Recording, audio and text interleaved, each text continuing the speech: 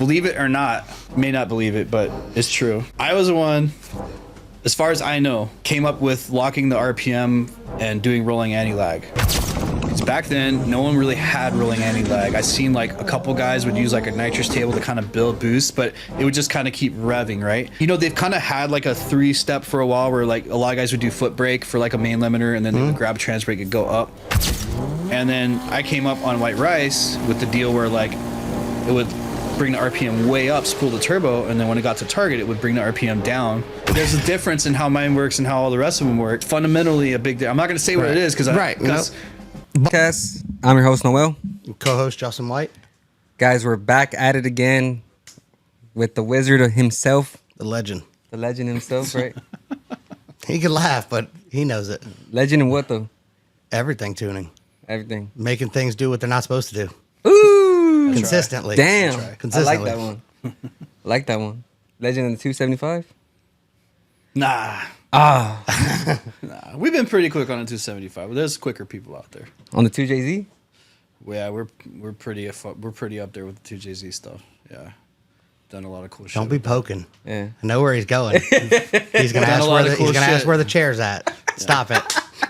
No, it's all right. I can say we've made a whole lot more rounds than somebody else in X275. Oh. Damn. Overall points, I'm pretty sure we're way ahead. He did get a chair. He got a chair. He said not everybody gets lucky and gets a chair. That's right. Sometimes you have those days where everybody breaks and you get a chair and a crown, you know? Damn. Yeah. Damn. Guys, let's give it up for Chris Delgado at ProSpeed. Yeah, tell us a little bit about you. Tell us about your background.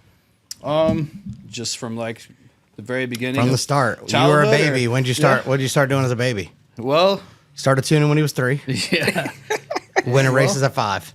Started wiring when he was 6. I guess this whole thing kind of really started when I was really, really young because my dad was an electrical engineer, worked on oil rigs and stuff, doing that shit, and taught me how to solder when I was like 5, and I would like build little projects with them. And he used to do electronic, like after he got out of the oil field, he was doing electronic repair out of the house. So he would have amplifiers and TVs and VCRs and all kinds of shit. So you didn't have to take apart microwaves. Yeah, it was already apart. Right. He'd be like, "Hey, take these transistors off and put some new ones in here and put it back together. Let me know." And he'd come in and test everything and try it. Or he'd be like, "Hey, diagnose this circuit real quick." And I'd be like, "What do you mean?" He's like, oh, check it here, check it here, check it here. Here's a schematic. This is how it works. This is how you follow it. So I learned how to do that stuff when I was really young. I didn't necessarily understand all of it, but like when you see something or exposed to something like that at a young age, I feel like it kind of stays in there, and then later through life, you start connecting the dots, and that's kind of what happened to me. So then later in life, parents split. Spent a lot of time with my grandfather. He was real handy, hands-on, mechanic stuff. Built his own house, built his own guest house. He was very mechanically inclined, hard worker, a lot of like work ethic. So spent a lot of time with him, and dirt bikes, 3-wheelers, 4-wheelers. Like I had it all. I got my first dirt bike when I was like 7, and I was constantly fucking with it. Turbo fixing. No, it wasn't that extreme. I learned how to tune like 2-stroke and 4-stroke stuff by like how it sounded. You could tell when it was rich. You could tell when it was lean. You could feel it like when you ran it. And I didn't really necessarily understand what I was doing, but I knew when it was right and when it was wrong. Right. So I kind of learned that stuff before I really knew. Again, like I didn't really know what I was doing, but like I kind of got a feel for things early on. I think a lot of that translated later in life. And then I kind of got away from that for a while. Like I moved back with my dad, and I got into computers for a long time, video games, and I didn't get into programming until later, like middle of high school, but I always kind of was interested in it. I'm kind of like a task-driven person. So if you give me something to do, like I'll learn how to do it. But if I don't need to learn how to do it, I usually won't go figure it out. So I was doing networking stuff, building networks for small companies, making money in high school doing that. And this guy's like, "Hey, do you know how to program?" I'm like, "Well, no, but I want to learn." He's like, "Well, I want to write an application that'll run my real estate business, like all the ins and outs. Like I want to automate everything. I want my superintendents to have." Back then it was Palm Pilots and REM devices. He's like, "I want them to be able to have the updates on the REM device, and they can check things off and have scheduling." And I was like, all right. It's like, I think I could learn how to do this. Like how much time do I have? He's like, how long do you think it'll take? I was like, I don't know. Give me like 3 to 4 months to kind of learn database stuff and to get familiar with this and get set up. And then I'll let you know, like, if I feel like I can do it. So he's like, deal. He's like, well, I'll pay you to be my networking man full time. And when you're not fixing the shit around the office, you work on that. I'm like, all right. So I did that for like 3 years, and I learned how to, work with databases. I learned how to do like PHP and Java scripting, and I did, web stuff, and basically built this whole application for him to automate his real estate business. And it got so like big that even the banks were using it to do draw schedule calculations for like stuff. Like they would log in and it would automatically calculate all this stuff out and whatever. And he's like, yeah, he's like, if this thing like takes off, I'm going to sell it to everybody in my Builder 20 club and I'll give you a percentage of it and all this shit. And I was like, okay, cool. Cause he wouldn't pay me that much at the time, but I was doing it cause it was something I was interested. It was fun. I was doing that during the day and then, or in the night, and depending if I was working night or day or whatever. My schedule was very erratic at the time, so I would go 3 days. Is. I go like 3 days and not sleep, and then I would go home and sleep, and then I'd go do something else. But is everything 4 months scheduled? Like, oh yeah, I get in 4 months, or what do you mean? It sounds like everything. No. Like I'll finish it in 4 months. No, it wasn't really finished in 4 months. Like, give me about that much time to really see. That was to see if he wants to figure it out. To see if I like can learn enough to like be able to accomplish this thing, So anyway, I did pretty good at it. I got a lot of the way through it, and one of my other friends in high school was like kind of new. He was ahead of me programming wise, and I was still kind of in the beginning. And I was like, hey, if we hire this guy, he's pretty good. He can help me. I can learn from him, and then we can do this twice as fast. He's like, I think I can do it, but it would be a boost if like I had my friend, whatever. And so he hired him, came in, and we got this thing like running awesome. Everything was working. Like we were at the point where we were just adding new features now. Like all the base stuff that we wanted was done. Mm-hmm. And then he hired some new guy to come in and manage the IT team, and he fucking fired me. Never got my percentage. Didn't get anything. And my buddy was there for like another several years after, just maintaining like. I'm like, man, that sucks. That was my first lesson on like doing things by word, like, your word, my word, it doesn't mean shit in the real world. You would think like it used to, but I thought it did, because like he's a grown man, he's wealthy, he's successful, like he gives me life lesson talks all the time about how I'm fucking up, and then he goes and fucks me over like on something that I spent 3 years like working hundreds and hundreds and hundreds of hours, like going 2-3 days straight to get shit done, and like for nothing, for basically bullshit pay at the time. Typically those guys get there through means of that. Yeah, so that was like, it kind of got me into programming. I'm like, that's cool. I like mechanical stuff. I like electrical stuff. I like programming. Like, it's kind of fun. And then, how old are you? How does that relate? Sorry, it all comes together. That's what I was going to say. How does that kind of relate to automotive stuff?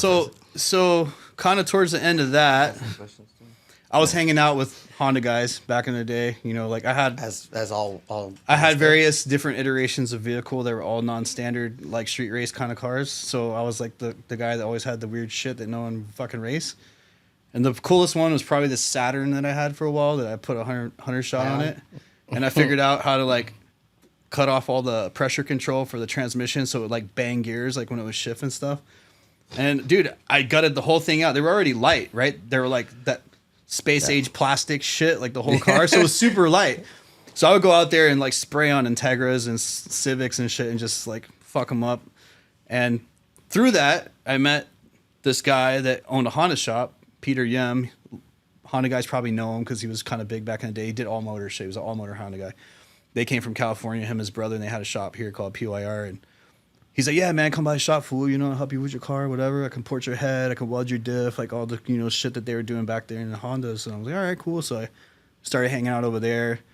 And, I would help her out around the shop, and I was learning stuff, And then that's like before Honda was released, right? It was right before. We were chipping ECUs. We had some Japanese software where you could like go into the tables and modify fuel tables and VTEC and stuff like that. But it was all in Japanese, right? Didn't you? Yeah, it wasn't in English. So like, right. But he would tell me like, hey, this is this table, this is that table, and whatever. So I started fucking with that. We were burning chips for everybody, socketing ECUs. Like even Hui from like N-Line used to come by socketed ECUs from us, and I was chipping boxes for him before he was like really big into it. So like, yeah, so I learned a lot of stuff. I learned a lot of like how to break shit, because they broke a lot of shit. Yeah. Was Motes around at that time? Motes was probably around during that time, but I really did not get into them until later. Like the Honda stuff kind of came out the early where it was like a little box that you had to plug into the port and everything. And like I started kind of learning how to do that. And then I came out around the guy Darren. That's who I had met. Darren. What's his name? No. Darren from Baton Rouge. He had Catan. Darren yeah, Catan. I know Darren. Yep. He tuned my Honda back in the day. Yeah. And that's when the Ostrich came out, and he's like, "Dude, check this thing out." So, and I'm like, "That's like next level stuff." So I was doing like the Honda stuff, and then I don't remember exactly how. I don't know if it was through Tom or through whatever, but somehow I got in touch with this guy from South America that wrote EC Tune, which is like a Honda editor. Mm-hmm. He actually got the binary from the guy who wrote Neptune, who was kind of like, it was like Honda, but it was like kind of a better version, but it was better in some ways and not in some ways. Right. They were all competing, right? And EC Tune was like, the interface was like way ahead of the time, like the logging, the graphing, like everything was like 1,000 times better in EC Tune. And I got it for free.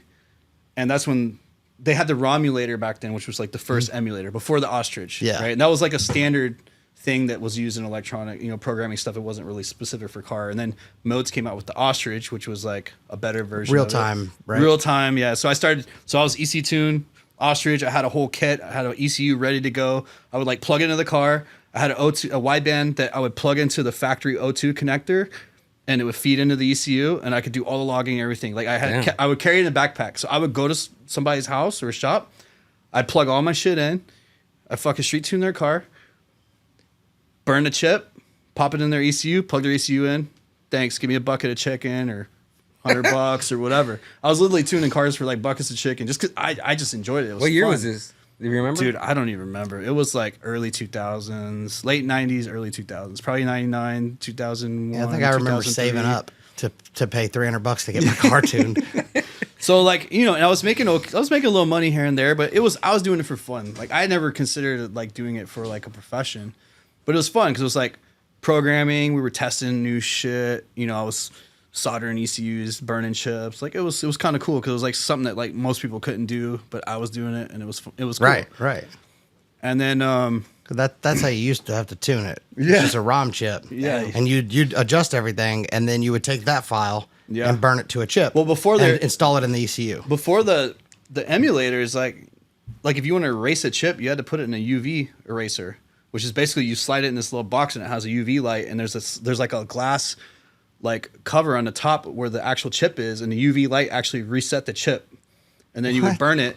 I never saw that. Yeah, those are like so the ones after that you could electronically erase and rewrite. Yeah, that's what I saw. They would put it in it and he'd wipe it and then rewrite he'd it. load Before the that, tune in. you would erase it with a UV light deal, and you could reflash it. I know, because I know you didn't know any of this, and most people don't understand. Something we talked about with Titan was people don't understand how hard it was back in the day to make cars fast back in the day, because you were having to do this, and you kind of had to have a better nowadays. You had to understand how that motor was working. So nowadays, like an average Joe can like get HP tuners and get an HP Academy course and learn how to do basic tuning on a Corvette or whatever, but. Like, I think the people that grew up back in that time where you really had to understand the nuts and bolts and have the technical knowledge to do it have a little bit of an edge over that. Or at least the people that pursued it. Some people were just dumbasses, but some of us actually pursued it and did something with it. So after that, I was tuning some cars for this shop over here off of 45 and whatever. I forgot the name of the shop even. For buckets of chicken, turbo cars, whatever. And we went to go race some guys over here. And it was Dave, my business partner now. Mm-hmm. He had his own little shop with his buddy. He was living out of the shop. Secret Services Auto, the first shop. So we go out there, and this is like a all-motor car. But we had a little Sneaky Pete, and he was just wrecking these dudes like left and right. And Dave's like, "You tune this car?" So I was like, "Yeah." He's like, "Man, that shit's fast." I was like, that the hatch? Yeah, it was Calvin. What's his brother's name? Calvin and I can't remember, dude. So long ago. But anyway, so we were just smoking them, and Dave's like, "You want to make some money?" I'm like, "Yeah, what's up?" He's like, "I'll tell you what, you come over here next week. I got a car that I've been trying to get tuned for like a few weeks. The guy's been tuning it, cannot get it run right. You make that car run right and make it fast." He's like, "I'll pay you whatever you want to tune all my cars." I'm like, all right. So I went over there. 2 buckets of chicken. I knew the guy who was tuning it before. Long story, not going to get into it, but an old friend, we had history, whatever. So I already knew the situation. So I get there and I look over everything. I'm like, all right, this needs, like, they had hoses mixed up and shit wasn't right. I was like, you need to fix all this, fix this. Dave's like, everything I told him fix, he fixed it. Get in the car, plug my fucking backpack in. I made like 4 laps around the fucking Beltway feeder. 26 pounds of boost on pump gas. Came back. It was probably 30 minutes max. Came back. I was like, it's done. He's like, no fucking way. I was like, I'd done so many at this time. Like, I knew what the maps looked like for the different combinations. I could just draw the fuel table and be like 90% of the way there because I'd done so many and they were all basically the same setup. Like all these guys were running. They were all the same VE part. based? It wasn't VE. It was like an arbitrary kind of pulse width type deal. But everyone was using like 3 different types of injectors mainly because that's what was there. And then you had the log manifolds, long tube manifolds. You had all motor shit. There wasn't really like a lot of variation, so they're pretty similar. They're all basically stock motor, B16, B18, or LS. Like GSR or LS type. Right. So they're all very similar. Like you're not gonna have like 8 different engine combinations. There's like 4. So you get really used to like how it looks, and you can kind of just. So, anyways, draw the mass, whatever. Came back. Dave's like, no fucking way. I was like, dude, just go drive it. So I hear him like run around. Yeah. He comes back. He's like, all right, let's talk money. Like, so that started that relationship. And then, So this was back in like the Rankin days. he the wants to age you. this was midnight days. This is when like Jason from Stupid Fast was kind of getting popular, and I'm good friends with him. I know him for a long time. And, he had that shop over there, not Engine Logic, Auto Logic. Mm-hmm. And then there was Engine Logics, which was over on South Side, and those guys turbochargers.com had that fucking Talon that they used to bring out, and like, it was all-wheel drive car. It made 800 horsepower that was killing anybody that they raced, but they couldn't keep the thing together. It kept breaking. So that was like, it was a pretty like crazy time for street racing. Like we would go to Westheimer and we would literally be out there for 4 or 5 hours just doing laps up and down Westheimer. Every light, someone was there to race, like every fucking light. At the Ross, was it the Ross? Dude, we were going from all the way from with the Galleria all the way back behind the mall and all the way back down. Like, and it was a strip, and like we would go. I remember one Christmas we were all out there fucking racing, and we were all sitting at the gas station. There was like a Shell, and we were just doing laps. Oh, and Endless Performance. I don't know if you heard those guys. They did Toyota stuff. They had a 4Runner. They were the first people to do. They were working with TRD, and they had like a supercharged 4Runner back then. They were like the first ones, and they were doing the testing. Dang. And they were spraying like 150 shot in this thing. Damn. And they would just roll up. People, we'd line up to race. This thing would just go, rah! Just be fucking gone, and everyone's like, "Dude, what the hell?" Like, it's the craziest thing you've ever seen. It was just like 4,500 pound 4Runner, just gone. Like, just back then, like it looked fast as fuck because like you didn't see no shit like that, And the S2000 came out, like when the S2000 first came out, like it was just a cool time to be like in the racing scene. That's when they used to hang out it was a furniture place off there was Westheimer, there was Slick Willie's, there was the show, there was like you would hang out like it eventually became the Starbucks over there by the Galleria. Like there was a lot of little spots, depending on. I remember pulling through one night and all the Grand Prix boys were out there. Yeah. It's like the whole lineup of GT. And the car clubs was such a big thing. You'd have like we had the Saturn Club, you had like the Honda guys, you had the guys that drove like the fucking V8s. Like there was like groups, there was like all these different crews, and it was almost like the movies to a point. Yeah. Except you weren't like shooting each other and like stealing trucks and shit. But so did you 18-wheelers. Did you race behind St. James off the church off of Rankin? Yeah. I mean, I did race on Rankin, but behind. I never heard it called St. James. They called it church. Yeah, I never heard that name. That came later. Yeah. It's a 2-story strip club. Yeah. Oh no, I don't remember. With a pool on the roof. Yeah. No, we mainly Rankin, Westheimer, Brittmore. Those were the main places that we hit up. So, anyways, I was doing that, and then I started tuning cars for Dave, and we were just knocking cars out, making money, and he like moved from one shop space to another shop space a little bit bigger, and he's like, I was doing other stuff. I was doing like AV installations and control system programming and stuff for like a job, whatever. And then after work, I get off and I go tune cars. He's like, hey, like I think I'm going to buy a dyno. He's like, you want to just come work here full time and I'll just split everything with you 50-50? I'm like, you get the dyno and I'll fucking be here. I was like, let's do it. I was like, I'm already making a bunch of money doing it. Might as well fucking do it for a living. I make way more money doing that than the boring shit I was doing, Right. at the time. So that happened. Everybody kind of knew who we were. Like, we kind of had a reputation. Then through that process, we met this guy. Well, I'd known him from PYR, but his name, I'm not going to say his name because I don't want to, like, call him out. But anyways, we met this guy. But his name is. I'm just kidding. He's like, hey, do you guys want to, kind of sponsor my race car? You guys build my car, tune it, help me maintain it, and I'll, like, buy stuff for your shop, like tools and shit you need, whatever. And it was kind of a good deal. I was like, all right, cool. And it was the first time I ever got to tune an AM. So I was like, yeah, I want to learn it. Let's do it. It was like an AM V1 back in the day. This was an RSX, it was like the RSX just came out. And the first thing it did was fucking build an engine, turbocharge it, like put a fucking, roll cage in it, like bought PPG gear set. You didn't even have to shit. build that motor. Like that car was like fresh, and he already spent all the money to like do everything you could to it. As it came out, he had it already. Like, he was that guy. So we're like, cool. Yeah, I had the first plug and play AEM for it, like everything. So we're like, all right. So started tuning it, got it running, ran it, and then after a while, he's like, man, you guys have a lot of potential. He's like, I want to. He told Dave, he's like, I want to buy into the company. He's like, I want to be a partner, and I can get you guys the all-wheel drive portion for your dyno. We'll go to a bigger building, get you better welders. Like, he wanted to like invest a bunch of money. And like, not even like a week before that, David actually approached me. He's like, hey, do you want to be like a part owner of the company? Like, I'll split it with you. Like, let's do this. We make a good team. We're making good money. He's like, I don't see why you shouldn't be like a part owner. And I was like, yeah, let me think about it, And then Chris, literally a week after, had offered him this thing. And Dave came to me. I could tell he was nervous. He's like, man, I wanted to like give you this opportunity first because I offered it to you first. He's like, but Chris just came and said he wanted to buy in and he would inject a bunch of money in the company. But I asked you first. So if you still want to be the partner, like, we'll do it. And I straight up told him, I was like, look, man, like, all I can offer is my skills. I was like, I don't have money. It's like, this motherfucker can get us everything we need to move to the next level. And I can still tune cars here and still make money. Why would you even think that I would put you in that situation? Like, of course you need to fucking partner with this guy. Like, this is a smart thing to do, He's like, all right, cool. I see. He's like, he did the right thing. He at least asked me first and didn't just blindside me with it. And always kind of respected him for that.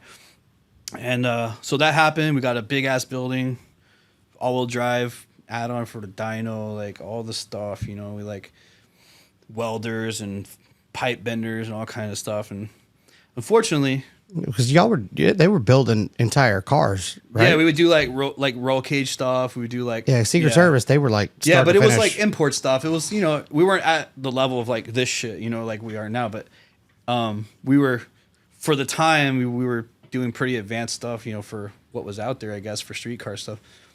But anyways, that whole business thing kind of took a bad turn. Them two didn't get along. It became a money issue because money was being spent that didn't need to be spent. And then somehow it was Dave's fault, even though Dave did all the work and managed everything and kept shit going. Like, somehow he was liable for it, even though the other guy was like borrowing money from his aunt to buy shit we didn't need or spend money. And it was just, he wasn't a good business person, and he's running the company in the ground. And he basically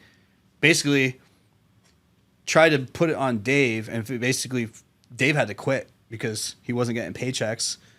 Like, he couldn't survive. He's like, we'll have to quit. And he's like, all right, see you. So leave your shit here. So Dave left his tools, welder, everything that he had worked for before Chris came, that he had paid for his own hard money, basically had to leave all of it behind and go find a job somewhere just so he could fucking survive. And I felt bad, but I stayed for a little while because, like, I was like, dude, like, I still need to fucking make money. Like, I gotta live. So I stayed for a little while. Dave got a job at a metal fab shop, which probably was the best thing to ever happen to him because he learned so many like skills when it came to like manufacturing, things made out of metal. He learned how to use press brakes and punches, and he spent, every day welding for fucking 8 hours at a time. Like, he just got really good at all that stuff, like learning how to machine things, bend radiuses, like how to calculate things when you're designing stuff. Like, so that was actually probably, in retrospect, a good thing that happened to him. I left there not too long after.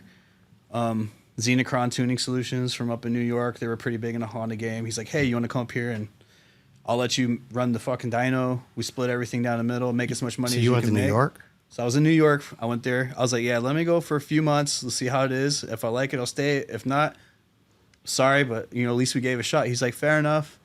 So I went up there. And, You're from Houston, though. You were yeah, born here. I was born here. Yeah. So I went up there for a couple months, and honestly, I made a shit ton of money. Like, he was paying me cash, everything, and every week I'd have like a wad for like 4, 5, 6 grand of cash. The problem is, in fucking New York, that doesn't get you anything. Yeah. And I was tuning like 4 or 5 cars a day, and I'm doing the math. I'm like, man, it's like I can't do any more than this. I will never make more than this. Yeah. Like, this would be my peak if I stayed here. You plateaued already. And I'm like, I can't do this. Like, it's not what I want to do. So I kind of thought about it a lot. I actually flew Dave up for a Honda Day. I was like, hey, man, why don't you come up for Honda Day and hang out and, bullshit, whatever. He's like, all right. So I bought him a plane ticket, flew him up. And I started talking to him. I was like, dude, why don't you come up here and, like, fab and let's make, like, a business out of this. He's like, no, I can't move up here. Like, I don't want to be in fucking New York, whatever. I was like, well, what if I move back? So I was already flying back to Houston on a regular basis because I was contract tuning for, what was the name of that fucking shop? Serious Horsepower. So I was doing work for them. Does everybody work there? Yeah. I know, right? Well, he was paying me like, I can get into that if you want to, about the UGR Lambo debacle that happened. That's actually, I don't know if I should talk about it, but I kind of want to talk about it. So maybe we'll talk about it. And if you decide not to have it, it was interesting situation. So anyway, it's a lot of people involved. Boost Logic, like Anyways, so I convinced him. I was like, look, all the shit you learned from your bad experience, all the shit I learned from watching your bad experience, all the shit we both learned from working in these different things. I was like, you have a reputation as a really good fabricator. I have a reputation for tuning. I was like, there's no way we can fucking lose if we go back fresh and we learn from all the shit that we've been through and we do it right. And he's like, yeah, but what if we don't agree on shit? I was like, well, let's just get a third person in here. That's the tiebreaker. We'll be majorities. We'll have a third person that's a minority, but he's a tiebreaker. And he's like, all right. So we brought our friend Evan in. You remember Evan? Yep. And Evan was kind of just doing his thing, and he liked car shit. And he was good at social media, and he was good at doing that stuff. So that's I was gonna say, when I was there a while back, I remember you and Dave were having kind of an argument, and y'all were like, hold on, and brought Evan in and was like, this is my side, this is my side. Evan, what do you think? I'm like, damn, that's a good idea. Yeah. Yeah, so that turned into D3 Performance Engineering, and that's kind of how this whole thing started. And we actually started in his garage, Dave's garage. We didn't have any money or anything. And we like, well, let's just get one car and let's build it. And then we got another car and we got money and we got a building, small building, trash, but it was something. And we just literally built from the ground up. I mean, we were working with basic hand tools and stuff out of his garage for several months before we got enough money to get a space. And I mean, honestly, like other than our recent additional business partner that bought in, we've really never had any injection of capital. Like everything we've done has just been raw, doing it on our own, and nice. All the business mistakes that you could possibly make, we've made and learned and like suffered from and stressed out to like the point where we want to fucking have heart attacks, and been through it, made it through. We made it through COVID. We made it through like the financial shit where all these other shops are going on the business. Like we managed to dig deep and just make it through all these things, and neither one of us are business experts. We make a lot of mistakes business wise that we learn from, and we're getting better about it. Well, clearly it wasn't Dave that took Secret Services out, because he's obviously doing pretty damn good. No, it wasn't his fault at all. Like, that's what I'm saying. Yeah, it obviously wasn't him. No, it was in his just business. Yeah, I mean, we still make mistakes business wise. Like, well, everybody does. It's like one of those things. You can be told a million times, but until you really go through something, sometimes you just don't understand the severity or like the nature of how things work. So, what year did you all officially start D3? Dude, I would have to look it up, but I think it's been like 14 years now, 13, 14 years. It's been a minute. Yeah, it had to be between 09 and 11, right? It's around there. Yeah, I don't remember exactly. That whole time period was so blurred because there was so much shit going on. So, anyways, during this whole period of time, moved back to whatever. Well, we go back a little bit. Before I actually officially moved back, I was doing some tuning for Serious Horsepower, and this one customer had a UGR car that was relatively fast. Back then, the UGR was all the craze, and they had like super fast Lambos, and everyone was like, "Oh, Lambo, turbo, whatever," and it was pretty cool. I mean, even I was like, "Man, that's pretty cool." They're But fast, you still know? haven't gotten into that craze, have you? I don't know. I kind of went through it, like in and out of it, like for my own reasons. But so this one customer of theirs, you know, he's basically like, well, actually, it started way before that. So I got a call from this other guy that does a lot of Euro tuning stuff, and he's like, "Hey, man, like I got this Lambo here that was built by Boost Logic, and they made like 1200 or whatever on it, and they kind of got to the point it was on an AM-V1, it was wired like waste fire and all this crazy stuff." And he's like, "Yeah," he's like, "You know, it runs okay, but it has these weird problems. It goes in lent mode sometimes, and this and that. It had some issues, and it would break the transmission every now and then, whatever." And he's like, "You mind coming and looking at it, see if you can, you know, maybe we can come up with something to kind of sort it out." I'm like, "Yeah, sure, whatever." I didn't know like the backstory of the car at the time, so I go over there and look at everything, and I'm like, "Okay, it's, you know, on AM V1, and it's going to lit mode because it's probably pissed off about something." And he's like, "Well, what do you want to do?" I was like, "Well, honestly, I mean, if you want to solve it, you kind of have to put a standalone on it that controls everything. You can't just add fuel and control the coil packs, like, because the stock computer's gonna get pissed off." And like he was doing like some flashing on the ECU, trying to like get past limits, whatever. Anyway, so long story short, I don't know how long it was, but sometime after that, I was at Serious Horsepower, and that car shows up, and the customer is basically like, "Yeah, you know, like, I have a UGR car, but I wanted to prove that I could build a car that was just as fast for way less money." And I'm like, "Oh, that's kind of cool, you know." And he's like, "Well, they said that we could put a standalone on it, you know, a different standalone." And he's like, "Is this something you want to do?" And I'm like, "Yeah." And at this time, I was doing Pro EFI stuff or whatever. And I was like, "Yeah, you know, we'll put a Pro EFI on it, and we can take over the throttle body, so we have, you know, full control of the throttles and ignition, fuel, everything." I was like, it should run perfectly fine. And I was like, "You might have some lights and stuff on a dash." I was like, "But the engine will run. It should be drivable." Was this a Gallardo? It was a Gallardo, yeah, older Gallardo. E-gear? No, this one was manual. It was Okay. 6 speed or whatever speed it was back then. And they're like, "Okay, cool, let's do it." So wired all the shit up, put on a dyno, try to tune it, and they're like, "Yeah, this thing made 1500 before, whatever." And I'm like, "It makes like 1200. It will not make more than 1200, no matter what I do." I'm like, "Dude, this thing will not make 1200. He's like, "No, they told me it made 1500. I'm like, this is not a UGR car. This is another car. And I'm like, "Did you see the dyno graph? Like, did you see it dyno? Did you see it make 1500? He's like, "Well, no." I'm like, "There's no way." Like, because we had back pressure sensors on it, and the turbos were too small. It's like back pressure's through the roof. I was like, "Dude, it doesn't matter. Like, I could turn the boost up more. It's not gonna make any difference. It won't. It's not making any more power. Like, if you want to make more power, you're gonna have to change the turbo kit." He's like, "Okay." So this is how I met Antonio. Antonio built the original turbo kit on the car. We say Antonio Calvo. Okay. He comes down. They're like, well, first they're like, "What do you want to put on it?" So I told him, "Let's put these turbos on it, blah, blah, blah, whatever." Like, "Okay, cool." So they flew Calvo down. This is when I think he was working at Boost Logic at the time. Pretty sure he was the fab for Boost Logic. Comes down, redoes the turbo kit, puts the bigger turbos on it. Like, really good work. Like, everything looked really nice. It was clean. He did a grid job. Thing makes 1500 without breaking a sweat. Like, easy power. Like, all right, cool. We're all happy. Everyone's happy. It's crazy how less back pressure does that, huh? Yeah, everyone's happy, right? Cars like makes good power, so they take it out and they run it, and the guy that was driving for them, he's like, "You know, this may be faster than the UGR car that they owned or whatever." Like, he had a driver that drove the car for him or whatever. So that guy came and drove it. He's like, "This might actually be faster than his other car." So they basically lined up with another guy that had like I don't remember if it was the same package or like a step up package from what It was the stuff. the original guy's car was that was from UGR. And it was like their killer package, right? Like, it was supposed to be the baddest shit. Well, they raced on a freeway, and the car that I was involved with, like, he pulled on them like significantly.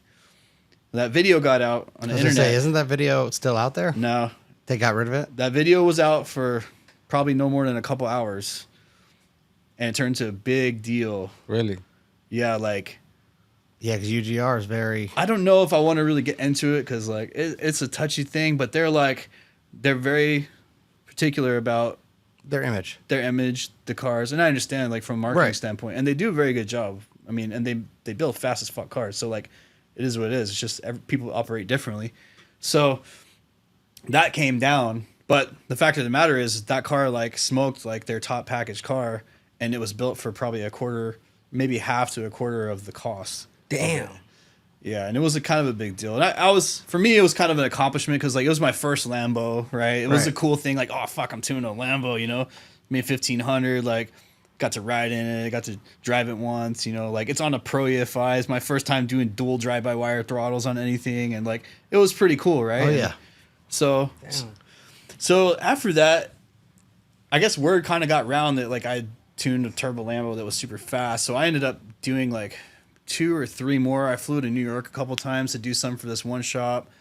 And then I had another couple come through D3 that, you know, we did whatever. And through that whole period of time, like I kind of realized like the, it's a cool car and all, but it's basically like an overpriced Volkswagen. Like there's a lot of trash on those cars mechanically, like honestly. Like those cars, like they have good engines, but it's like everything around it is just, it's literally Well, like I mean, the quarter marker is off of a Focus, isn't it? Well, I mean, you could literally like go to a fucking Volkswagen Jetta and like it's like got the same components. The like, ashtray. Well, I'm talking about like engine parts, like Well, coil packs, sensors. But that's kind of like, helped the Huracan, didn't it? Well, I don't know if the newer ones are the same way. I don't have any experience with the newer ones. Like Well, the DI newer ones stuff. are literally pretty much built by Audi. So and a lot of the parts that are on the Huracan are bespoke to Lamborghini. Right. Where in the Gallardo, it was literally a Ford Focus corner marker lens, and all the parts were kind of, you know, everything was pretty much made in house, but a lot of the parts were pulled from all kind of various cars. Yeah, so I was kind of disenchanted by the whole thing. Once I started really looking at things closely, I'm like, man, like these things are kind of just like, they're cool because they're super fast and they're all-wheel drive, but they're not very reliable. Like they broke a lot of stuff. Like if you look in the engine bay, it's like it just looks kind of cheap, you know. And then you compare it to something like I did another car. It was kind of a shitty version of a Ferrari, but it was a Modena 360 turbo kit.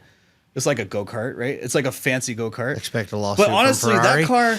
that car actually just was more fun to drive. It made half the horsepower, but it just felt faster. It felt more fun. It was more like kind of out of control almost.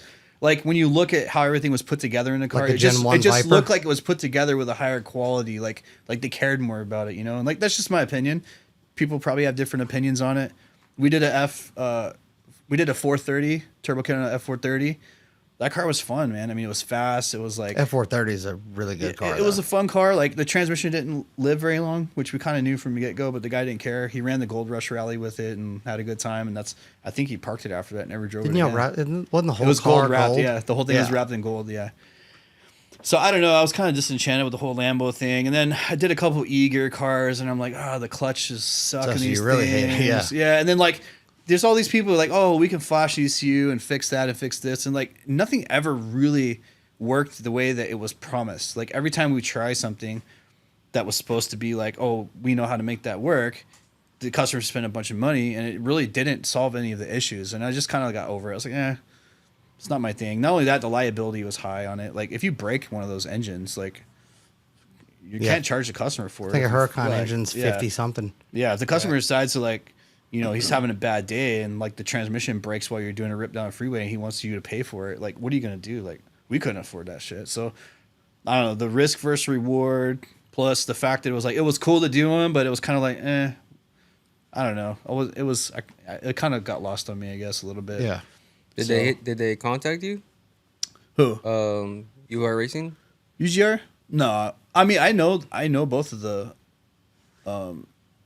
Casey and Kevin. Like I sat and had dinner with Casey one night and talked business stuff. Like he kind of, you know, educated me on some things business wise, which was pretty cool. Don't they have a rolling lab? I think I've seen it at I don't know. I know they come like when they come to an event, like they're prepared. Like they had an 18-wheeler and the side was clear. I didn't see that. I've seen a picture of that before. That's pretty cool. They always come out and they always put on a show. I mean, they have, dude, you can't deny it. Like they got some super fast cars. Like, and the impressive. way they run their business is kind of cool. Dude, they have and that's the thing that like I thought was the coolest is like their business model. you know, the way they went about doing things. And I've actually talked to Dave like many times about, you know, because I was application development, database stuff for a while. It's like, dude, we need to do this. Like, we need to structure this thing and like automate stuff and make stuff like we can't forget things. Like the software forces us to go through the process every time, so things don't get missed, customers get called back, you know, like things get updated on time, shipped on time. I was like, you have to do that to be successful. Like, I feel like doing it by paper and spreadsheet and, you know, instant messaging is not really worked well for us, and I don't see it ever working well for us. And I feel like that's kind of one of the places like our current business is like kind of plateaued. Is I feel like until we make that step, we're going to be kind of stuck in a certain place, because you can only do so much in a day and you can't remember everything. Right. And, you know, we tried these like off the shelf programs and they kind of help a little bit, but really it's not tailored for what we do specifically. And I think until you create or find something that's specifically tailored for what you're doing, it's never going to be as efficient as you could be.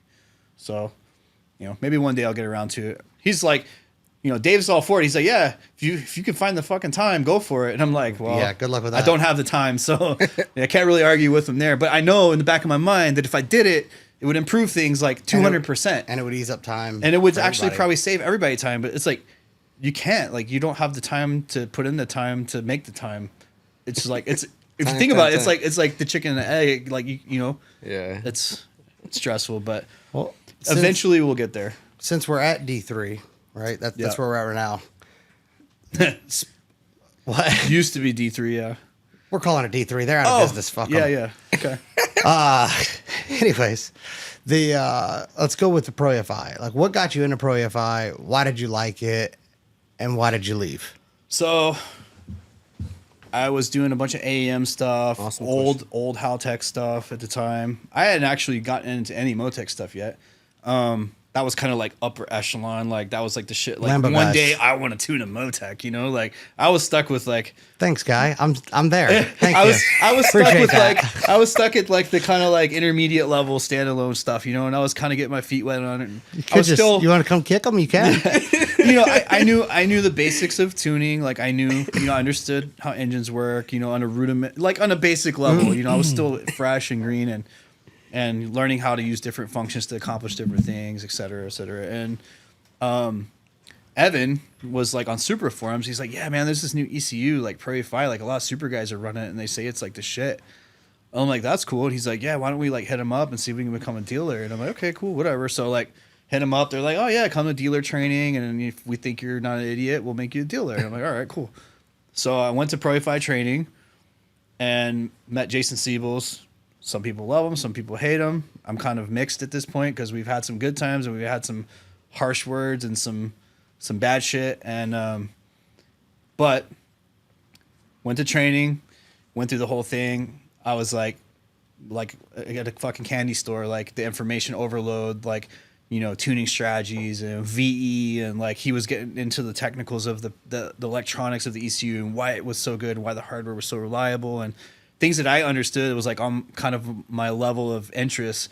And I instantly was like, man, I want to fucking tune these. Like, these are awesome. These are way better than AEM and way better than the shit I've been fucking with, you know?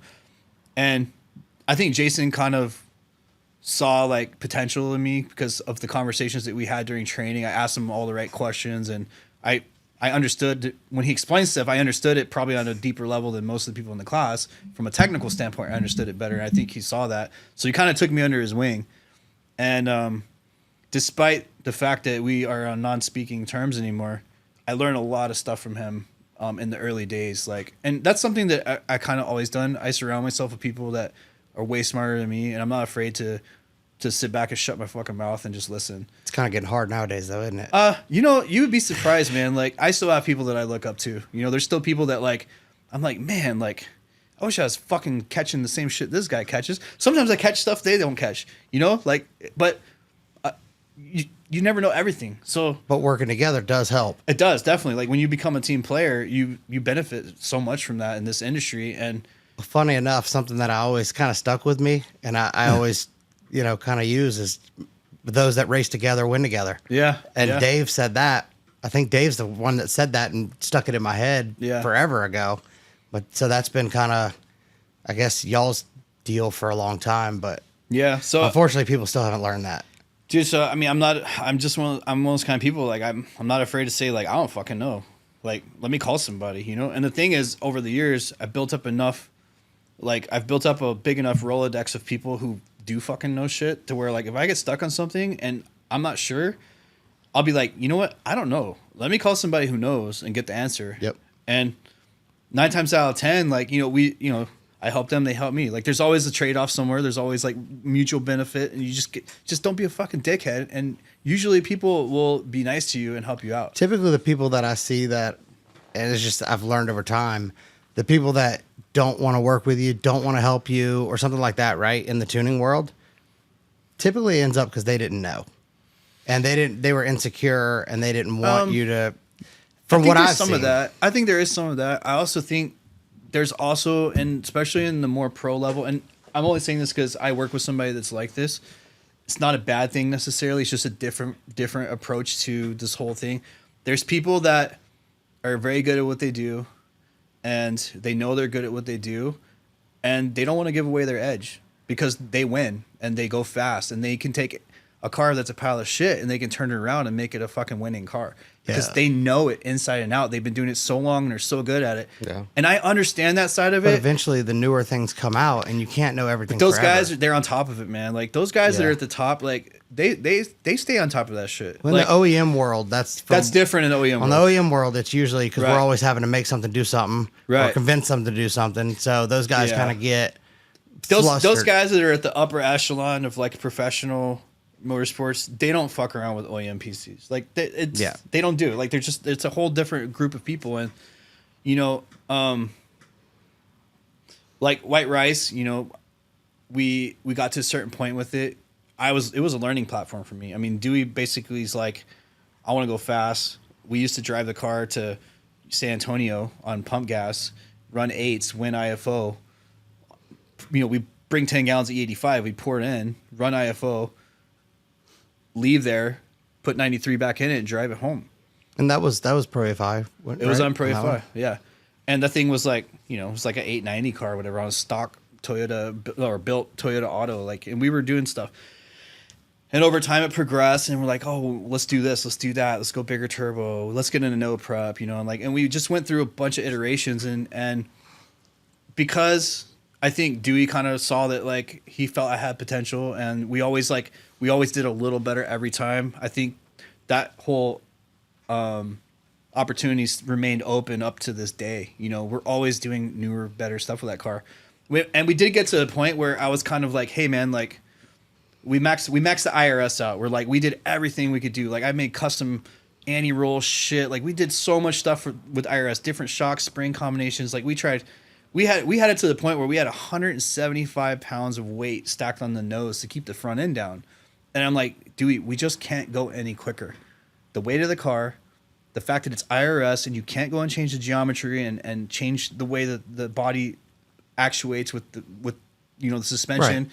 We've put so much weight on the front that it's inconsistent now because now we've got way more weight on the front than we do on the back. You can't go down a track unless it's, somewhat decent. If you go on a shit track, like it won't go down. I was like, we need to put a 4-link in it. Didn't want to do a 4-link. Wanted something quick and easy. So he had Rick Stevens put a ladder bar in the car. Mind you, this was a street strip ladder bar that was built for like a 550 car. Because really that's about where we were at the time. Put this ladder bar in the car and, we got it fast. Like it went quick. Like we made a lot of progress. I learned a bunch of shit about everything I didn't want to know about ladder bars. I learned about it. I learned about that the ladder bar we had in it was not the right geometry for the chassis. Everything was basically ended up kind of backwards because the links were wrong and stuff for what it was when we got the ladder bar, it was correct, but what it became because the car kept progressing. But very quickly became, it kind of outgrew like what it got so bad to like every 2 to 3 passes, we were having to readjust it because it was bending and moving in the car. Wow. And like you go 2 or 3 passes and the car wouldn't go straight anymore. And you'd have to take out tape measure and readjust stuff and get it straight again. And my still current mentor, Job, I messaged him one day. I'm like, hey man, like, do you know anybody that's like really good in chassis? Like, we need to fix this car. Like, I don't know what to do. I don't know enough about it. And this was kind of a point in my career too, where I was like, I felt really confident in my ability to tune anything. Like, there was no engine that I would turn down. Like, I felt like I knew the fundamentals. I understood the basics enough to where I could get anything to run. And for the most part, I could make any engine run good. Well, whatever, proper English. But I didn't know chassis stuff. So I kind of took it upon myself, like, you know what? Now's the time where I need to just focus on learning chassis. I want to learn suspension. I want to learn four-link. I want to learn weight distribution. I want to learn all this stuff about, chassis stuff. And that's how we met Eric LaFerriere, who is taking White Rice like to where it is now. He came and he looked at the car in the lift. This is funny because like he didn't know what the car had run yet. They had already been 687 or whatever it was, and they'd been like 421 in the 8th or something. And it's like 3,000 pounds at this time, right? He comes and looks at the car and he's like, oh, this thing will never go fast like this. This thing's garbage. And I was like, and like right away. And I was like, dude, this thing's been 420s and it's been like 680s. And Dewey was like, yeah, man, this car's been fast. And he's like, well, it's definitely not safe. Like he's just like pointed out. And he was right. Like everything he said was right. That car should have never gone as fast as it did with what it had. We just happened to be persistent enough and get lucky enough times that we managed to get it there. And it didn't do it consistently. Like it wasn't like it could go 420, 420, 420, 420. Right. They go 420 and it knocked a tire off 3 times in a row. We back it down to 440 and it might go 3 out of 5 passes. Like it wasn't consistent because I didn't know enough about that stuff. I didn't know where it was fucked up, where it wasn't fucked up. Like I knew how to like manage the power to like get it to run consistent, and I knew how to manage the power to get it to go really fast if the track was good, but I didn't know how to make the chassis consistent. Like if that makes sense. Right. Yeah. Right. And because you gotta, if you gotta keep managing the power, the car's not working. Right. Working. And that's something I learned working with Eric. Like so short. Long story short, redid, put a 4-link in it. This is the first go around. Got a 4-link done in it. Eric went through and fixed a bunch of stuff, changed a bunch of stuff. Dewey's like, I want to run X275. I'm like, okay, cool. So we had a goal. World Cup was always a thing we did every year. We didn't really build a car to go to World Cup. We built it to run X275 at this point, but we could throw quarter mile shit in and go run World Cup. And the chassis was so good and it ran so good that it would always run fast. We just turn it down a little bit and it would run fast. We were like breaking records left and right, like for import radio stuff, and weren't even having to really try. Even now, like what we run in the 8th mile, we turn it down like 30% and it goes 630s in a quarter, like just like on cruise control. We actually haven't had an opportunity to really run it hard at the quarter mile because every quarter mile event we've been to so far, the track's been cold and damp and not safe. So we literally turn the car down to make safe runs, and it still goes 30s and 40s like that. Like, wow. Just chilling, right? 112, 114, 60 foots when the thing will go 101 on a good track. And, it's like 101, 103, super consistent 105. It'll go 105 all day long on pretty much most any radial surface. So the car has the potential to go really fast in a quarter, but the races we've raced, we don't really need to. Like, going 640 is fast enough to beat pretty much everybody that we race. It's consistent to go rounds. And it's consistent to go rounds, and the goal is to win, not to like swing dick and like break records. Like there's times for breaking records. There's times for like, that's a hard thing to learn too. Calming the fuck down and let's just go rounds and win. And that's something I learned from Eric. Like Eric is all about winning. He doesn't care about records. He cares about winning. And it was really hard for me to like back off and accept that, I went through that phase. Yeah, it was so hard. Let me turn it up and just run. Come on, man, let's just run a fucking 610 already or a 620. Like, let's just a little bit. He's like, no, we're gonna go rounds and we're gonna win. I'm like, all right. And Dewey was like 50-50, right? Like I could get him amped up, and he's like, yeah, let's do it. And then other times he's like, no, man, we need to win. Let's just win, So it was always like a battle, like kind of a little bit of a struggle back and forth. But, Eric is like a extremely good chassis guy. I mean, he knows race cars. He knows what it takes to go fast. And I learned a lot working with him and watching. And the two of us work well together because, like, I handle all the electronics, like 98% of the tuning. I'm hands-on with most of that stuff. He has ideas. I fucking program them. We try it. Vice versa. I'm like, hey, what do you think about this? He's like, oh, let's try that. Like, we've done a lot of experimental stuff on that car. Just because he has a lot of contacts with people that have cool shit that don't have a place to try it, or they don't have the ability to try it because they don't have the capabilities to program the computers like I do. So like we made a good team. We got to try a lot of cool shit that nobody else was really able to apply in the way that we were able to apply it. And it's actually, a lot of it's helped us make the car faster. And one of the major things that I learned from Eric was like, the car it's always made power, right? It's always made great power. And like when in the beginning we'd make a pass and it'd go, 40 feet and spin. And my first instinct's like, okay, let me go pull a little timing right there. Eric's like, no, let me go tweak the chassis. And he'd go make a change, go right the fuck down. We go make a pass. It carried the tires a little too far. It's like, you want me to pull a little power? No. Let me go fix the chassis. And he'd go make a fucking change. And it would go fucking right down the next time. And I kind of learned that like early on in our kind of relationship working on the car, that like, honestly, the chassis setup is more important than the horsepower. Yeah. A lot of times, like, all these engines are capable of making tons of power. That's not the problem. That is not like the trick. That is not the limitation. The limitation is trick is putting it down, getting it down consistently in a controlled manner that's repeatable. And that's where I learned a lot from Eric. I'm still not chassis expert by any means, but I could take a car that mostly works and I can get it the rest of the way there. Like, cause I know what things to turn and move and what buttons to push. And I know what it looks like when it's wrong and how, like, what it needs to look like to be right. And I'm way better at that now than I was 6, 7 years ago. So working with him, right. Working with someone that knows more. So, he took the car from 420s and, it just went 403 to X275 race, like with an 88 and at legal weight and with 2 cylinders less than everybody else. So obviously, and people are like, oh, well, it's this and there's that. It's like, no, you know what it is?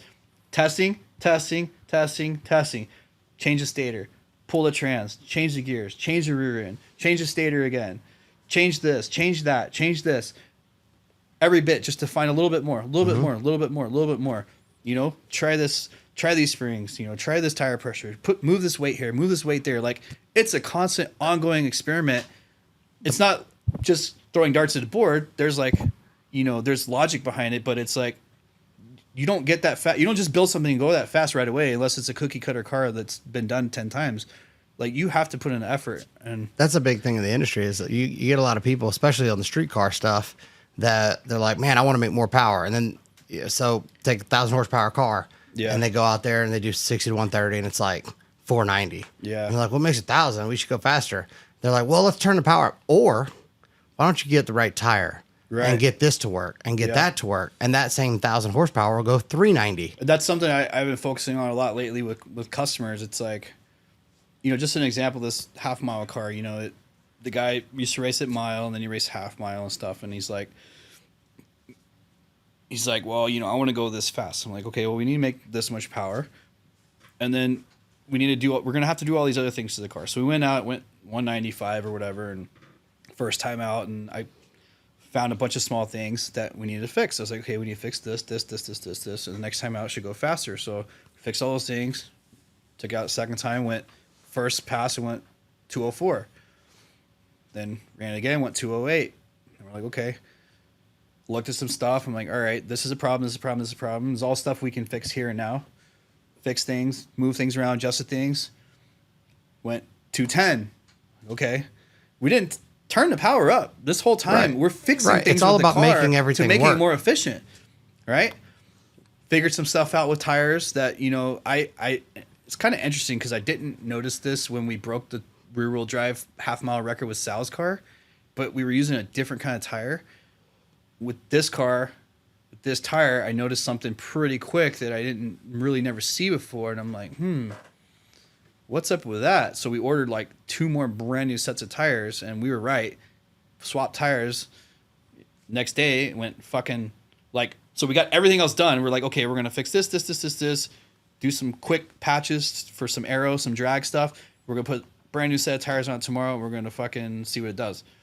Sure enough, fucking 220. Boom. Like, pretty much the same power. We're going to talk about what tire? What tire? Yeah, Is this a secret? So what a lot of these guys are doing, they're running like the RRs or some of these other tires that are a little bit harder tire. They deal with heat better. They don't necessarily have as much grip. That's what I run. But they're making it work. So we came out with an ET Street R, which is a very grippy tire. But after 3 passes, it was melted. Like They'll it was done. ball up. It was done. Like Yeah. Like we made a pass, and the next pass, at the same power level, I see more slip. I'm like, that's weird. Then the next pass, I see even more slip, and I'm like, that's weird. And I turned the power down, and I still had slip, and I'm like, that's fucking weird. Look at the tire. I'm like, dude, these tires are trash. Like after 3-4 runs, they were like melted. If you spin. If you don't spin, they do good. But as soon as you spin, you gotta break. Done. I would keep water in my car, and I'd pull over and pour the water out and do a quick burnout, and they would work again.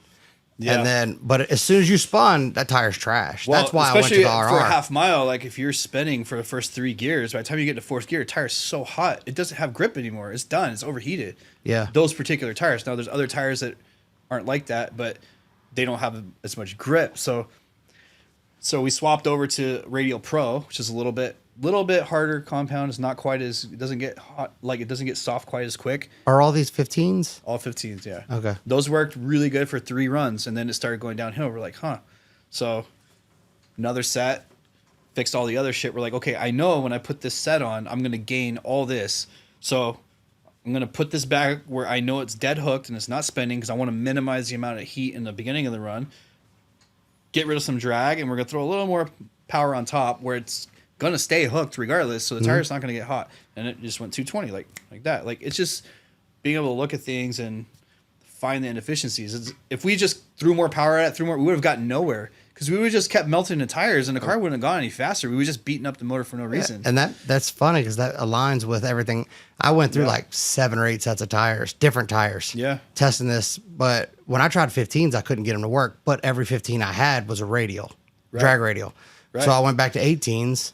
And well, the 15s work. You have to swap them out. They actually work really good for like 3 runs, and then after that, you got to throw them out. Going out for the night to go race with people on the street, and they would just get hot. Yeah. So I eventually went to an ET Street SS, right? Because it had more grooves, wide 18, it's a little bit harder. It's a harder rubber too. It doesn't. And get I went, as fast. I went my fastest time on that, but then the second pass, I couldn't do it again. I couldn't make it happen again. Yeah. The RRs.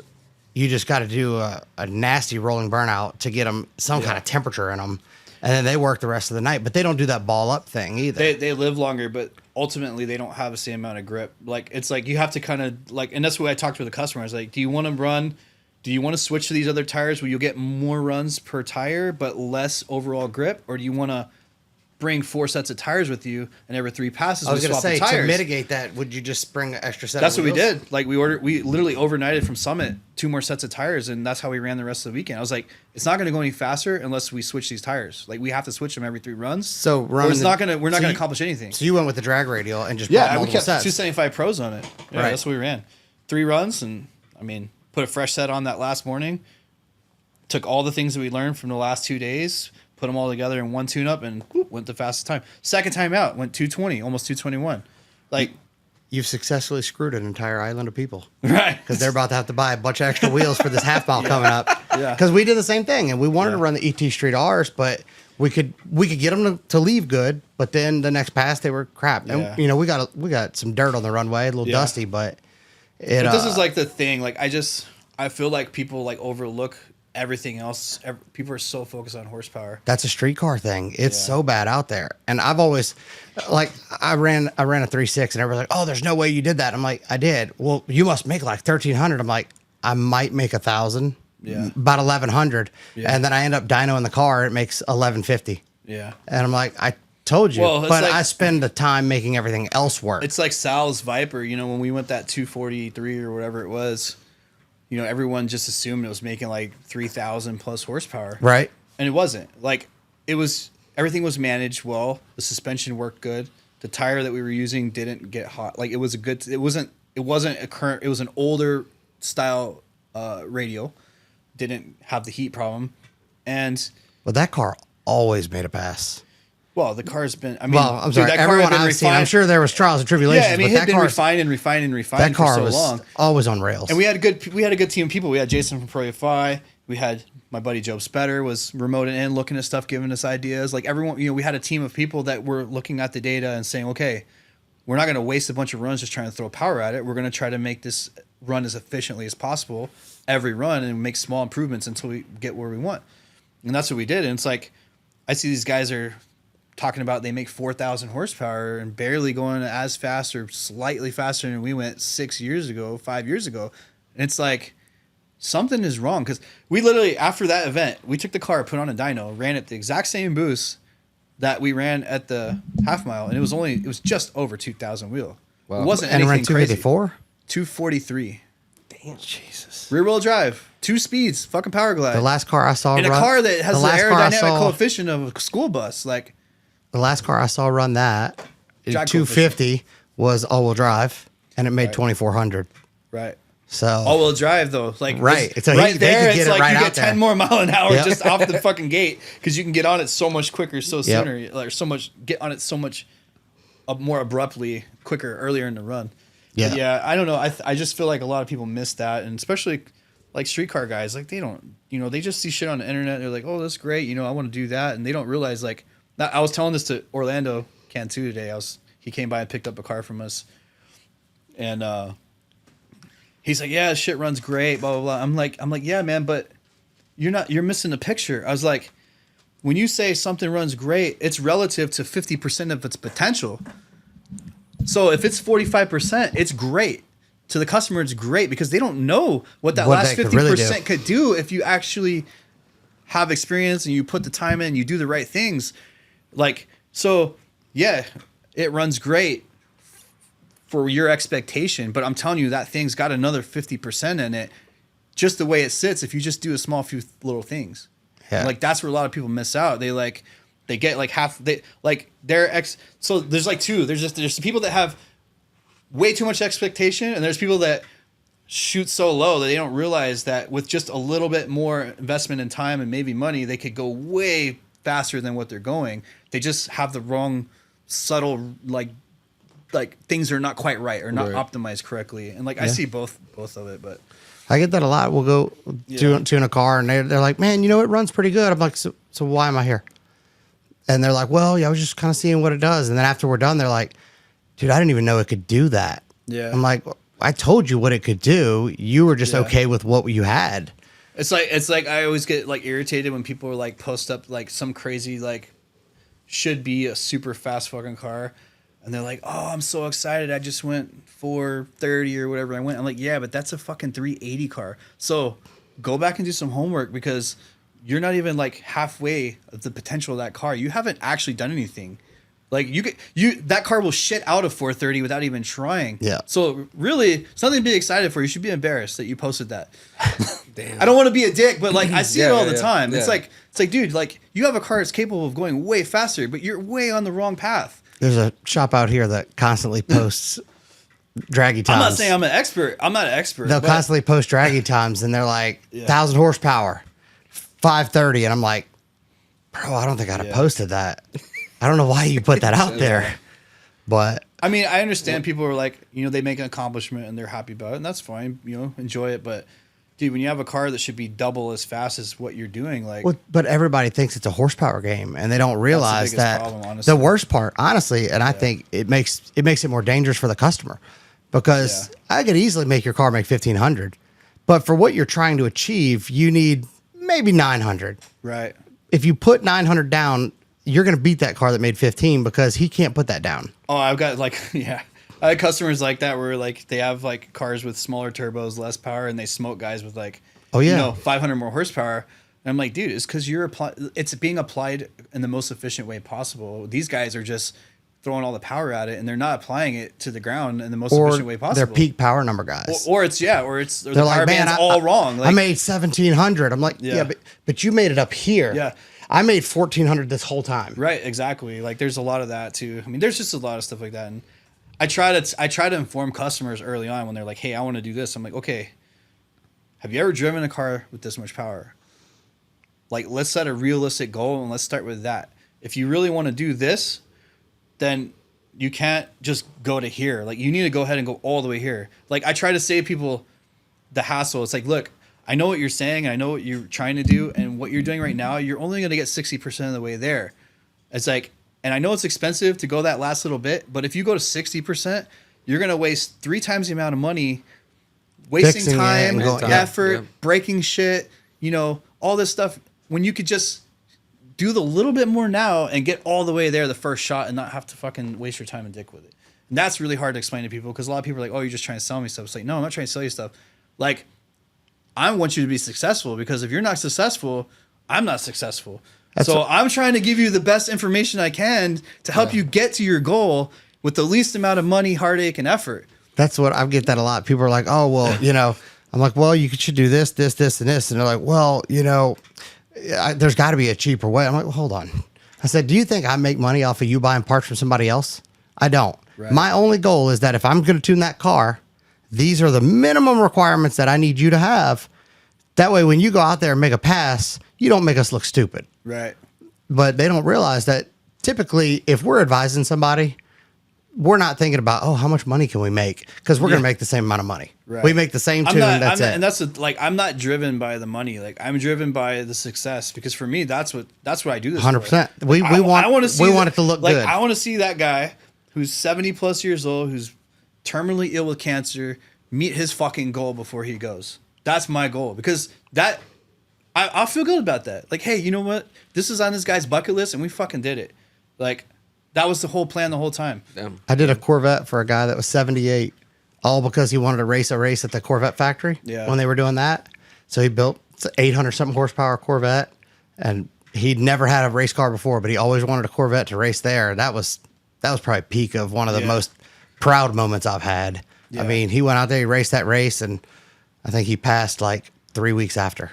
Yeah. Wow. But it's kind of crazy how many like customers we get like that. They're like on their bucket list, and it's like, look, man, like if you want to do this, we can make it happen. And it's not going to be cheap, but I can get you there in the least amount of time as possible. Like, because I've already done it. I know how it works. Tell them to go take out an Amex. You're not going to be here anyways.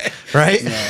But I mean, like I say, I'm more driven by the success than I am by the money. I mean, we all want to make a living, right? But I don't really care to be a fucking millionaire. I mean, yeah, if someone's going to give me $1 million, I'd take it. But that's not my motivation. You know as well as I know, it's not going to happen in this industry. If that was my motivation, I would not be doing this. I would go back to programming control systems or doing something crazy like that. Like, I do this because I like to see people succeed. I get that like enjoyment from seeing people meet their goals. And it's like, when they hit that goal, that feeling you get. When they run that time and that board lights up and you're like, I told you it would work. You know, like I love that. Like, I had that the other night. We were like, this is our goal. This is where we want to hit. I'm like, man, we might do this. And then we skipped his number, went straight to the next one. He's like, what the hell? You know, the funny thing we were on top of the world that night. The funny thing about white rice, we used to and we haven't done it in a long time because the car's just so fast now, but we used to write a time on the fender and we're like, this is our next goal. And we'd write the fucking ET. And dude, like 4 times in a row, wrote the ET, that next event, we fucking nailed it. It was like the coolest shit. It was like, dude, he's like, all right, what are we going to write on it now? We're like, all right, 690. Finally, boom, 690. We're like, what? Like first 6-second radial import. Hell yeah, you know. How many 7.0s before that? It was a few. Yeah, it was a few. It's usually like that. You always get stuck there. You're like, damn it, 7.000. Yeah. But I mean, the accomplishment means more. I mean, I have to make a living and I want to survive and I want to have some kind of money, but the accomplishment to me is like the ultimate reward. I think. Yeah. You know, seeing the customers happy and like, I don't know. I don't even get excited anymore when we run fast times. I'm like, all right, cool, you know. But when the customer is like super happy, that's when I'm like, hell yeah. Like that's when we did it. Like, okay, we ran a time, whatever. But yeah, when the customer's happy, like it's unfortunate when you get those rare customers that they don't ever show emotion. Right. Right. Like they're happy, but they won't show it, and you're like, bro, just smile. When Grannis finally went, dude. Grannis is a very calm kind of personality. Like there were times when I first met him, like I thought he was mad or like I didn't know. That's the guy. That's what I didn't I'm talking know. about. I'm like, man, like it's the quiet one. You're like, bro, if you don't smile, I swear to God, right, like, I'll slow you down. And it took a while. It took a couple of years for him to like. Where I could kind of tell when he was happy or when he was in a bad mood or when he was excited, you know, like, and he kind of, I think over time working together, he kind of like was more expressive. But, you know, the first time we went, when he had a regular clutch and we went like 7 whatever we went. I forgot what it was. And dude, he was like so excited. I was like, oh shit, he fucking smiles. He does have emotions. Like, he does smile. And then that was the goal every time. It's like, I got to make fucking Joel crack a smile. Like, you know, sometimes it was with humor and sometimes it was with setting a new record. And dude, that car, I think the fastest he went with his previous car was like bottom 8s, and we were the first in the 7s, and then we went, you know, 760, 750, 730, you know, 7.0, we went a bunch of 7.0s, this, 7.0 that, and we went 690, and then 680, and then 663 or whatever it was. Like, that car just, I mean, but that car kept the age pattern for for a while. No, yeah. he doesn't have it anymore, but he had Right, it. but he went, I don't remember how fast, but he went real fast with the age pattern. I mean, no one else was going anywhere near that fast for a while. And then What all about of a sudden, Grubworm? all of a sudden, we were like hauling ass, and everyone's like jumping on the stick shift game. Grubworm came into it, I think. Yeah, you know, he's been fast. But yeah. that crazy dude was doing it with an LT1, and not Yeah. the good LT1. Yeah. The old LT1. You gotta and, give him credit for sure. and it had an OptiSpark in it. The thing about this, I was car- like, what the hell is this? He said it works. yeah, I'm like, fair enough.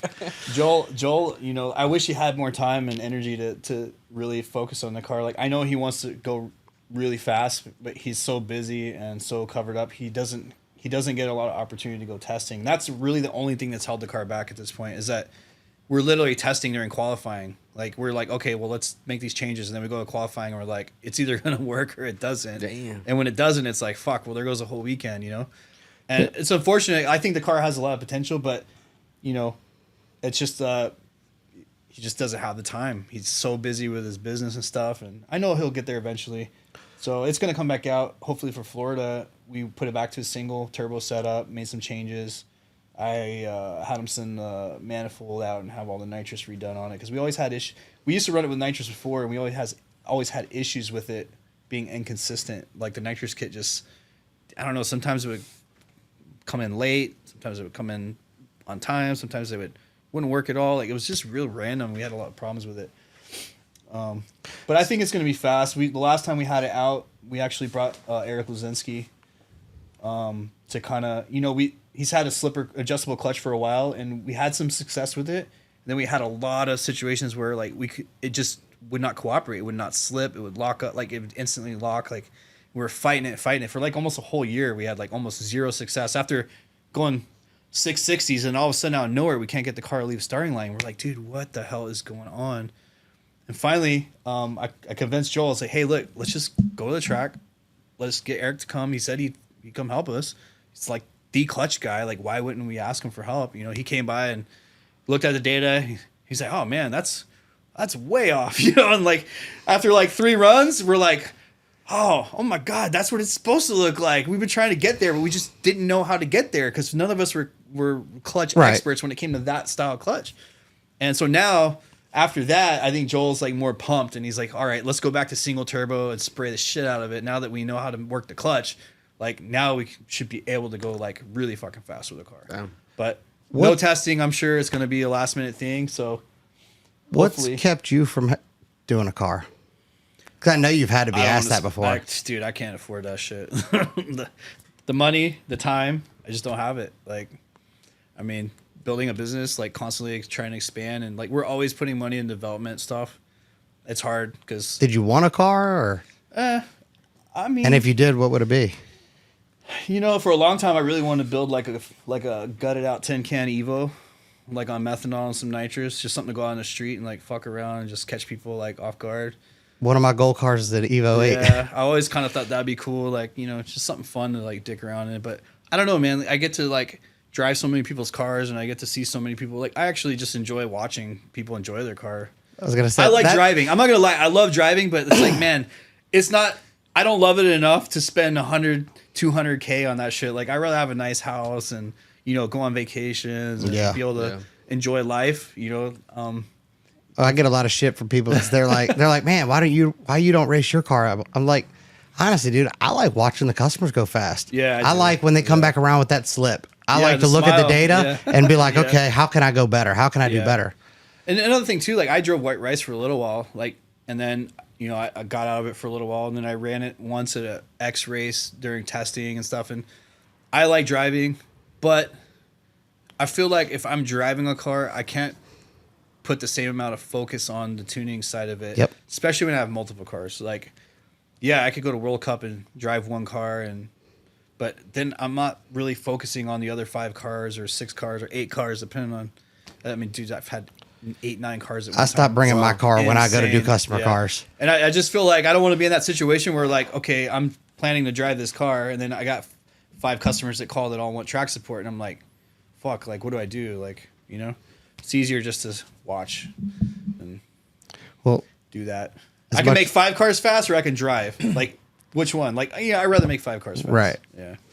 let's go back a little bit to the Pro EFI stuff. Yeah. So Because you yeah. started teaching classes on it, Yeah, and stuff so like that. so I became really good friends with Jason. You know, I was involved heavily like in development stuff, like early on, like, you know, believe it or not, may not believe it, but it's true. So I was the one, as far as I know, that came up with locking the RPM and doing rolling anti-lag.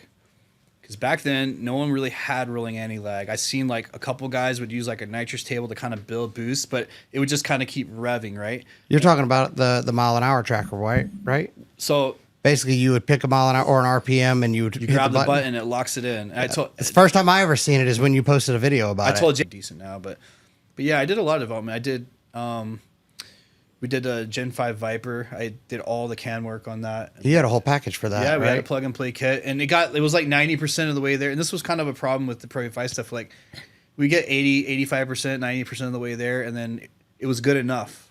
And I'm like, well, there's this other stuff we need to finish, but it was never like, it never got done. Like, so all these like plug and play kits were like mostly good, but they weren't ever all the way completed. Like the Gen 5 Viper, like we never got the security light things sorted where it wouldn't lock the fucking radio and shit like that. And the CTSV, like we mostly had the torque management working for the 6L90, but or the 6L80 or whatever, but it wasn't quite right, so it would smoke the trans every now and then. And I'm like, and there was like the GTR, right? He had a GTR kit, and the way they were doing power management on the shifts, it could kind of worked, but it kind of didn't work, and it was burning clutches up. And like the Lambo, he's like, oh, just use the same strategy from a GTR. And I'm like, yeah, but it kind of slips the clutches. It's kind of not good. So there was so many things that were close to being good, but it's good enough for Jason and good enough for Pro EFI, but it wasn't really done all the way. And it just, there was problems. Like, it is what it is. Didn't you and Calvo go back and forth about the Viper stuff for a while? Not really. I mean, we both. Like I'm saying y'all were both kind of like hitting it and hitting it and hitting it and hitting kind of. it. Yeah, I mean, they do. I mean, mostly Gen 5 stuff. I mean, Calvo's, he specializes. He made a name for himself. You know, they build fast cars. You know, I've done several Vipers. Yeah. You know, it is what it is. But that car was fast, Evans. Yeah, I mean, we set like the stock motor record with like the 6-speed, and then we went pretty quick with the Turbo 400, kind of before everyone else was doing it. And then, you know, around that time, Calvo was kind of ramping up, and he started coming out with some fast shit. And we just didn't really have a desire to do anything more. We basically built that to build a Pro Charger kit that we could sell. We did that. We set a couple records with it. And that was the kit, right? It was never meant to be a 1,500 horsepower kit. It's meant to be a you 800 to advertised it 1,000. as like a 1,000 horsepower kit. 750 kit. You could pull it up to 1,000 if you had someone that had the balls to do it on the stock computer. Right. I've done a couple, but I don't like doing them that way. Like, so anyone that buys a kit that wants to make 1,000 plus, I make them put a Motec on it. You know, buy John Reed's package or whatever and put a Motec on it. But So basically, the issue with Pro EFI that you were having is just the getting it to your level of what you wanted. yeah, I mean, like just an example, like the CO2 boost control, right? I'd use CO2 boost control on other systems, and, you know, like the AMS and, you know, other computers, and I saw how they worked. Like, I broke it down, like, okay, this is what it's doing, and then I looked at Pro EFIs. I'm like, man, like this thing wastes a lot of fucking CO2, and it's always like, kind of like hunting. Like, it doesn't really just go there and stop. It's way worse when you're using nitrous and it goes through it like Yeah, that. it's just like it was never really like as good as the other ones, and I kept telling him, I was like, hey, Was it a man, latency issue or? it's just the logic of how it worked. I understand the concept, like what he was trying to do, but after writing a CO2 control for my own firmware, I realized exactly why that one sucked and why no one does it that way. You know, it just didn't. It just, I understand what he was trying to accomplish, but it wasn't the best way to do it. And I kept telling him, I was like, hey, dude, like this shit goes through a fucking bottle of CO2 in like 4 passes. I was like, Damn. You got to change this. Like, this Jesus. is not good. That's a lot. It was terrible. And he's like, oh, you're doing it wrong. You're not setting it up right. You know, I don't have this problem with anybody else. And it turns out, yeah, like everyone's having this problem. Just no one wants to fucking say it. Big problem in this industry. There's a lot of people that have shit that doesn't work good, and people are afraid to fucking say it. It's like, dude, if you don't tell somebody their shit sucks, how can they fix it? They're never going to fucking fix it. Yeah. Like, if you're not honest about it, like, and that's a big thing with customers too. Like, that it took me a while because I'm always nervous to tell customers, like, your expectations are too high, or like it's not going to do what you want to do. Because I used to be like that. You don't now wanna, I'm just like, you don't want to this piss people sucks. off. You don't want to lose their business. But I found that like typically customers respect you more if you're like, hey, dude, like I know this is what you're trying to do. It's not going to work with this. You're just going to waste a bunch of money. You're not going to get where you want to be. I was like, if you want to do this, I can help you get there, but this is not the right path. Or all this is terrible. You need to take it all out and start over. Whoever you paid to do this, like, fucked you, you know? Like, Yeah. And it took me a while to get to that point where I could be that blunt with customers. But honestly, like, there have been customers that were like total douchebags. And when you were straight up blunt with them and you tell them exactly how it is, usually you see a whole like, Well, that's why, because they realize that like all of a sudden they're like, oh shit, like, okay. You're telling them because you give a shit. That's what they realize. Right. That's the thing is like, dude, like, I don't want you to waste all this money and not achieve your goal. Like, I want you to achieve your goal with like the minimum amount of headache as possible.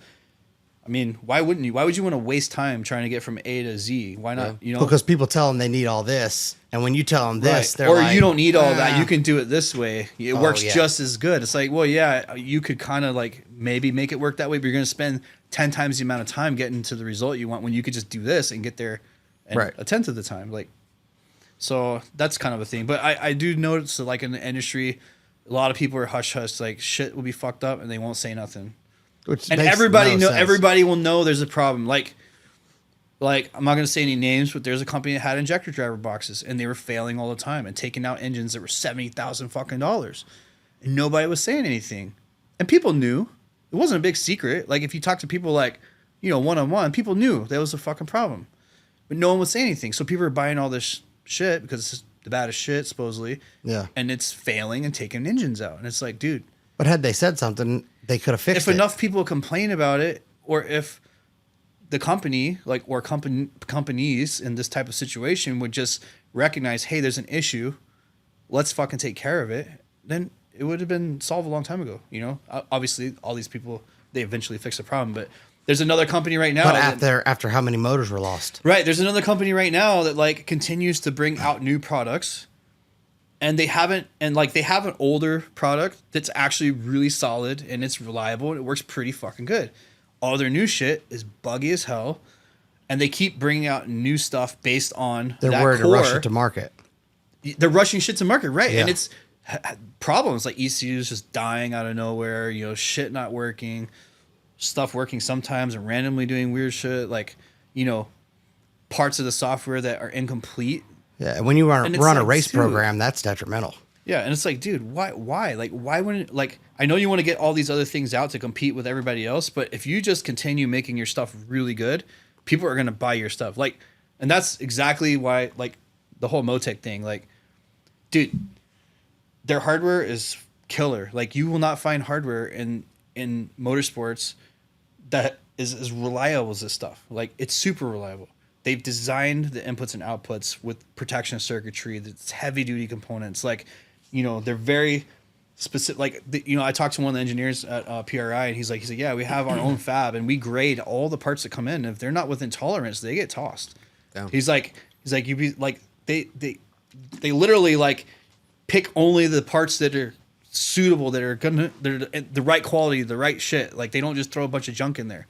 You know, system wise in the background, like the code is solid. Like, you know, I think M1 was like some crazy amount of years in development before they released it, just to make sure that it was like awesome when it came out. There's no issues with it. Like, even their 100 series box, dude, their 100 series boxes had peak and hole drivers that could run atomizer injectors before atomizer injectors came out. No one else had that shit. You had to buy external driver boxes. Like, you can run atomizers right off a fucking M800 box direct. Yeah. It'll run it. You know? Like, that was big. Like, that was 20 years ago, like, damn near. Like, They make the best shit. That's all there is to it. Their logging stuff is Their logging clean. is insane. All the channels read correctly. The enumerated values, basically like states that are actually like a text. It'll say like, you know, it'll have one word or another word. They're actually work. Like there's some ECUs out there where it's like it just comes up as fucking numbers. I'm like, okay, engine state 4. What the fuck is engine state 4? Right. Hold on, let me go look at the help file and look this shit up on a fucking chart because I have 30 minutes to waste here between rounds to figure out what the fuck's going on. That was something that you had showed me. Oh my that God, like dude. when there's a fault, it's like, okay, Yeah, this is the Motec, fault, it's like this is what it is. Engine state, missed tooth. It says it, missing tooth, or it says lost cam sync, or it says, you know, whatever. There's like 20 failure modes, and it literally tells you what it is. Like everything has a state and a diagnostic. Like literally, like I can go and look at the output of an injector and see if there's power on that fucking pen. Yeah. Click the injector on, see if it goes to 0. Okay, this pen is working. There's a physical wire connection, and I can see it in fucking Australia from my laptop sitting in my room. Damn. Or I could see that there's no power on that pen in real time and say, hey, you got a bad injector clip or a wire's pulled out or something. Right. Like, and this is just like a small like example. Like this shit, like people don't understand that haven't used it, and people will talk shit because they're like, oh, this ECU or that ECU or whatever. Whatever ECU they're familiar with is always the best fucking ECU, right? Because that's what they're familiar with. That's just the way it is, and I get it. Yeah. But I've used them all, dude. It's true. He's right. I've used all of them, and I can honestly say like, you know, there's some good stuff about this one. There's some good stuff about that one. There's some shitty stuff about this one, that one. But that one achieves all of it. This shit, like, that's like the end game, honestly. And their next one that's coming out, no one's gonna touch it. Yeah. Like, no one's gonna fucking touch it. So I don't care, like, what cool fucking touchscreen you have, or, you know, they have a cool touchscreen too, though. Well, cool dash. They don't have to. They don't Cool actually dash. have touch. They have a nice dash. Yeah. Their dash is actually. I had to correct that. I was like, it's the not crazy touchscreen. thing. Their dash processor is damn near as powerful as the ECU processor. I was gonna you say- can actually do like CAN conversions and math channels real time and output shit from the. You can take like another device, bring it into the dash, do math on it, do conversions, send it to the fucking ECU, and read it as a channel in the ECU. Like their dash is. Like, remember in the black car, we were controlling the intercooler pump with the dash. We were controlling like 4 or 5 things with the fucking dash. They had a car. I can't remember what it was off the top of my head, but they had it running on something. And that shit was from like 10 years ago, and it was doing. And there was like, a Motec dash, and I'm like, well, what? Why do you have the Motec dash? He goes, well, it runs everything. This can't run them. Yeah, exactly. We were. Why literally wouldn't you get the rest of it? Well, so when we were doing Pro FI, like the logging was fucking atrocious. It was one of the worst things about Pro FI is that they never had good logging. So I wrote a CAN template for the Motec dash to read all the channels that were output on the CAN. That's why you always use that. I always use the Motec evident. dash to log the Pro FI, and then we would use the dash to do extra shit when we ran out of I/O on the fucking Pro FI. And this is, you got, like I said, like they were doing this shit 10 plus years ago. Like even their older non-color dashes had similar capabilities. Like they're just always been ahead of the curve in a lot of ways. And you know, people are like, "Oh, the price." I'm like, okay. Like the price, but the amount of modules you have to daisy chain bro. together to do half of what that It's not that does, you're already expensive. there. Like, yeah, I know. When you showed me the price, I was just like, this little fucking shit. thing. This little fucking thing runs a complete Toyota Tundra, quad variable cam, 8 injectors, 8 coils, dual channel O2, closed loop on both channels. I know, meth it's pump, thinner 2 than fuel most pumps. laptops. Yeah, 2 fuel pumps, fucking, and CAN communicates with the fucking vehicle to do torque reduction, gear position, launch control, traction control, everything. And this tiny ass little fucking box. Right. Which you would think is This what? box is like, you would think it's 10 grand worth of stuff. With everything turned on and loaded on this thing to run that fucking engine with all like 4 fucking variable cams, 8 cylinder, everything. How much? You're like $3,500 for this shit. For ECU. And that's with level 2 logging. Like, Yeah. Damn. But a lot of the expense is also in the harness and making all the that harness work. is the expensive part because no one really makes good drop-in harnesses, which it's coming. Yeah. All that's about to change. Yeah, I was going to say, that's something I've been, now that I'm really looking into the Motec stuff after you. 8 peak and hold drivers built the fuck in. These peak and hold drivers will do 12 amps a piece, dude, in this little tiny box. You don't need to buy 2 boxes to plug into your box to have a box to drive 8 peak and hold drivers because you don't have enough IO on your. That's what I was saying. Is people don't realize they start tying these daisy chain boxes together, and then when you really look at the value versus the cost, you cannot beat the value of these. Like there's just, you can't do it. But it goes back to what you were talking about spending the money up front. It hurts, but it does. Ultimately, even if you daisy chain all of this together, you're still only getting about 60% of what that can do. You know, one of the other things that people complain about, they're like, oh, well, everything's an unlock and this and that. You know, like the 100 series, it was like that. Like if you wanted this feature, you paid extra for it, whatever. But you have to understand their model. Their model is not necessarily to make more profit. It's to make the device more affordable when you don't need extra shit. Right. Like if you don't need to log 1,000 channels at 1,000 hertz, you're not going to fucking pay for it. You're only going to pay for the 200 channel shit. Yeah. Well, I've heard people complain about the logging, and they're like, well, why does logging cost more? Blah, blah, blah. I'm like, but it takes up more memory. It takes up more, you have to put it in the program. It's a way for time. them to structure the pricing so that you can have something that's affordable and you can grow with it. Like, it costs money to develop this shit. Oh, yeah. They have a full team of engineers that, the logging analysis software, is probably one of the best on the market in this level. I'm sure there's, some higher up F1 shit or whatever. It's probably, better or whatever, but compared to all the other kind of readily of commercial stuff, you can't beat the logging that's in this thing. 1,000 channels at 1,000 hertz, and the analysis software gives you unlimited power to do all kinds of manipulations to the data, and they're constantly adding more stuff. So I don't know, it's worth $500 to me. You compare logging and this, it's definitely worth it. You compare logging, you can't even log 90% of the shit in a Holly that you can log in this thing. When a function stops working in a Holly, you don't fucking know why. All you know is it doesn't work. There's no state. There's no diagnostic. Sometimes you know it doesn't work. Sometimes you find out when it's too late. There's no state. There's no diagnostic. There's no looking at the voltage on the pen. Yep. There's no looking at the current that the pen is using. You can't see that shit. Yeah, it might sound trivial, but when you're at a racetrack and you have a problem, but it takes you 20 seconds to find it on this, where it might take you 3 or 4 wasted passes to find it on something else that doesn't have the data logging. The funny thing is, how much is a Dominator? $2,500, $3,000. Yeah, it's not really that much. It's not that much different. But the harness does become a problem because a harness is thousands of dollars. Well, it depends. You pretty much have to have a custom harness. Yeah. That's the thing. That's where now, can people not just make their own harness? Well, the people that buy these typically that do buy them, they want a race spec, high quality harness with Raycam and concentric twisting. They want the high end stuff, and they're willing to pay for it. The people that aren't willing to pay for it, they're probably, honestly, they probably need to be on a Holly, because if they don't understand the value of a lot of people don't understand wire.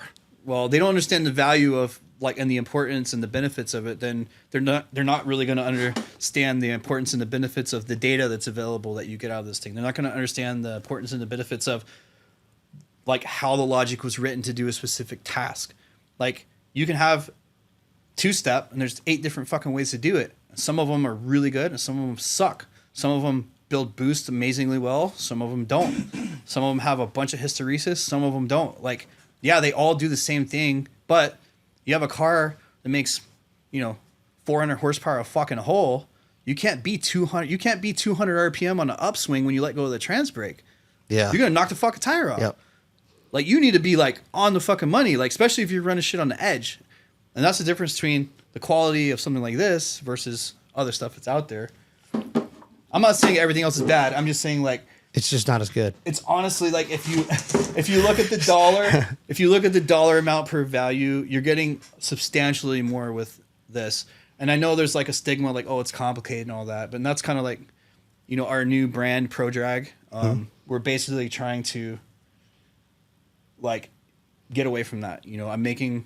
I'm rewritten whole firmwares for this thing. I have all kinds of custom logic functions. I've spent a lot of time, and this is all stuff based off the racetrack. All kind of different combinations, motorcycles, but you're 6 cylinders, 8 cylinders, you're 4 putting cylinders. It into street car stuff too, though. We are.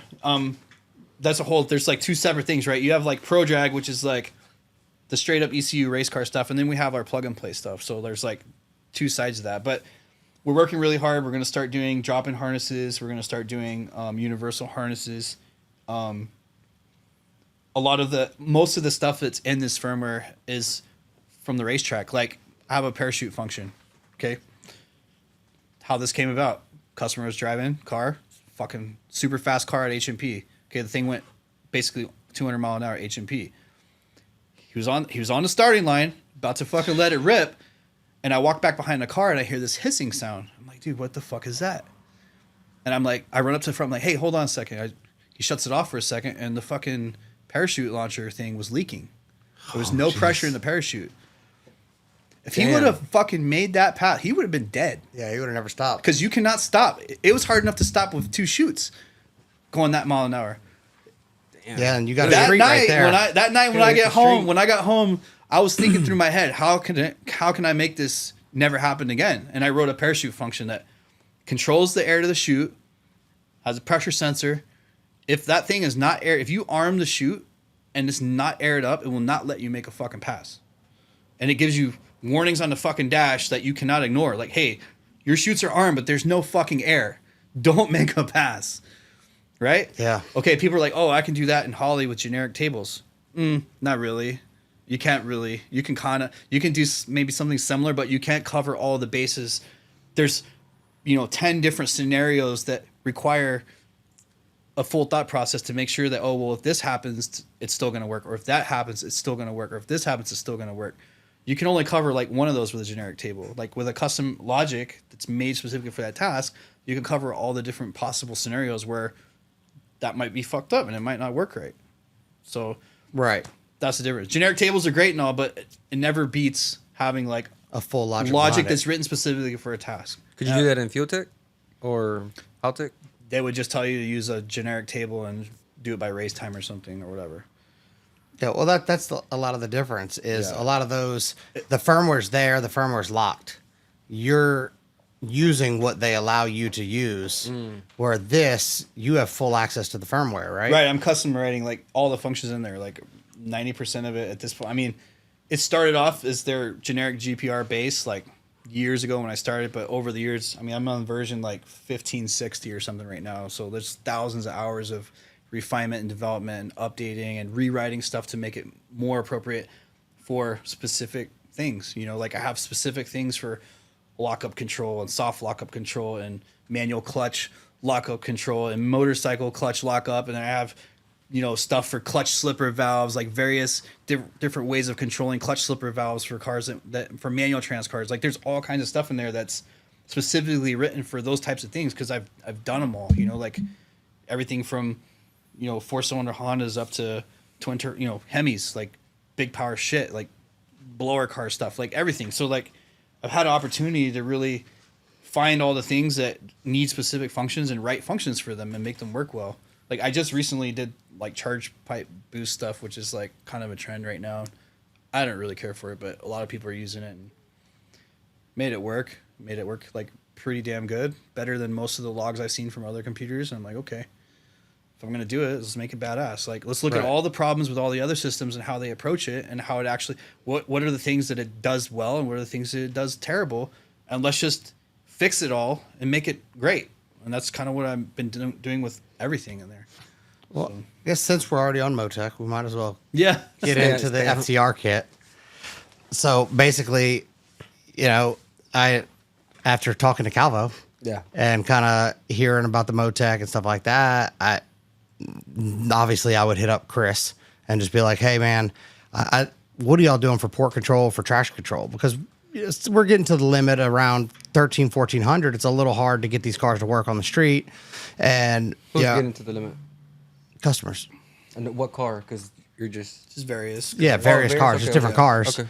But so I work with 2iPSI a lot, and they have the reflex box, and we got boost by mile an hour, and it works good. And for what you pay for that box, it's fantastic. I like it. But if, say, I get out there and the car hooks better, well, I'm running lower boost, and there's nothing I can do about it. Holly, you can kind of do some with that, but it's going to work or it's not going to work sometimes. So I talked to Chris about it, and he's like, yeah, actually, we have a port set up for it.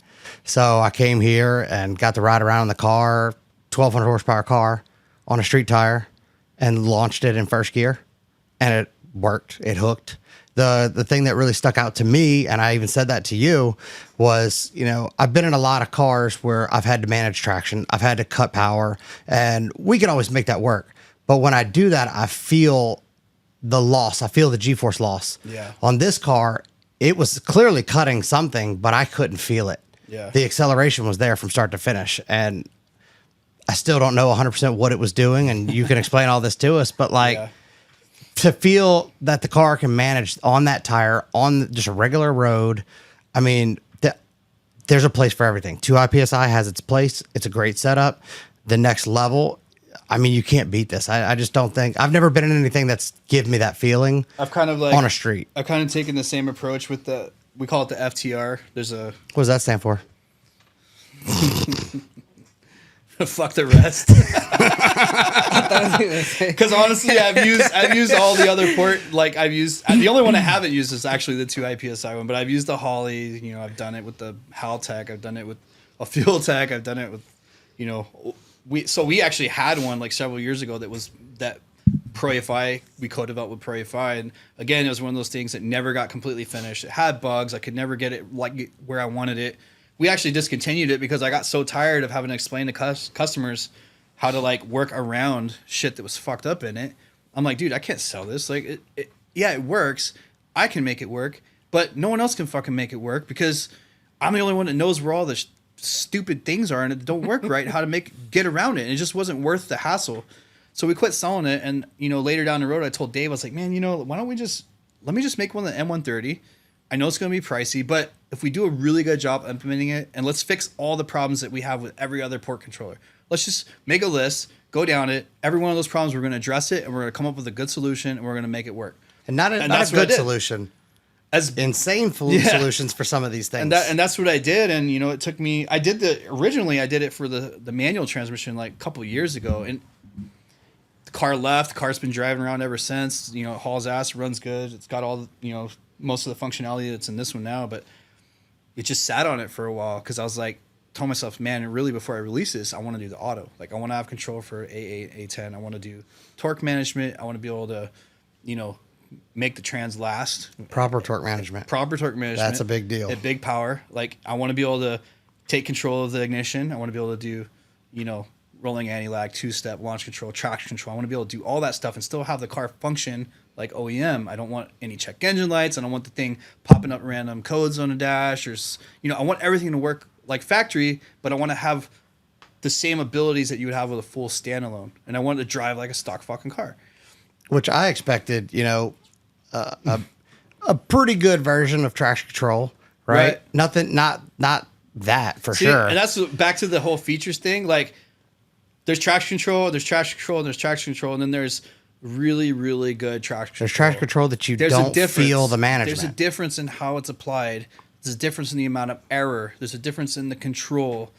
It all comes down to the logic. I think a lot of people haven't felt it. They don't understand. Because I'm telling you, it's hard to explain. After feeling it, I could never have explained the feeling. Because you always, anybody that's been in anything that has traction control, you can tell. Right. You feel it. You feel the drop backs. You feel the in and out power. Most traction control. This is smooth. Most traction control, because of the way it works, is either extremely coarse or it has a lot of error.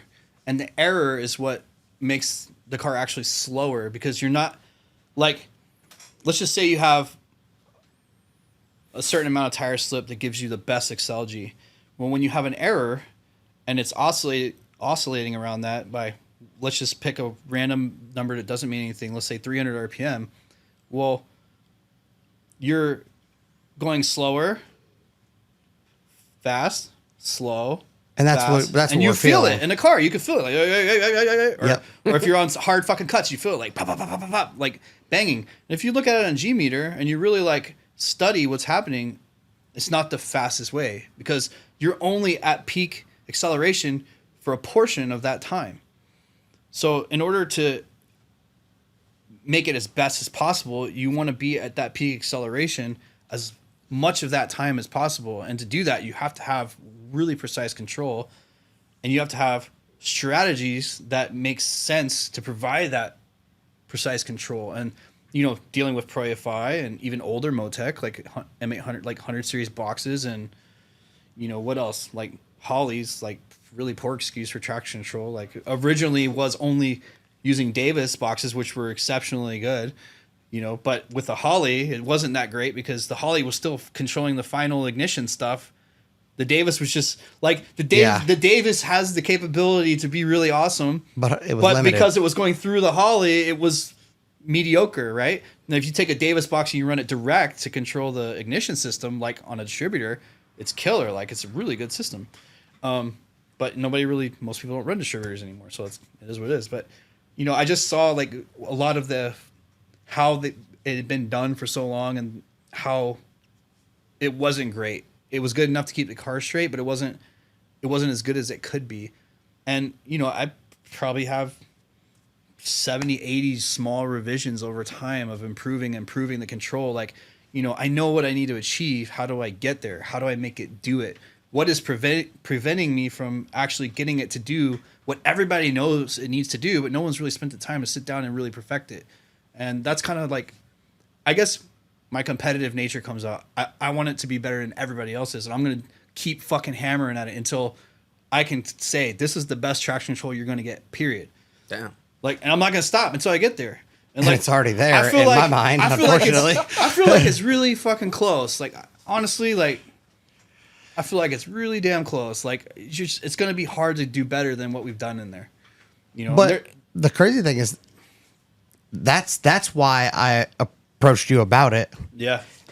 And then I get hit with all the other things it does for safety. That's a big thing that these guys don't realize what this can do for safety, because and that's the methanol thing. Like we pull so much data in from the CAN bus, right? Like we read a lot of the factory communication between the ECU, the transmission, body control. I mean, even things the steering angle.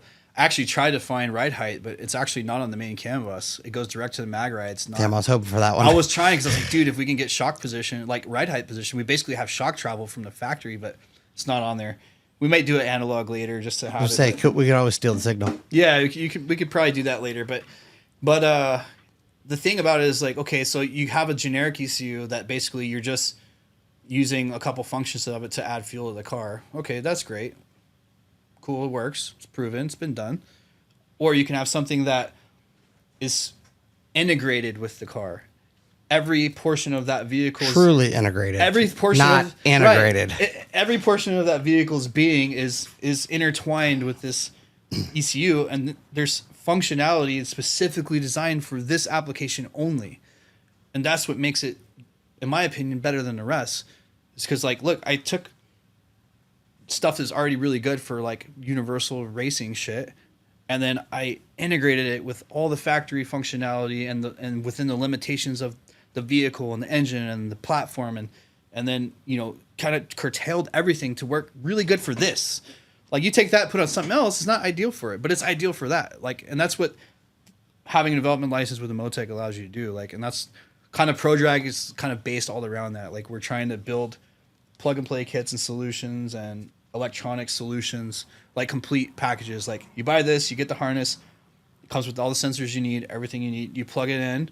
It's already got a base tune loaded on it. All the pin stuff's already allocated. You literally just plug it in and you can fire up the engine. It's going to run an idle, and you just tune it, and it does what it's supposed to do. Oh. We do torque management. Like, we read the communications between the transmission and the engine computer, and we watch it. We're like, okay, when the transmission says, I'm about to shift, like, turn the power down a little bit so I don't smoke the clutches, we handle that correctly. And we control the ignition, we control the throttle body. We but control. It's seeing the thing. The key here, I think, is that it's seeing what the trans is saying, and right. I've seen where they've implemented that in some other things, but they see what it's doing, but it doesn't actually. It never cuts on time, and right. It doesn't cut properly. Right. So that's where you're. None of them that I've seen so far handle fuel cuts correctly. That's the big right. thing. Like, a lot of people don't realize, but the DI cars, especially when you're making bigger power, they go into fuel cut quite often in shifts. And most of the time you can't tell, but it definitely does it, because I watched it. I put a scope on the fucking injector output and I ran this shit and I watched it. I'm like, holy shit. It took me a while to figure out how to like determine that in the ECU so that I could correct for it appropriately. But the problem with most of them, like the Holley and the Haltech and stuff, they don't have that functionality. So when the thing goes into a fuel cut, it's cutting the fuel on the direct injection, but you still got fuel coming on a port injection. So now you're running the car in a lean condition for who knows how many engine cycles. Potential for damage is there. Even if it's not instant, over time, It will happen. It will eat away at it. And not only that, but you've now put the transmission in a situation where it thinks there's zero power being applied, but you're applying, maybe because it's so lean, you're applying 30% power, and it's trying to shift and blend clutches together in the right ratios at the right time. And it's got power being applied that, as far as it knows, isn't there. Right. And you're damaging the transmission slowly.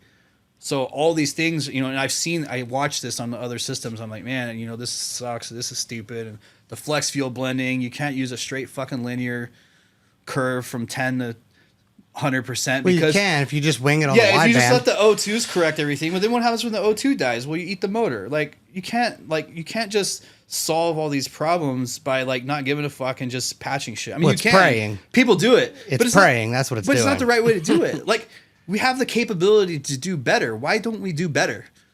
Because why? Because it's easy money just to fucking throw a kid and sell somebody and be like, oh, if it blows up, race car. Yeah. It shouldn't be like that, dude. It's not like that for me. That's why I reach out to you and I reach out to all these people because I want to make sure we have whatever the best is. I want to make sure we have that. Yeah. But again, I want to keep going on the safety stuff though. Let's talk the methanol thing because something I found. Oh, the methanol injection? Talking to Jose at Alky Control, he had told me, he's like, man, I don't know if you know, but meth boils at about 140 degrees. And I was like, well, I've got a C7 sitting out here. I haven't started it in probably a few days. Yeah. I grabbed my thermal camera. And I go shine it on the fender, and sure as hell, in that fender, it's 160 something degrees. Yeah. So the meth is boiling, the car's not even running. Right. So the reason I had called him is I'd go out there and make a rip, and the first hit, and then we're talking a car making 1,200 horsepower. Yeah, it's got a lot of meth. Well, it's got a lot. You're relying on it. It's not a there. lot of that methanol. Yeah, it's not there. And you'd hit it, and it's just crazy lean, and then boom, it finally comes online, and everybody's like, "Oh, that's just normal." I'm like, the hell do you think happened for that 600 RPM? It had no fuel. Yeah. They're like, oh, it didn't hurt it. I'm like, you don't know that. Yeah, you're slowly chipping away at it. You just don't realize it. But that's an issue that you corrected with this. Yeah, and that's something like, forever that I've been using meth injection. I was always thought about this. Like, man, it's so fucking stupid. If someone just would build a controller that had a little bit of logic, you could solve all these problems and make these ultra safe. But nobody's done it. I don't know why, but no one's fucking done it. So when we had the original ACM with the Pro FI, I had something kind of done like that, but it never got really completely finished. And then when I started over to do the M130, actually, I did it first on the Tundras because I had a couple customers that we did the plug and play Tundra Motec kit for, and they wanted to do meth injection. And they put the tanks in the trunk in the bed, like they'll put a big 5 or 8 gallon tank in the back of the bed. It gets hot as fuck. Yeah. And the line's like God knows how long all the way to the front. And I'd done like pressure switches and stuff on meth lines before for like map switching and things like that, but it's not really like the end all. It's like partially solves the problem. It doesn't completely solve the problem. So I basically wrote a bunch of logic. Like when you start the engine and you have a meth kit and the engine goes from crank to run, it purges the meth line until it sees a certain amount of pressure at the sensor, and you put the sensor right at the nozzle. So basically it's going to keep pumping until it sees, let's just say I set it at 50 PSI. Sees 50 PSI. Okay, now you know the line's full. All the air's been purged out. And then first time you go deck it, there's going to be fucking meth there. And then one of the other things is all of the tables that do ignition correction, fuel compensation, changing the mixture targets, they're all based off of the pressure sensor. So if the meth doesn't flow for any reason, the pump dies, a line goes out, whatever, it doesn't read pressure. It's not adding the timing. It's not pulling the fuel. It's not changing the mixture ratio. So if you tune the car correctly, you have your no meth tune. You have your meth tables. If the meth doesn't flow for whatever reason, the car just goes slower. It doesn't burn up. It doesn't break. Right. And the meth works. Everything is happy, makes full power, runs good. You don't have any issues. Like, that's a very simple thing to implement. Why the fuck has no other engine management implemented it? How many years have people been running meth injection? Nobody's For a fucking long done it. time. It's super simple, dude. Like, it doesn't take 5 minutes to like draw this on a piece of paper and be like, oh, that's smart. Let's do that. There's a lot of shit. There's a lot of shit in ProJag like that. They rely on the little LED. Yeah. Like, Dude, well, the LED worked, but half of those LEDs, they'll go green for, red to green. They'll go green. Well, it just says the pump's running. It doesn't mean there's fluid. Well, that just all the light is saying is that the controller is red. outputting. The green is pressure, but the problem is none of these guys are checking, or some of them will twist and adjust it to where 20 psi will trip that switch. Right. But most of the time, you might have 60, you might have 80. Yeah. So what if you run low on meth? Well, if you go down to like 40. Right? At 20, it was already green, so they think they're good to go. Yeah, they think you're good, yeah. And they don't realize that. Yeah, and this is based on straight pressure, and you can set up, like, boost trims and all kinds of stuff, so you can say, like, hey, if the meth doesn't flow, stay on base boost or whatever. Like the options are unlimited once you've implemented the logic. Right. But, in this kit, it's not like $14,000 like a full system. It's definitely like a mid-range. Like, it's just under doing a full Motec standalone. A full Motec standalone's like 12, 13K, like out the door with everything you need. That's completely runs the car, like everything in car. Right. 100% integration. Even on the autos, it like talks to the trans, all that shit. This is not meant to be like for the 800,000 horsepower guys. This is meant to be for the guys that are kind of in the middle, a little bit more budget. The builds are a little more serious. And $7,500 complete kit out the door. You plug it in, it's gonna fire up and run. That's the goal. Which that's how much a Holly kit is. If you get the level 3 logging, you can log 1,000 fucking channels at 1,000 hertz, and it logs all the GM CAN data that comes into it. So most of the shit you log in HP tuners, it logs in here. Yeah. Yeah, so you don't have to go back. And I'm gonna add more. Like, I haven't had time to do it. I'm gonna add as much of the like OEM protocol that I can. All the shit I can pull the problem is finding information, right? That's just not readily available. Some of it is, but a lot of it isn't. There's ways to get it. So as I get more of that information, it will be added. And before you know it, this thing's going to log everything that you can log on VCM scanner. Like, why wouldn't you want that? Plus a million other Plus things. whatever's in the Motec. Like, plus all the Motec shit. So, like, you've got data for days. Like, I log all the transmission shit now. Like, I know all the shifts. I know the pressures. I know the torques. I know... It even logs the drive modes. Yeah, drive mode. And you can adjust. I'm sure you can adjust things per drive mode. Yep. But if you want to, I don't have anything in there specifically for that now. The way I have it set up is you can do a CAN keypad, and you have your 10 map slots just like you do in Pro Drag. So you can actually have 10 complete different maps that you can switch live on the fly. You don't have to stop, turn the car off, fucking restart it. You literally just drive. Oh, I want to switch to this map. Okay, boop boop. Map 3 done. Could you do it mid-race? You could do it. Yeah, you could be going more boost. You could literally be mid-pull in third gear and be like, "Oh shit, I don't have enough boost," and just hit up, and now you're whatever. It's all live. It's all real time. But also, you integrate it with buttons on the steering wheel. Yeah, you can do so. Most of the cruise buttons are in there, and you can use those you can assign them to different functions. They're not fixed, so you can say like, "Oh, I want this button to be map up, this button to be map down. I want this one to be rolling anti-lag or whatever." But that helps to not have the stupid cables hanging. Yeah, and you can also have like the foot brakes in there. So like if you want to like do 2-step, like when I'm on the brake and I'm 0 mile an hour, enable 2-step. Floor it and it's on. You let go of the brake, it fucking takes off. Yeah. Or if you want to set that up, so you're not on a button and they let off the brake and it's like. Or you can, or if you're like one of those guys who likes to brake boost, you set it up for your rolling anti-lag trigger, and you're like, okay, I'm at 60. You touch the brake just enough to light it up. Put a little drag on the brakes, you floor it, and now you're in rolling anti-lag at whatever mile an hour you set, 60 or whatever you want, whatever you put the brake at. There's so much flexibility once you get to that point because it's all just in software. You just, it's pretty much anything we can imagine we want it to do. Yeah, you can make it do. It's everything a standalone can do, plus more specific things for a vehicle on top of it. Yeah, which I think that's the biggest thing. And it's got 8 peak and hold drivers in this tiny little box. So if you want to go crazy and run methanol on a secondary fuel system on some Fuel Tech 720 fucking injectors for your port, it'll fucking run it. Yeah. You can run whatever you want on it. Like, it'll run it. But the price point is what kills me, because that's what a Holly setup is. It was hard. And most of the Holly setups that I see, and this pisses me off more than anything. It's a good price. The car last night, it's got a Dominator on it. Yeah. It doesn't have coolant pressure. It doesn't have fuel pressure. It doesn't have oil pressure. And the coolant temp didn't even work. Yeah. So these people, they'll put these boxes on these cars. They'll spend $7,000-8,000 getting this kit. Yeah. Right. And yeah, it's plug and play too for the most part. Yeah.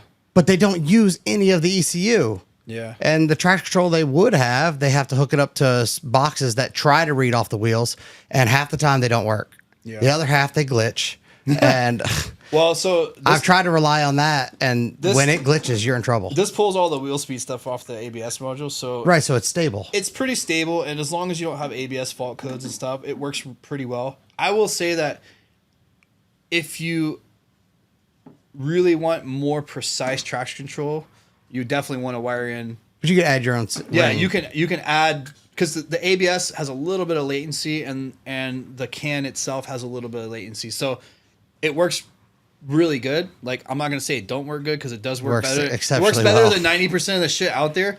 But if you want it to be like super badass and have the benefits of the pro drag logic, you just wire in wheel speed. You only need one front and like your drive input shaft speed sensor or your diff sensor, whatever, from the back. Yeah. You run those two analog, you just tap them, and you're fucking golden. You don't even need all four wheels.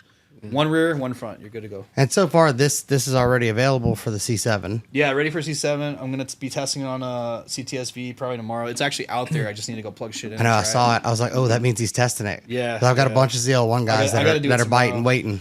I'm just gonna plug it in as long as I just have to verify that all the communication's the same with the in-vehicle stuff. If it's all the same, then we're golden. I don't have to really do anything. If it's different, I'll have to go through and make a version specific for the V, and then we're gonna do the Camaro and the trucks. Right. What? And anybody What could. trucks? Like all Here the we go. LT. You said trucks. Why'd you say trucks? F-150s? No, GM. Oh, Yeah, the LT stuff. Well, we're gonna branch out into other vehicles. This is just the GM stuff first, because I kind of already started with it. Because GM's number one. Duh. Well, I mean, Anyway. man. they need it the most right now because the DI stuff. Like, I mean, Ford, you can throw. They're fucking, slow right now. Just to be clear, this doesn't control the DI, right? It just It does not. If Right. you want full DI control, you can Full do system. the full system, and it will control the DI and port injection and everything. This everything thing will else. do. Yeah. And this uses the factory cluster? Yeah, it's Yeah, all, yeah. it's- Okay. you can use a factory cluster, or you can put a dash in it. And Yeah, it's the canned. dash looks So fucking sick. And log and control, other you things. can do keypads. You can do expanders. Like, that's the thing. Like, What does you're- a dash cost? depends on which one you get. They range from like $2,000, like you average around $2,000 for a dash. Not bad. Yeah, they're not the cheapest dash, but they have super good screens. They They're look all fucking it's all aluminized like housings. Like, They look Dude, sick. they're tough, dude. Like, you can't break them. They're hard to break. Guys, if you learn anything from this, just fucking go Motec. Yeah, we're working really hard to make it easier and more attainable for the average person, because we do realize like harnesses is a thing and complexity is a thing and people are afraid of. So the goal with the Pro Drag brand is to not only try to fix all the common sense bullshit that should have been fixed the last 10 years in engine managements and address the things that people probably would use if they existed, but they don't even know they need them because they don't exist, is to make things easier to use. Like, it sounds like to me that you're trying to combine like obviously the street cars versus, combine to the Well, he's more on race cars. Yeah, yeah, And but- I'm more on, but the hey, pro- can you help us with the street cars? yeah. I mean, we all started on street cars. Yep. Yeah. Yeah. Which is awesome. That's badass. I'm just trying to make solutions for problems and fix them and do it as best as I can. Solutions for problems that we didn't even know existed. Right. Sometimes. So Yeah. how fast should these Yeah. C7s go after they get it? What do you mean? 60 to 130. Oh, this is going to get us in the twos. You laugh, Well, but hey, whatever it takes, man. I'm down to do whatever. I've been 330s with my Let's do it. too high PSI. Let's do it. So if I can put everything in on the hit, We got a because I'm having to ramp pretty hard to get that we got one a done. very nice suspension package for the C7 too. That's one thing a lot of people overlook. So Some of us just can't afford that. Okay.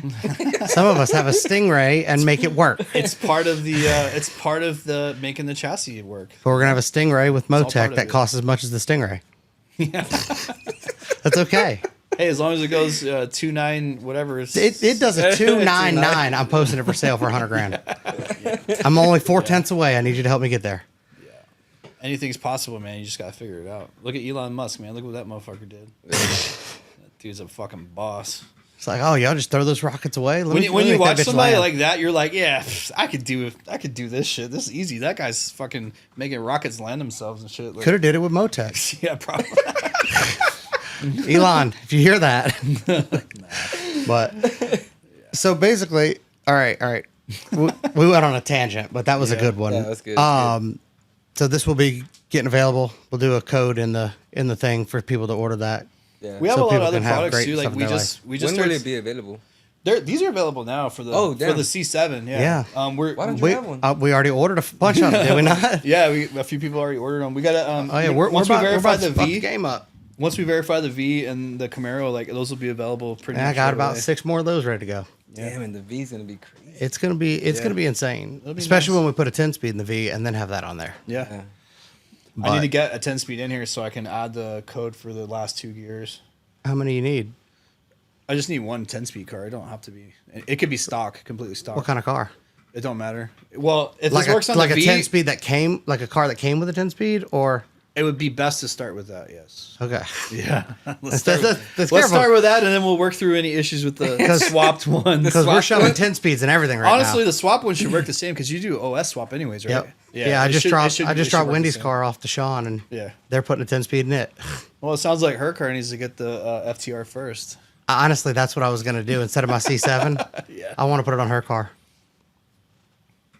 But I don't know if I want an FTR. I kind of And want the after whole we thing. get done, once we do the so like once we finish those 4 platforms and that's done and it's on market, we're about 80% on a C8.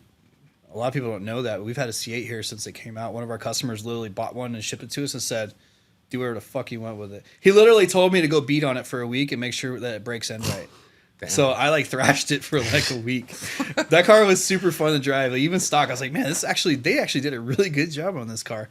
And so, you know, my business partner Dave was really adamant about like being first to the market with a turbo kit, and I told him, I was like, no. I was like, we need to be the first to the market with a complete kit that works correctly To do it right. and drives like factory and doesn't have any problems. It's like that's what I want to be the first to market with. I don't care about being the first to market with a hacked up Patch fucking stuff in. MAF clamp and add a fucking fuel injector and fucking, you know, intercepting the transmission solenoids to make the pressures fuck. I don't want to do any of that shit.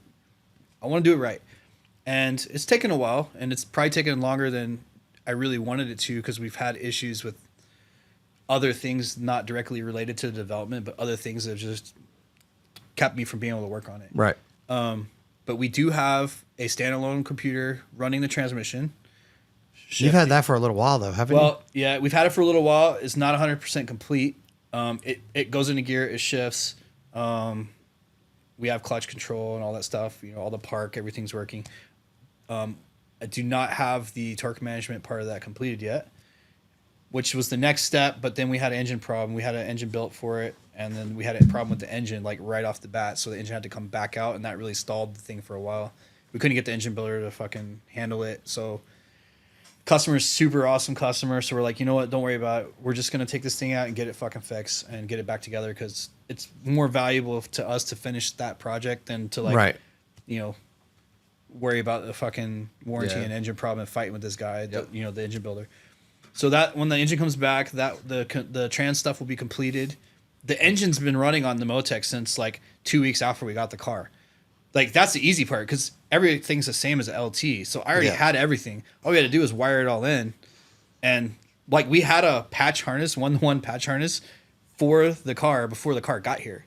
So I was ready to start patching shit in to make it run off the Motec. And we run everything: the DI, the pump, like the injectors, coils, everything. Everything runs off the M1. Something I haven't heard you mention, and just kind of curious. I know you like coilover, but could that run MagRide? I don't know enough about how MagRite works to answer that question, to be honest. Is it a good challenge? Because MagRide, I've I- had really good luck with it, but Yeah. The programmability is kind of lacking, right? Like that, was that DCX or was that yeah, that but controller? It's like I played with it. it needs a lot more. The guy's It's- kind of rude too. I tried to talk to him on the phone. He's kind of an ass. I was asked, like, I asked him to help me walk through it, and he's like, so you don't know what you're doing with it? And I'm like, Why would I call no, you, motherfucker? bitch, I just bought it. What the fuck do you mean? Exactly. The dude was like really an asshole. I'm like, dude. I Like, took I'm it off, trying- threw it back on the shelf, put my stock shit back in. I was told working. him, I was like, dude, we bought one. So we built this Corvette. It's like a 2012 or whatever Corvette. Had a 6XD. Had a Motec for controlling 6XD, the sequential. like a street car. Don't just The guy- walk the guy- past that, okay? Dude, Tell us. It had a nice built LME engine, twin turbo, like 1300, like wheel, easy on, you know, conservative tune thing, like really nice car, carbon fiber accent, like Nice. everything was super nice. Like the guy spared no expense on the car. He bought one of those controllers, and For some reason, we plugged it in, it was having an issue. Like, it wasn't communicating with everything. It was causing a problem. And I kept calling the guy. I was like, hey, look, like we can fix this, like, with, you know, getting the communication between the ECU and the dash, because we had an aftermarket dash. It's like the communication between the ECU, the dash, and the drive mode. The problem was the drive modes weren't switching in the box.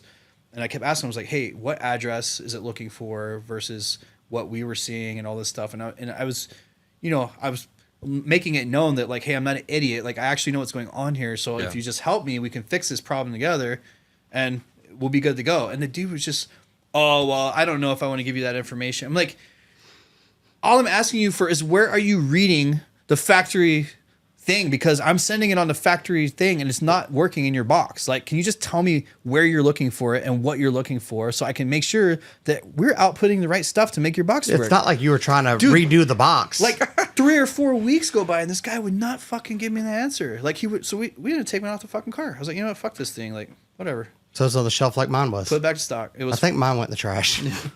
I just gave up because I'm like, this is stupid. Dude, it was like, the guy could have taken 10 minutes and answered the question, and it would have saved everybody a bunch of hassle. This is expensive. And then you would have made boxes, but like, you would have made it work, and more people would buy it. It is what it is. Like, why do you want? Like, what intellectual property am I going to steal by you just telling me what it's looking for to operate correctly? You have so much time to reverse engineer that box. I'm not asking him while you're doing I wasn't everything asking else. him how the box worked. I wasn't asking him, like, oh, give me your code for the fucking suspension logic. I was like, tell me what I need to feed this thing to make it work correctly. Right. Which is, there's nothing I can do to steal with that. Like, it was like ridiculous. And I'm like, okay, whatever. That's part of those people that I'm talking about. Yeah. That don't want to work We together. have better suspension for that shit anyways. Bolt-ons. Fucking matter. But would that be something you would address at some point, maybe? You know, in all your extra spare time. Oh, a mag ride? I don't know. I mean, I'd have to like thoroughly understand how it works. I'm sure it's not that complicated. I mean, maybe it'd be something cool to do. But Sends a voltage, pulls a voltage, right? you know, so okay. I am interested in doing cool shit like that, but it has to be worth the time. There was a time where I would do cool shit like that for no fucking reason, just because I wanted to do it. Now I have such limited time. It's like, man, you know, like, I really want to do that, but if I'm not gonna move forward from doing it, like, what's the point? If there's something else out there that's gonna work that I can use and it does a job, like, let's just use that and work with that versus rewriting the whole thing. So if enough some shit needs to be completely rewritten because it fucking sucks. If enough other people shit buy works this, good, and like you just make it work. Yeah. if enough people buy this, it's a possibility that you would write that.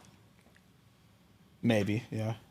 I would need a car, like a factory car, and that needs some time with it. The other thing is time. Like, I don't a lot of own people are like, anything oh, I factory want to. shit. A lot of people are like, oh, I want to be a dev car, but they don't want to leave it with you for 3 to 6 months. Because you know what? I can't work on a dev car every single day. Yeah. I can work on it once every couple weeks, maybe spend a few hours here and there, because I have a business to run. I have a million other things that are immediate things that need attention. So, like, a development car, it doesn't get done super. Now, if you want to pay me hourly to do development on your car and make something work, Yeah. I can do that all day, every day until it's done. But a lot of people want stuff done. They're like, oh, it'd be cool to do this. I'm like, yeah, that's cool, but it's not going to get done right away because, like, I have to make this place continue to run. Right. It's like Dave. Like, Dave wants to do products all day long, but we have to run the business too. We have to make products when there's time, and it's. Well, mine it's a hangs out and balance. just holds leaves if you ever need it. Yeah. It sits in the I'm yard. not saying I won't ever attack it, or I'm just saying, like, it's one of those things that, like, it has to be a really good reason, and I have to have So we need to sell like a lot of time. 50 to do it. kits, and Yeah. we'll start thinking about it. Yeah. Y'all remember that? Buy them up. He's But like, yeah, sure.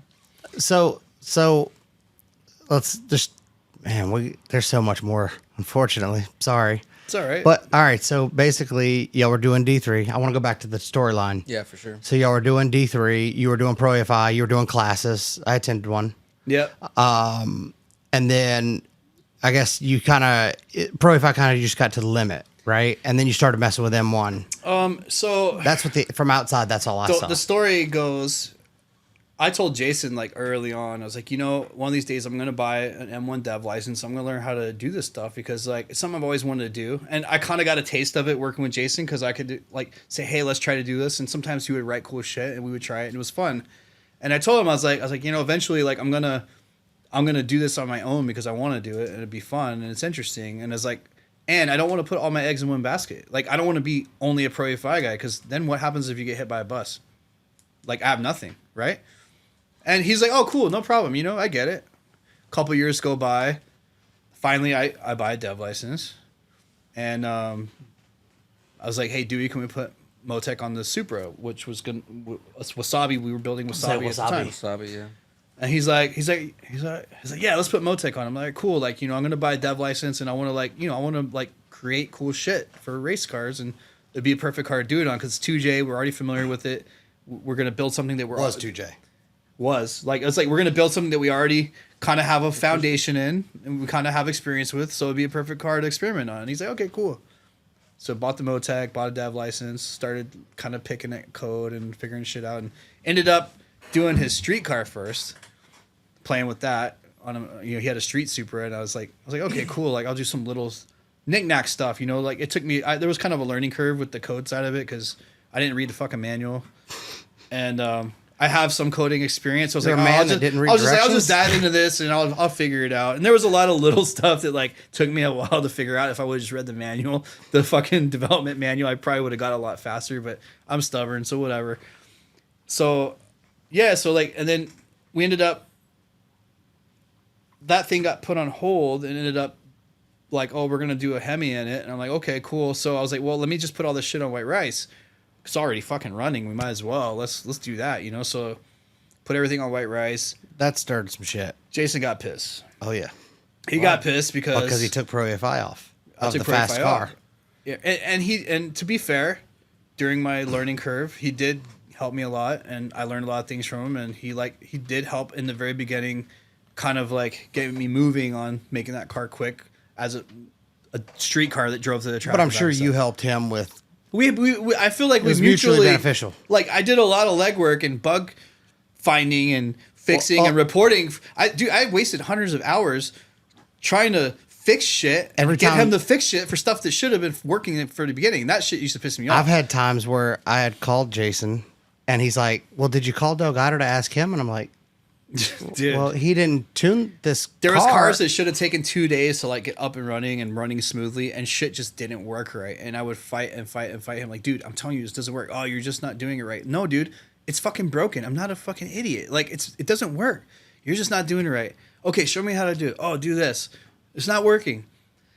You're not doing it right. I'll call you later. And then, like, you know, 2 days later, a fucking updated firmware comes out. All of a sudden, it's working now. And it's like, dude, come on, man. Like, yeah. Whatever. Shit like that was pretty regular, honestly. And I'm not the only one person complains about it. You can ask anyone that was, like, big in Pro A5, and they'll all tell you the same thing.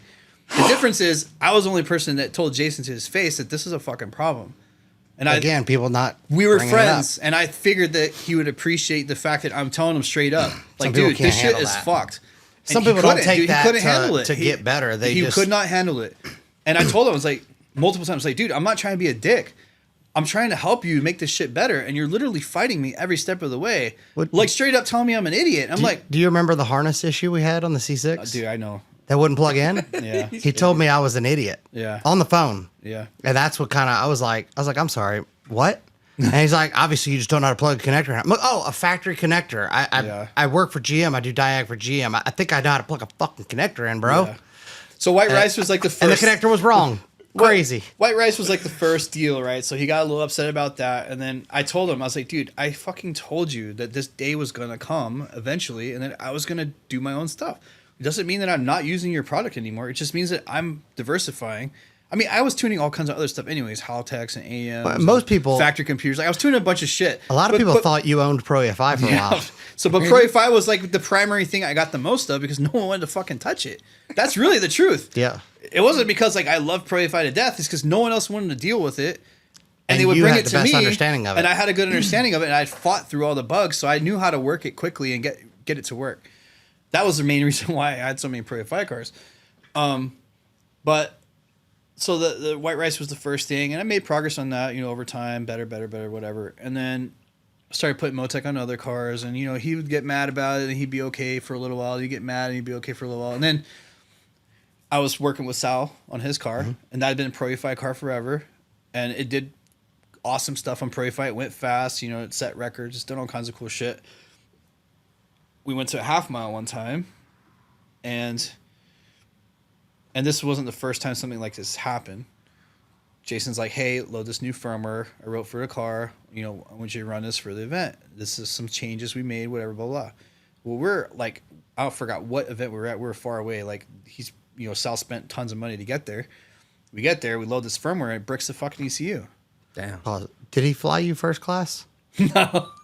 Shit. Never mind. All right. Bricks the ECU. So, all this preparation and trailer in the car across the fucking country to go to this fucking race. First day, we're done. So when it bricks, you can't. So there's a thing to like unlock them, but you got to have like a special cable and some other shit. Oh, okay. I didn't have all that shit. So you were dead in the water. Yeah, we didn't have all that shit to track. We didn't have a spare ECU in the trailer because they don't ever fail. They only fail when you put bad code in them and you fucking brick them. So. Damn. So why'd you do that? That's what I mean. Literally, those things are like on stationary engines that run for fucking years at a time, like nonstop, and they don't fail. But when you put bad code in it that you didn't thoroughly test on your fucking bench before you send it out to your guy that just drove, 18 hours across the country to go to a race, that's a fucking problem, dude. Like, that's a problem. You were the test. And Sal was like, I'm done with this. He's like, price me a Motec. Damn. And I'm like, ooh, I felt it in my stomach. I was like, oh, this is not going to go good. Right. But Sal was cool about it. He called Jason and told him, he's like, hey, I want you to know, before you find out any other way, it was not Chris's idea, but I'm switching the car to Motec. He's like, I just feel like I'm at the point now where I've kind of exceeded the limit of what we're able to do, and I want to go another route.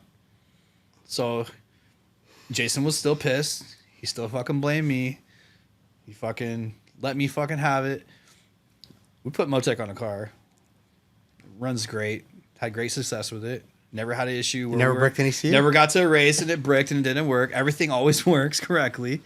So that was like the next kind of thing. And like he didn't talk to me for a while after that. And then I started getting, I was still doing Pro A5 stuff, so I had to like call every now and then, hey, I need this. You stayed doing Pro A5 for a while. Yeah, and he's like, from this point forward, it's strictly a business relationship. We're no longer friends. I'm like, okay.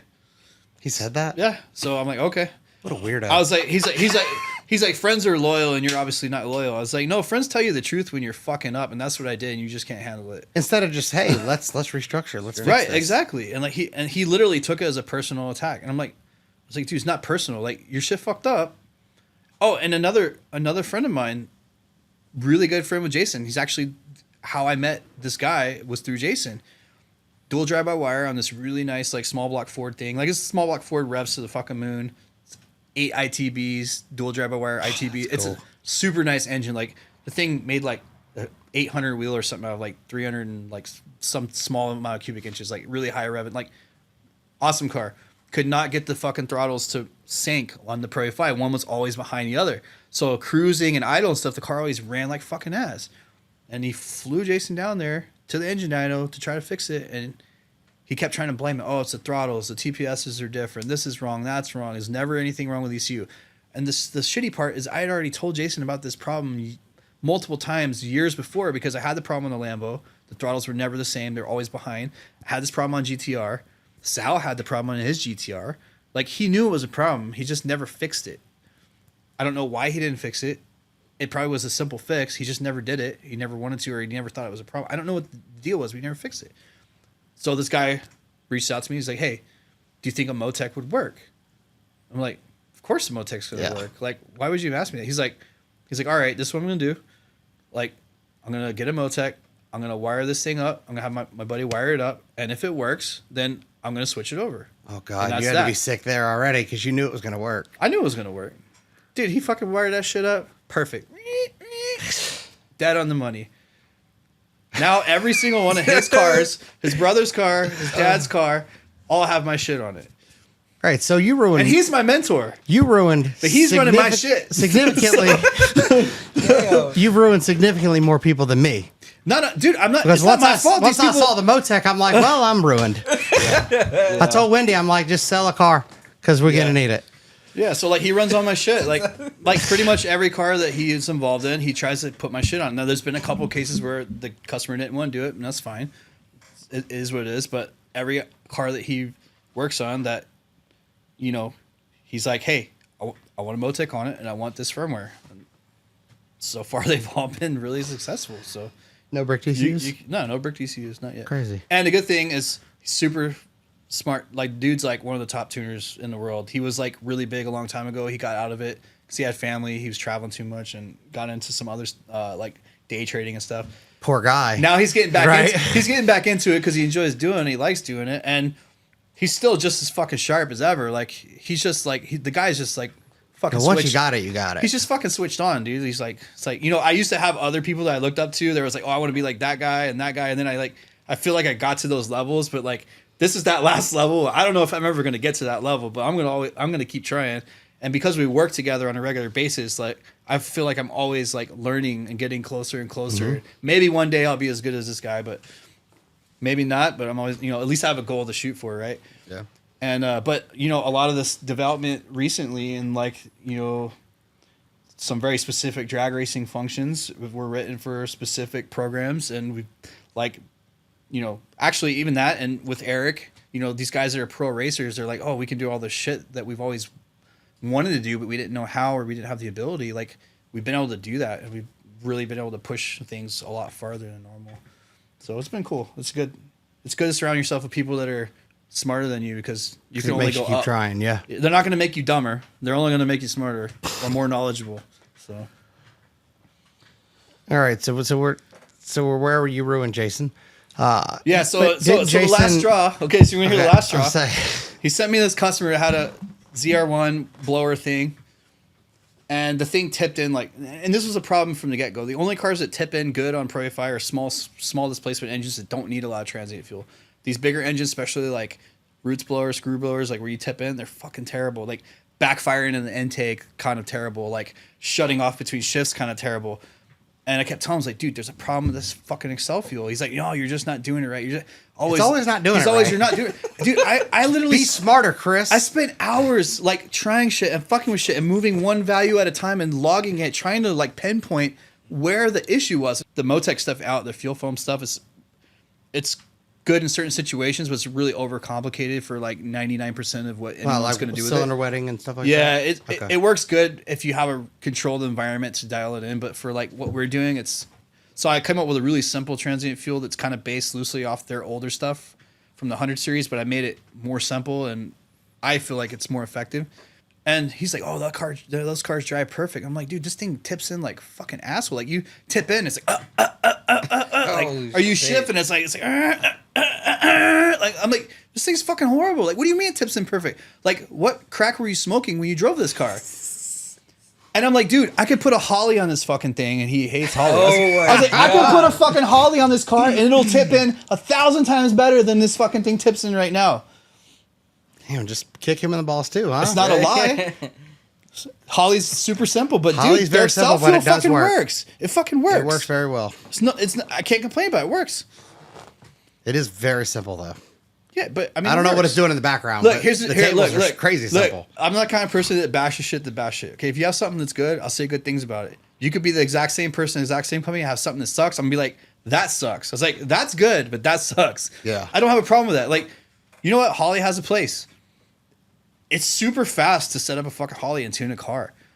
Are you dealing with high precision and like great data and like all these like great functions? Not really, but you know what? You get the job done. It's good enough for most people. Not honestly. to go on a big tangent. Most people. But this is something It's that not a pro level ECU. Though. I learned the hard way. Yeah. And that a lot of people don't realize is the cam tracking, the cam and crank sync. Yep. So Motex versus Holly versus these other ones. So there's a lot of. So I don't think a lot of people understand why that's critical. Yeah. So there's a lot of difference in. I won't say there's a lot of difference. There's really like only a very small window of how you can calculate crank velocity and figure out degrees and where you need to fire stuff. The rate at which you do it is one thing. There's definitely some differences in how you. I'm trying to think of the word. How you validate that the position that you're calculating is correct and you haven't missed something. Right. That's the biggest thing. Or if it drifts or something like that, it can adjust right. The for biggest thing that the Motec has, and like, you know, like Haltech's like it's okay, but every now and then I see issues that shouldn't be having. Fuel Tech, honestly, man, I feel like they still have a lot of issues with it. Like a lot of cars will like ignore the camshaft and stuff to make it run. And Haltech does that too. Like they're like, oh, it doesn't work, just ignore the cam. I'm like, you shouldn't have to ignore the cam. You shouldn't have to like take away information to make it run correctly. Like something is happening in the background. It's not processing this information correctly. Like you put a scope on it, it looks fine, but for some reason it's not doing what it's supposed to do. The Motec is super good with cam crank stuff. Pro A5 was actually really good with it too.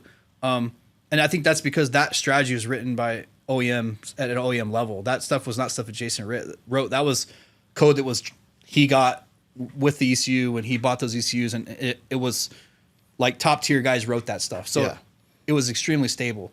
It did not have very good fault detection. Like if you lost cam sync or something and you had a non-missing tooth trigger, like I had issues where it ate motors because it would lose sync and it didn't really realize that it had been off.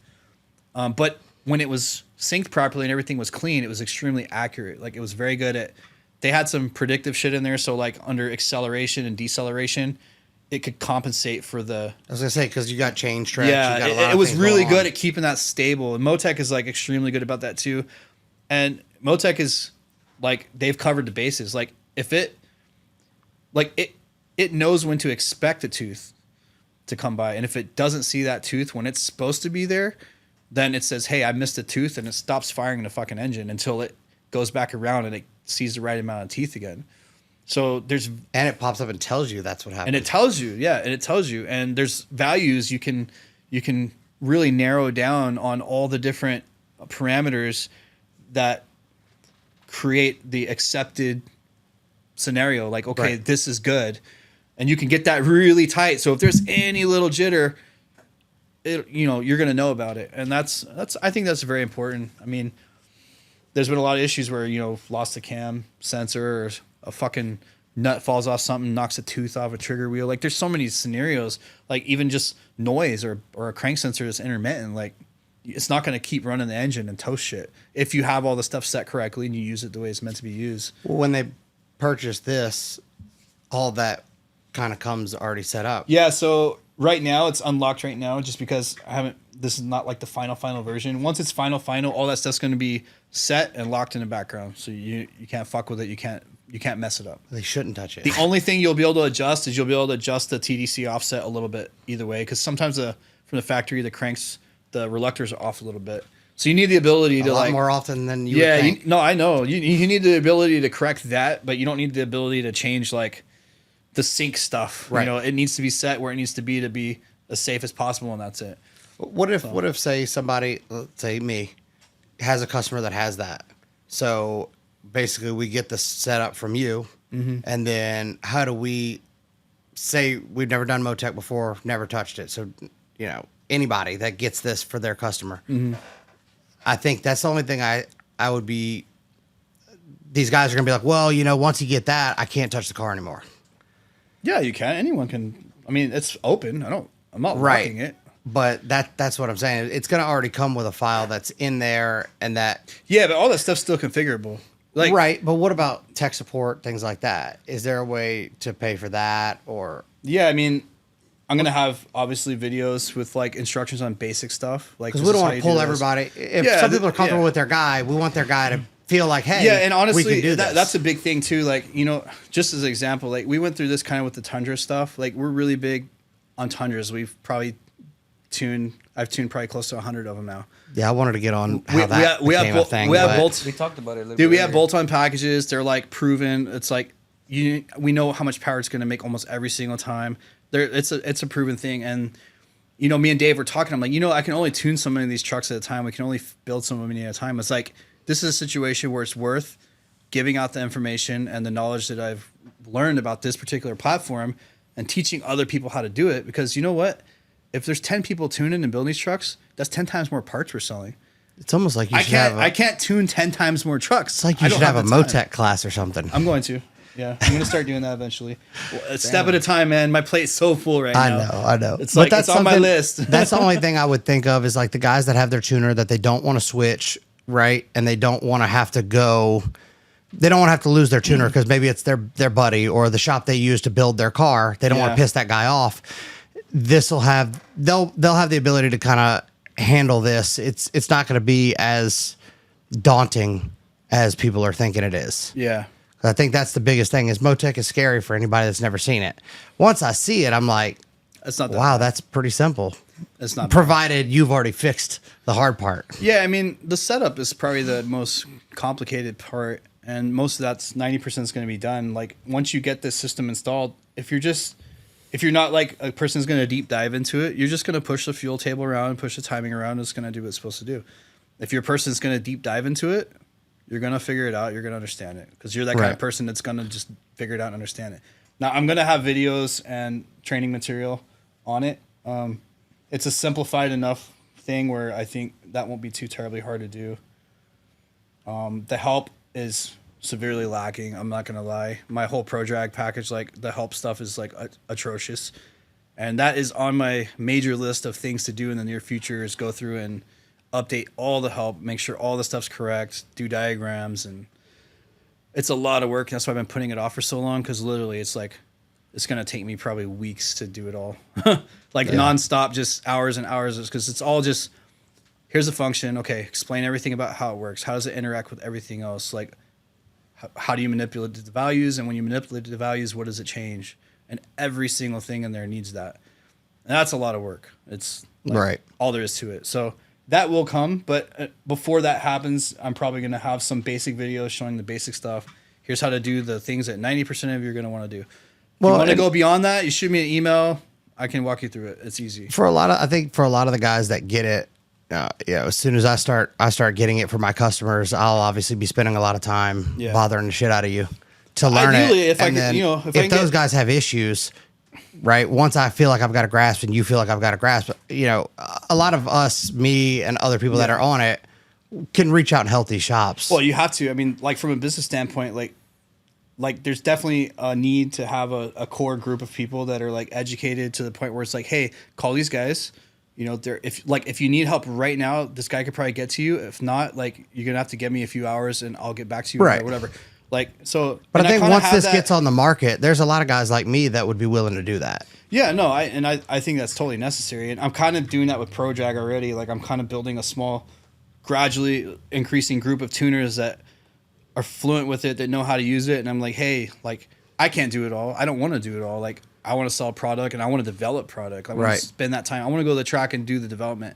I don't necessarily need to tune every single car that runs ProDrag. If I got people that can do it, like let them do it, Right. And if they want something crazy, we can bug you to have that made. Yeah, and you'll have the time. I don't mind being involved. But you'll have the time to do that. Yeah, I don't mind being involved. I like being involved, but realistically, there's a limit to how many hours there are in a day. Right. So it. But that was just a necessity. It has that to was be something done. I wanted to get out there. There's going to be a lot of people that are going to shy that really do need it, but they're going to shy because they don't want to hurt their tuner's feelings. But there's other tuners like me that are willing to work with their guy. You also kind of have to look at that and decide, like, okay, if this is a person that's tuning my car and they only know how to do this one thing and they don't want to do anything else, is it really the right person for my setup? I understand that, and that's part and of most it too. customers will understand that. Yeah. But I'm not there saying are situations that are weird. There's definitely different levels of knowledge and understanding, and there's a place for all of it. But when you do a build that is a big enough build where you're like, hey, I want this over some other solution that's more simpler, like maybe that guy's not the right guy for that same thing. If he's willing to learn and take the time to do it, then maybe he is the right guy. Yeah. If he's not, well, okay, you know what? It's cool. No harm, no foul. Like there's other people that will. So. Yeah. I think honestly, in my opinion, this would be for the guy that's 12 to 1500. Anything over 1500, just from what I've seen, is when fuel starts getting hairy. Things happen too quickly. That's when they need to go ahead and go to the Bane box, well, right? I think you'll find with this you can take it a lot farther. I think you'll find with this you can take it a lot farther. Right, but at that point, if you're making 1500 plus, it's not that can't do it because a stock computer can do it. I mean, we should probably do the whole DI and everything at that point, right? You could. I mean, obviously, if you have the budget, it's the best way to go. You want full control of everything if you have the budget. Right. But I would feel comfortable putting this on a 2,000 horsepower C7. I would run it all day. I don't give a fuck. Like, I know it's going to do what it needs to do.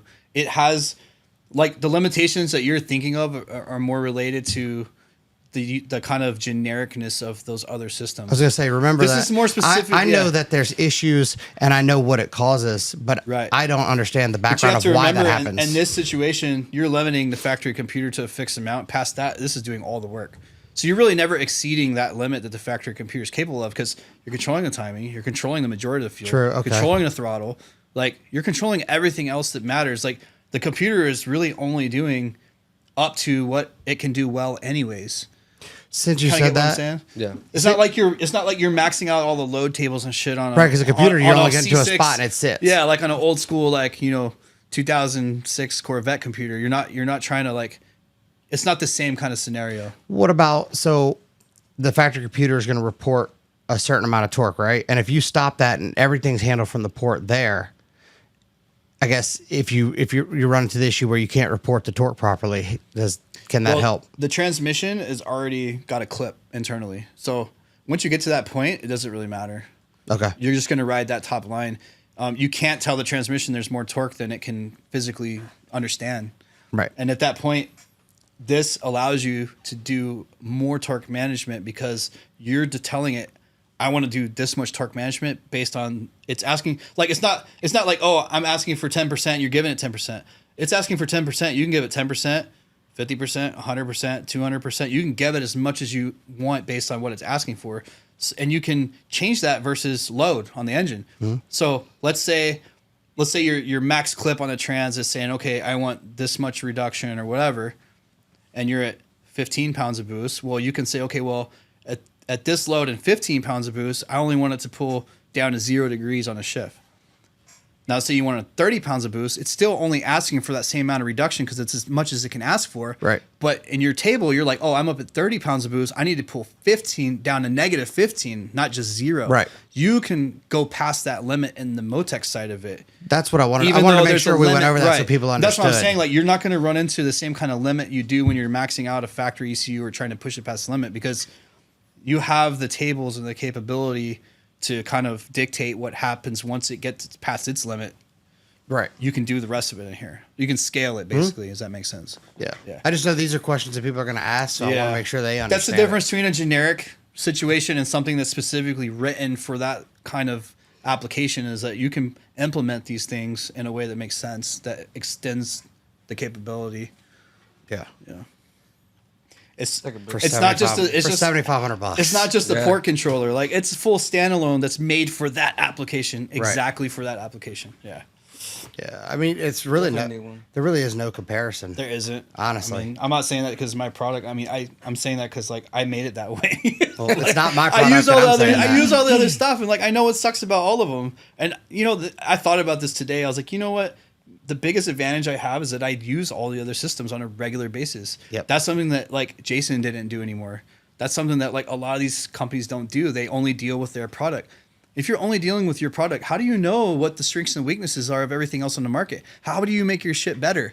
Well, that goes You're only back- making it better based on, oh, well, this is what I have. Let me make that better. Not like, oh, this guy can do this. That's kind of cool, but it has this limitation. Let me do something similar, but make it even better than that. Like, that goes back to the tuners that don't want to branch out and they don't want Right. to learn the new stuff. They're like, well, this works and it gets me there. That kinda- yeah, yeah. but then now this guy's doing 10 things way better than you Yeah. could have ever made that car done. So you did a disservice to your I customer. actually, like, had that mental conversation with myself today. I was like, you know what? Like, I'm going to continue, even if, like, ProDrag is its own entity and becomes huge and I'm selling hundreds of computers a year, like, I'm still going to continue to tune everything else out there, because it keeps my mind open to what's being done well, what's not being done well, where can I have an edge over everybody else. And the only way to do that is you have to know the competition. well, and Like, I dude, said, I've had other computers on the fucking bench on a scope. Like, I've measured the response time of functions and outputs and inputs and the relationship between when you ask it for 10 degrees and when it actually gets to the fucking ignition output. Like,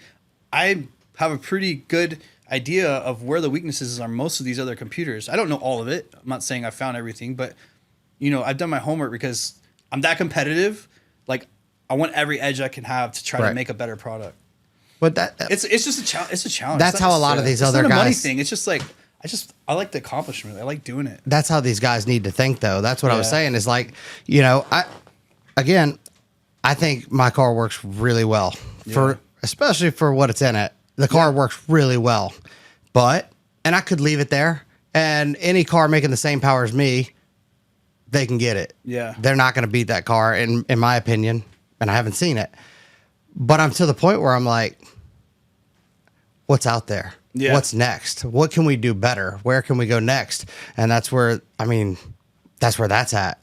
And the fact that, you're willing to continue making it even better, it makes it, a serious no-brainer. Why would you not want something that's got somebody that driven behind it? It's just it's how I've always been, man. I've always I don't know if it's like a competitive thing or it's like I'm always trying to prove to myself that like I'm not a retard and that my life wasn't a waste. Like I don't know what it is that drives me, but I'm definitely driven to like always try to exceed.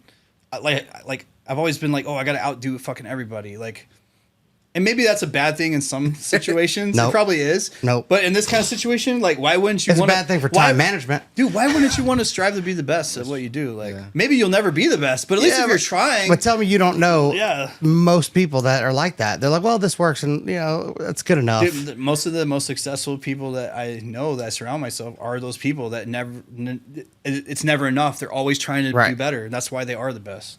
And I guess I don't know. That's why you called it FTR. Yeah, maybe I'll never be the best at it, but you know what? Like I'm just gonna keep trying. If I fail, at least I tried. Yeah. If this is a mediocre try, like, you're there. Yeah. Yeah. Like just an example, 3 years ago, I wasn't doing constant development. Like I would work on it, a couple hours here, a couple hours there. Somebody needs something, I'd do it. And like I know my programming wasn't great. Like it took me longer to accomplish things than it really should have because I wasn't doing enough to be fluent in the syntax and how things worked. And I kind of just stabbed at stuff to get it to work and move shit around for a while. And like, I would write some code, but it would take me, I wrote a lot of code, but it would take me way longer to do it. And I knew like my buddy that works at Motec, I was like, man, it's like this motherfucker could do this shit in like 2 minutes and it's taking me like half a day to do it. But what I did is I didn't fucking cry about it. I sat there on my desk with my engine simulator and I would write the code and I'd run it and I'd test it in multiple scenarios. And I'd fucking do it again and again and again and recompile until it worked the way it was supposed to work. I never gave up. Right. And I think that's kind of the same motivation. But now like I do it so much because I've like muddled through it and like beat on it until, now like I wanted to write something the other night. It took me 10 minutes. I was like, done, compiled, no errors, run on the sim, works exactly how I wanted it to. I tried to break it. I couldn't break it. I'm like, hell yeah. Like, 3 years ago, I would have never thought that I would got to this point where I was able to do it that quickly without errors. It was like error, fixes, bug here, problem there, So imagine 3 more years. Right. Yeah. But the thing, the flip side of that is like, I would never release shit until I had run it on something that I was like personally right there next to working on because I didn't want to let anything out. Like even if it worked on the bench, it's like, you know what? I'm going to test this on the car here before I give it to these other 3 people. I'd say in the last 4-ish years, I guess since 2020, I've noticed an influx of a lot of things that are getting released that are for the sake of release. No, I know. I see it all the time. It irritates the hell out of me. That have crazy issues, and I'll call them because I never want to just bash somebody. I've called these companies and been like, hey, this is what's going on. This is what I'm seeing. I've like looked at this really closely. This is what I think is happening. Like, oh yeah, we know. We just don't know why. Well, give you an example. Well, why don't you figure it the fuck out instead of releasing 3 more boxes? I'll give you an example. Why don't you perfect this first? Yeah. So and I'll say it. They can hate me all they want. The DSX CAN controller for the fuel pump for the aux pump, right? Cool idea, in my opinion. I thought it was kind of cool. You plug it into the park and brake module. Great. So in the event that your battery dies, I've heard about this, yeah. In the event that your battery dies, you jump your car off, you go out there, you warm it up, you go make a rip. Guess what doesn't come on? The fucking fuel pump. Yeah, I get it. Yeah. And I'm like, what the hell's going on? So I'm looking down there. I don't know what's going on. I pull the wheel off because, I put too much tire in there. I can't get to it. I unplug it, plug it back in, go out, make a rip. It works. And I'm like, oh, maybe it was a fluke. I think my experience dealing with Jason kind of like prepared me for the mindset that like, damn, I need to test before I give this shit to people. But now, if it's a situation where someone wants something right now to test, I'm like, hey, I tested it on the bench, it works, but I can't promise you it's going to work in a car. it's on you if you run it right now. I was like, if you don't run it right now, I will test it in a car, but if you absolutely want it right now, Yeah. you're signing off on it. 90% of the time it works. If it works on a bench, it works on a car. But every now and then, it doesn't because something else that I didn't think about affects something else. And But what gets me is I brought this up to them after like the third time of me seeing it. Yeah, I'm like, okay, this is crazy because obviously that's going to blow a motor up. Yeah, eventually. Thank God my car runs so solely on that pump that the car falls over. Anyways, I email them, hey man, this is what I'm seeing. They're like, oh yeah, that's normal. Yeah. What do you mean that's normal? Where's the bulletin that, hey, if you have a C7 or a Camaro and your battery dies, you have to go under there and manually unplug the pump? I still haven't seen that bulletin. Yeah. Why would you release that? Why would you do that and not say something about it? Or if you did release it and then you realize there's an issue, you need to at least let people know. That's what I'm saying. Like put out a post. Hey man, if your battery dies, make sure to go under there and unplug the module. Most people will be like, all right, cool. But a lot of people are going to lose an engine. Yeah. Yep. I mean, there's got to be a way to fix that. I don't know. They should definitely know. They developed it. But I see that on a lot of products, and I always try to reach out to them first. Yeah, and then I keep getting hit with the same thing. What's normal? I usually give people the opportunity because, like, I don't. Well, everybody makes mistakes. I don't want to say, everybody makes mistakes. I make mistakes. Everybody makes mistakes. Like even people that I hold to like really high standards make fucking mistakes. If you just own it, like even if you can't fix it right now, just be like, hey, yeah, we know there's an issue. We know what it is. We're going to work on it. We just haven't got to it yet. Okay, cool. Perfect. At least you're admitting it. But when you're like sitting there saying, oh, there's nothing wrong, you're an idiot, and there's clearly something fucking wrong with it, that's the shit that I don't like. Or just saying it's or normal. you just don't fix it. You're say like, it's normal, and it's clearly not a normal thing. Race car, it's normal to just waste an engine randomly every 5 or 6 passes because this part fails mid-run. No, it's not fucking normal because I have other cars that don't have this fucking problem that don't use your shit. Yeah. You know what I mean? Like, come on, man. But like I've seen seen things release, and I'm not gonna say any names.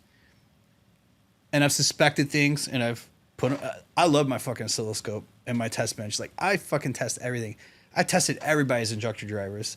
Like I've tested all kinds of shit. Like I said, I tested all different kinds of ECUs, reaction times, response, inputs, outputs, like noise on pens and things. Like I check. I love that shit because like I want to know like where does my shit stand, And dude, some of this shit is pretty bad.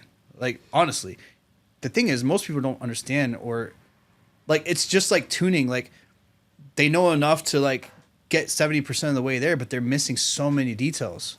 And they don't strive to learn. Right, and the details is what separates the fast guys from the medium guys. Yep. Anyone can be a medium guy. Like you can get on Google and fucking learn how to be a medium guy. If you want to be a fucking fast guy, you have to look at everything under a microscope. And if something just doesn't look right, you don't just fucking ignore it. You figure out why. Mm-hmm. You might not understand why right away, but as long as you identify it's a problem and you keep an eye on it, eventually you're going to figure it out. I don't know. I learned this from my buddy Job is very detailed. The guy that I kind of look up to for tuning. Like he sees every little thing. I'm like, dude, I would have never fucking noticed that. That's crazy. Like, but the more I work with him, the more like I feel myself catching more and more stuff and becoming sharper. And, I will admit like there's probably a small element of like laziness, like when you're in a rush, like when you're in a rush and you're like back to back to back having to do shit. And, sometimes you just miss things because shit happens. There's You're no human. time. Or there's like 30 fucking people running around yelling and screaming while you're trying to concentrate and look at the data. Like that happens, but there's no excuse for just like ignoring shit and not taking care of it. Right. It's but I feel like we're kind of getting into the market of good enough because there's a lot of good enough. Yeah. There's a port controller deal coming out, and my issue is that their integration is locking an injection window, but you can't alter it by RPM. Right. So you're either going to suffer on the low side and work on the high side, or you're going to work on the low side and suffer on the high side. So I brought this up.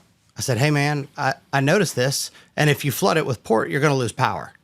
And for most customers, I agree. That's good enough. Yeah. For my customers, it's not because they don't come to me because they come to me because they want everything to be 100%. I kind of understand that to a point. Like there's been, and this is something that was hard for me too. Cause like in the beginning, like I always wanted everything to be like the best and perfect. And like, we tried to, like, I strove for everything that came, out of the shop to be like like we would work for free and put in hundreds of hours that were unpaid just to make something like super awesome. And then I started really thinking about, so you know what, like not everybody wants or needs that. And this is a hobby. Like if they're not going to pay for it, like, But that, okay. And I hate saying that because it sounds shitty, but Well, like, it's not. If But a guy's not going to pay for this, he doesn't deserve this. It's not shitty if you inform them that that's the case. Yeah, but like, My shit's issue not is- free, and this is a hobby, dude. Shit's not for free. Like, if you want the most badass ass fabbed up car, you're gonna pay for the fucking work. And if you don't pay for the work, you get good enough. And that's what you get. Right, but this is Like, it's really like, it's not like this is like the grocery store and you need milk and fucking eggs to live. Like, this is a hobby, dude. Like, and we have to make a living. And a lot of these customers expect you to like, okay, I go above and beyond all the time. We do. But there's a point at which it's, you have to draw a line. Because you know what? While I'm going above and beyond, the bank account for the business is going like this. And employees have to make money. They have to get paid. The lights have to stay on. If I'm doing a bunch of free work for someone, like, that doesn't appreciate the work and the costs to do it right, but I'm going to do it right anyways, like, I'm really just hurting myself at that point. So there's a line there, and it's hard to, like, I've always struggled on that line. I get the line, but I guess my concern is once it's brought up, hey, I've noticed this, right? Yeah. Would you not say, hey, this is going to get you there. This is going to do this. It's going to work. 100% it's going to work. Yeah. But if you want to do it the way that we're doing it, where we actually have full control, it's not available. Right. So should you let people know, hey, Yeah, you definitely want to let them know. I mean, I have a lot of customers that they don't have the budget. They want to get here, and okay, but that's fine. that's as long as fine, they know as what long they're as you buying. understand, like, and I tell them exactly. You have to inform them. Yeah. Hey, I understand this is what you want to do. You bought a Holly, you want to go kind of fast. You buy the Motec, you want to be the baddest. But there's another line there too. So like there's the first line where it's like, okay, this is what you want to do. This is what you have the budget for. I can do this, but I'm telling you, these are the risks, and you need to sign. You off. explain the You pros need to and sign cons. off on this fucking invoice that I've explained to you the risks, and it's on you if something goes wrong. There's the second line where it's not worth it, and you tell them take it somewhere else. That's the hard part because you want to do the work, you want to have the work, and you want to like help the little guy a lot of times, and we do a lot, but you also don't want to be responsible for setting up for complete failure. So you have to know where that line is too, where you're like, you know what, like I don't want to do the work on your car. It's not worth it to me to sell you to sell you work that's not going to be adequate for what you're trying to do, or it's not going to be safe, or it's not going to last. You're just going to break shit. Like it's not worth. Yeah. It's not on my conscience. Let someone else break it for you. So, and that's something it's always been a line is kind of like, it's hard to determine where that line is sometimes. Cause like, I'm kind of a good natured person in general. So I try to help everybody, and I probably given out more free information and more free help and more free, like looking at data logs and tweaking people's shit for free than most people do. And at the same time, it's like, fuck dude, like I gotta make a living, you know? I just hope that It's at like- least some of these companies, be a little more transparent. Yeah. And if somebody brings something up, like, dude, just listen. Yeah. Like, I have no stake in the game on any port. I don't own any of it. I don't have nothing to do with it. All I want is the customer to get what they pay for. And for the ones that are willing to pay for it, have the best there is. I don't want them to be misinformed about something. Yeah. And told that this is doing this when it's not doing it. I think as long as you let them know and they're willing to accept that, you have to explain to them, make sure they actually understand. Sometimes you explain shit to people, it goes right over their head and they just agree. Well, yeah, So but you kind of have to judge that. But you explained it. Yeah, well, you have to judge it. Like, does this guy really understand like the gravity of what he's asking me to do right now? Like, if he doesn't, that's when you kind of maybe draw that other line where you're like, you know what, I really don't feel comfortable doing this. Like, you might find someone else that will do it for you. I guess what got me is that this is all toted in the effort of making it easier for the tuner. Yeah. Which to me, however they take it, if you're making it easier for the tuner, that tuner should probably not be tuning. If they don't know how to make it work properly, and you have to make something that's subpar, in my opinion, I'm not saying it's subpar, but in my opinion, is not doing what you need, but it's there because it's helping the guys that don't want to actually take the time to figure it out. I think I think there tuner is. issue. I think I agree with you to an extent, but I also have met a lot of people that weren't technical people that were really good at making race cars fast. It's like, you know what? You don't understand the nuts and bolts of how this shit works in the background, but you just have that fucking knack to make this shit work. So there's that too. You know, you do have the people that like, what you say, there's some truth in that, and I do think there is some of that. But there are people that You keep making it easier on these tuners by making these products that aren't doing it right. it's- Then you're enabling people to hack people's shit. Yeah, that's true. That's actually funny because I somebody posted up a map on a Holly the other day, and I was like, they're like, oh, all these fucking wannabe tuners like doing this garbage, blah blah blah. I'm like, well, you know, the problem is that everybody wants a fucking auto tune and an ECU that takes 5 minutes to set up, but then you get pissed off because now you made it so easy that everybody that shouldn't be touching them is fucking touching them. Mm-hmm. It's like you got to decide what you want. Like you're either gonna deal with this or you're gonna keep it difficult, and you're gonna weed out the people that shouldn't be doing Well, it. that's kind of HP tuners. Like Gen 4 was easy enough that a lot of people got it. Yeah. Gen 5 come out, and there's 150 wheel horsepower difference between tuners. Yeah. You know, but Yeah. you can negate all that by just buying the Motec. Yeah. Dude, there's so much stuff in this Rid of all of industry. it. Yeah. Could go on forever. Guys, I know most of this stuff is going over your heads, but we got to get back to the timeline. Tell us more about D3 and why the name changed from D3 to Pro Speed. So Pro Speed Autosports always been our LLC, but we had a DBA under D3 Performance Engineering, and the D3 was the three last names of the owners, so it was Davis, Donalds, and Delgado. And at some point, we were sent a letter from a lawyer saying that we were that if we did not change our name, that we would be basically sued for copyright or trademark infringement, whatever the fuck it was. So some company called D3 Cadillac thought that we were stealing their body kit, wing, fuser, splitter business, which is completely crazy because we don't sell or deal with any of that stuff. And literally every time those people would call us, we would say, hey, no, that's the wrong D3. And we would give them the actual phone number to the companies. Like, you need to call these guys. They're the ones to do it. So we tried to settle it, gentleman's agreement. We're like, hey, look, we send guys back to you all the time that call us for this stuff. We don't sell the same stuff that you guys do.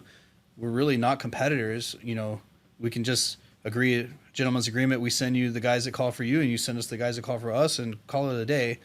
And they refused. They basically said, no, if you don't change your name, we're going to take you to court. So we're like, okay, well, so we got in touch with a trademark attorney and kind of gave him all the information, dug around, figured out everything we kind of had going for us in this battle. And he's like, well, it's 50-50. It's going to depend on the judge at the end of the day, who they like more, their mood, etc. It's like by the time you spend all the money in court, like it's probably not even worth it. You might be better off just changing the name. We're like, okay, fuck it. We didn't have money to spend on a lawyer anyways.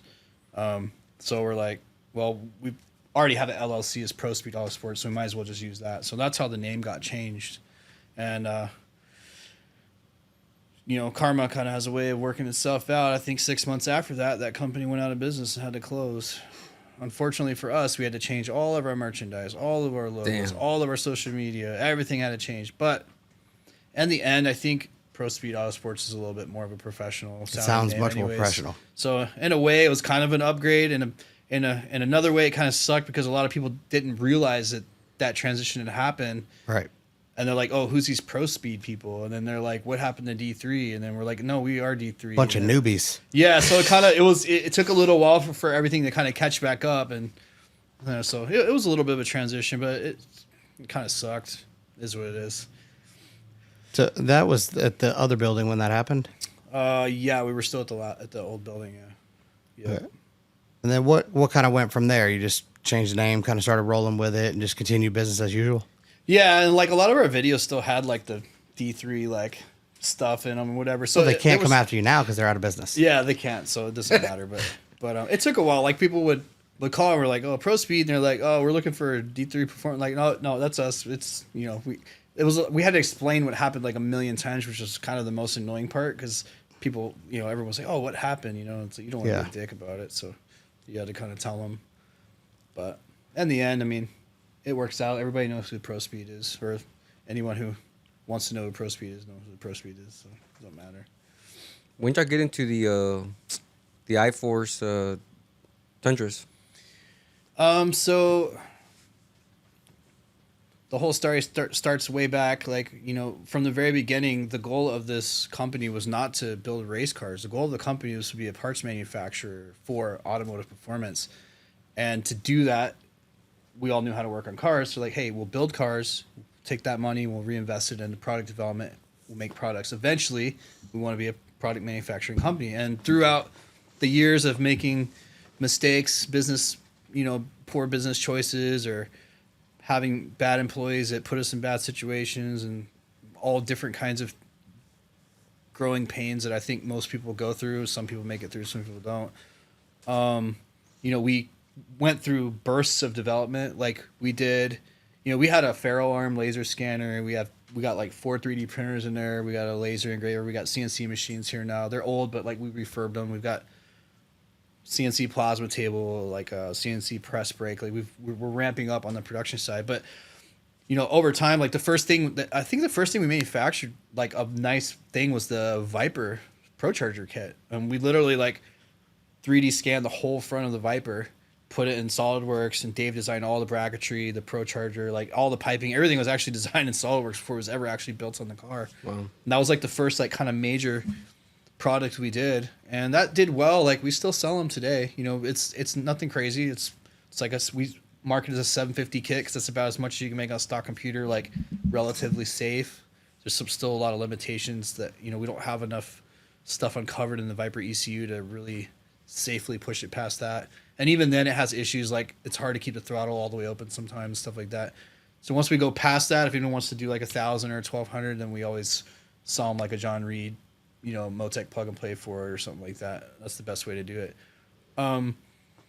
Past that, we had a couple customers that had ZR1s that used to run them on the track, and there was serious issues with the cooling. C6s in general had cooling problems. So our next kind of big products that we developed was we did the fan shroud kits for C6s, which honestly, it's crazy how long ago we made those, and it's crazy we still can't keep them on the shelf. The first one was done on the twin turbo car. Probably, I remember when you put the SSD on. It's crazy. Like we literally could not keep them in stock, and the main reason is because we can't get fans fast enough.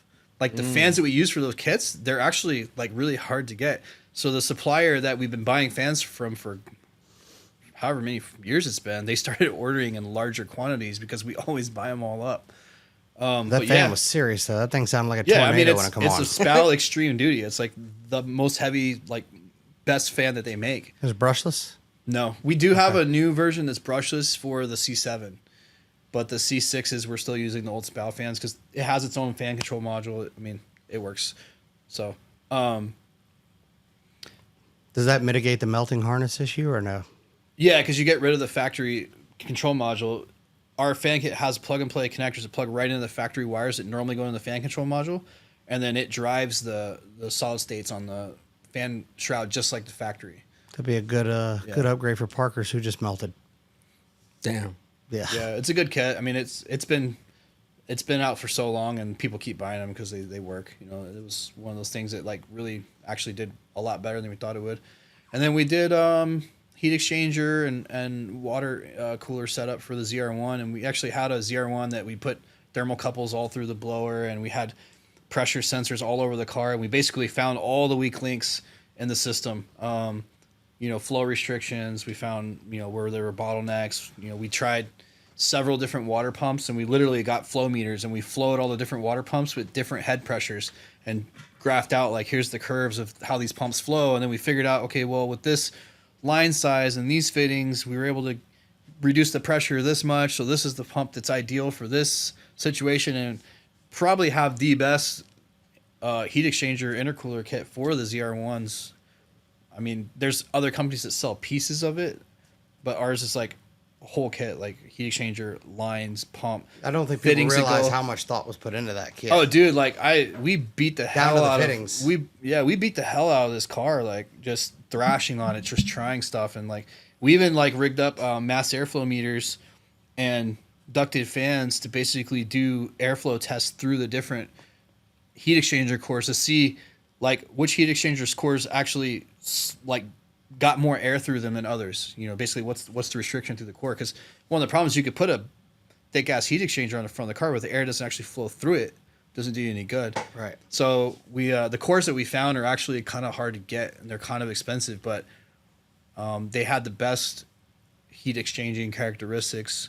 They are a little more expensive, and they're honestly they're a pain in the ass to weld because everything's very thin and like, but it's a super high density, high efficiency core, and it works good. I mean, Well, that's something that I think we still sell them to this day. Like people still buy them. It's a crazy. lot of people from when I was dealing with like the CTSV guys, you know, I would get, oh, well, the Pro Speed stuff, it's overpriced. But I think the problem is that they didn't understand how much R&D really went into everything y'all made. It's not like y'all made it just to make it because you wanted to make money. You made it because you made the best thing possible. We tried, and you had to price it accordingly. We literally bought a Motec C187 dash, which is like their kind of baller professional series dash, just so we could plug all the sensors and stuff into it, use it as a logger. So like as we were testing all these things with pressure sensors and flow meters and thermocouples, like in different various places throughout the, like we were measuring all the temps, like in and out of the heat exchanger, in and out of the blower, like top of the blower, underneath the rotor pack. Like we even had some in the port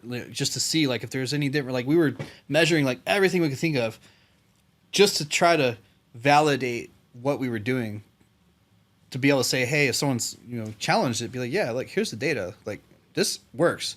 This is these guys' stuff. You can clearly see like ours is better here, here, here, and here, you know, like, and I think people kind of respected that, honestly, because we posted most of that data like just public, and a lot of people were like, we used sick. Like it's like they don't understand. We spent like $6,000 on a fully loaded fucking Motec dash with every option and boxes of sensors, and like we built I actually still have it at my house. I use it on my test bench to test like can stuff or whatever. And it's like we spent a lot of money to like be able to properly do R&D as good as we could without being, you know, like college graduate engineers, you know, and try to produce as good of a product as we can. And the testament is that people still buy them today. It's been years since we've come out with those products, and people still buy them because they're just known like they're good. They work. So we did that, and look, we kind of like, so we had some downturns. We had some engine builder issues, and we had to eat some fucking very expensive engines because engine builders were not taking up the slack, and we had a lot of issues with engine builders for like a period of time, and it cost us a ton of money. And right at the end of that, we were kind of like, we had a plan, and we were going to start moving towards a certain direction to get back on track. We were going to have to eat. We literally lost probably $80,000-$90,000 like in a span of about a year, 8 months, just from engines that were built that were not built correctly, and the engine builders not want to take responsibility for fixing them, and we ended up having to hire other people to do it after the fact. We also had one situation where a technician changed the oil on a Viper, and he didn't put it. So he changed the oil. The turbo, I don't remember if the turbo was leaking or the scavenge pump was leaking or whatever, and a bunch of oil leaked out. He went and fixed it. He never filled it back up with oil. He's like, hey, the car's ready to go street drive. So I took it out to go drive on the street. I got like 5 minutes down a block, and it's fucking knocking.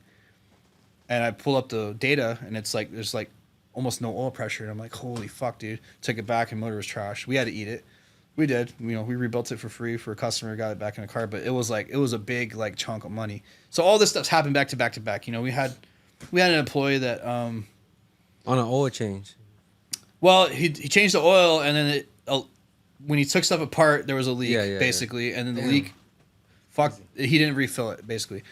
Then we had another employee that was like, I don't want to like give out too much because I don't want to like give him out. He's a good dude. He just went through some bad shit, but basically, he got the situation. He ended up going to rehab and stuff like that, and he ended up stealing a bunch of money from us. He actually came back and offered to work it off, and we let him work it off, and we all left on good terms. And the guy was super talented, and it was just he literally like came to us. He's like, if you guys want to beat my ass right now, like, go for it. I did wrong, but I want to make it right. You know? Well, people go through shit. Yeah, and I told takes like a big man to come back and dude, offer 100%. To fix it. And I was like, dude, like, we don't need to do all that. It's like the fact that you came and like admitted it, and you like are willing to like make it up to us, like, you know, it's cool. Let's do it. You know, we're still gonna pay you. You know, we'll just take a little bit off, and you know, every check or whatever until you pay us back, and we'll be good.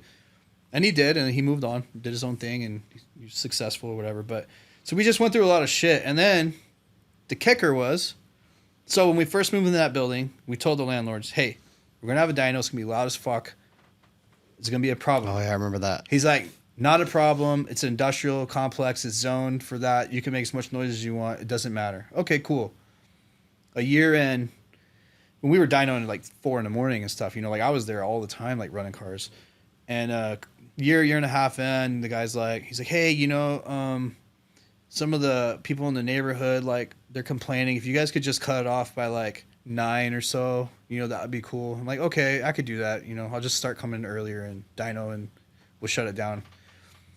About another year went by and some other people moved in and they're like, yeah, if you can cut it off by 6, you know, that'd be great. And we're like, dude, what's going on here? Like, you told us when we moved in that like this was not gonna be a problem. We rebuilt that whole space. Like we like fucking epoxy the floors. Damn. We like put That dyno room was sick. Dude, we put a false ceiling up. Like we put ACs in there. Like we made the place nice. Like, and then we rented the space next door to us. And we fixed that whole thing. We put ACs in there and painted it. Like, we made it nice, right? And, like, it's like, dude, we always pay rent on time. We've, like, raised the value of this property because we've made it way nicer than it was when we got here. Like, and now you guys are, like, giving us a hard time about noise when you clearly knew from the get-go that we were going to be loud. And we even asked you multiple times. You said it was fine. Well, some new people moved in and they're complaining. I'm like, well, did they not check around before they moved in to see that there's an automotive shop here that's noisy? Like, isn't that something you do? Well, you know, we can't really do anything about it and blah, blah. So, okay, whatever. We'll stop at 6. It wasn't even like 2 weeks later, and then they complained. They're like, hey, you guys can't make any noise. Like, if they can hear you, like, then your guys are out. Yeah, and and like, even industrial zone, they can still file a civil injunction. Well, the thing is, it was in the paperwork that if you're a nuisance, that they can basically do something. They didn't specifically specify, like, noise necessarily, but... So we basically couldn't dyno cars at all. Like, we're fucked. So we were I was renting dynos from other shops and driving cars and dynoing them there and bringing them back. Well, then they started bitching about us just moving cars in and out because it was loud. And then they're finally like, hey, you guys have, you know, 30 days and you guys got to get out. You're bothering people here. And we just like lost all this money having to eat, you know, stuff that people fucked up and weren't responsible for that wasn't our fault. Well, the one engine was our technician's fault, but there was 2 others that wasn't our fault. And we were like, we had like no money. We're like, dude, what the fuck are we going to do? Like, we can't afford to move right now, you know?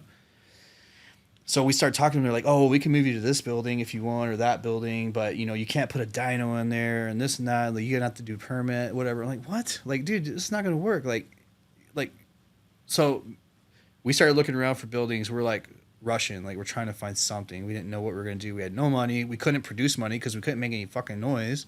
So we couldn't run a dyno. We couldn't really grind or cut or anything because anything that made noise, these motherfuckers were fucking complaining. Yeah. And it was like, dude, like you're literally killing us here. Like we're going to die as a business. And so we found this place.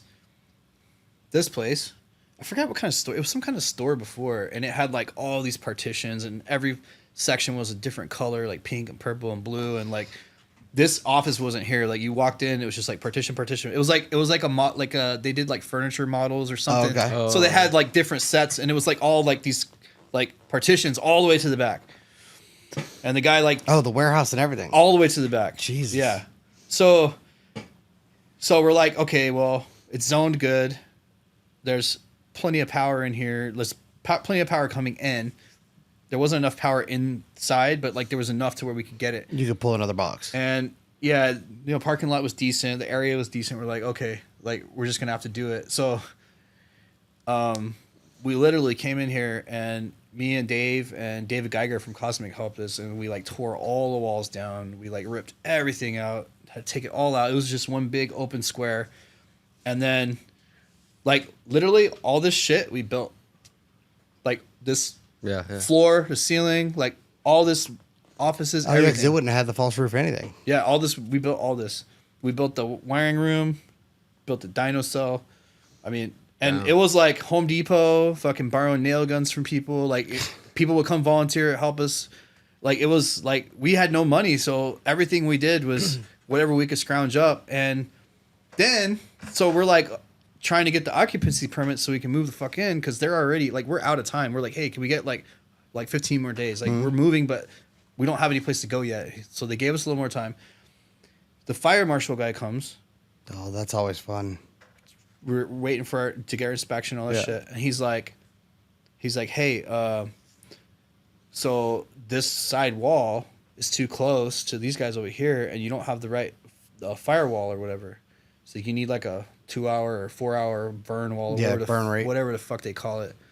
And they're like, you can't move in until that's fixed. And we're like, Damn. We're like, dude, we just built all this shit, and now you're telling us that we have to tear down this whole wall and put a new wall up? Yep, can't move in until you fix the wall. And we're like, well, why does it need a wall now? Like, because you're automotive. Like before, the other building, the people that were here, there's not a fire hazard. Now it's a fire hazard. God. And we're like, dude, you're kidding me. So luckily, the landlord flipped the bill for most of it, but it took a while. So like we were already kind of moving shit in, but we weren't technically open for business while they were building the wall. And dude, it was like literally like there was about 2 weeks there where me and Dave were like, we were just standing there. We're like, dude, do we stop? Like, are we gonna fucking make it? Like, I don't think we're gonna make it. Like, we can't go another extra week or we're done. Like, we can't afford this shit. It was that bad. And it was just one bad thing after next. Yeah. But man, we pulled through. Got cars over here. We started fucking hustling. We got caught back up, and it took us a while to recover from that. But so all the R&D stuff, like all the stuff we had bought and all the time we invested in that, like all that came to a stop for like 3 years because we were trying to recover. We had no extra money to put into that stuff. It was literally just, we got to get caught back up with everything that we just lost and that we had to move and change. And it was tough for a while. But we're just now kind of getting back to we've kind of cut back on service stuff, and we're really focusing on manufacturing. We're focusing on development. We're doing just enough service work to like keep everything going, and then we're putting every other second that we have into development, product, moving the company forward in that direction. Because we talked about a lot of times. We were like, man, we're in this circle. Like we don't get service work out, we don't make money to do development, and like if we don't do development, we're just doing the same crap over and over. It was like like this. Like we just couldn't get out of that circle. And finally I told Dave, I was like, dude, look, just draw shit all day, machine shit all day. It's like, I'm going to do everything else I can to try to like keep the rest of it going.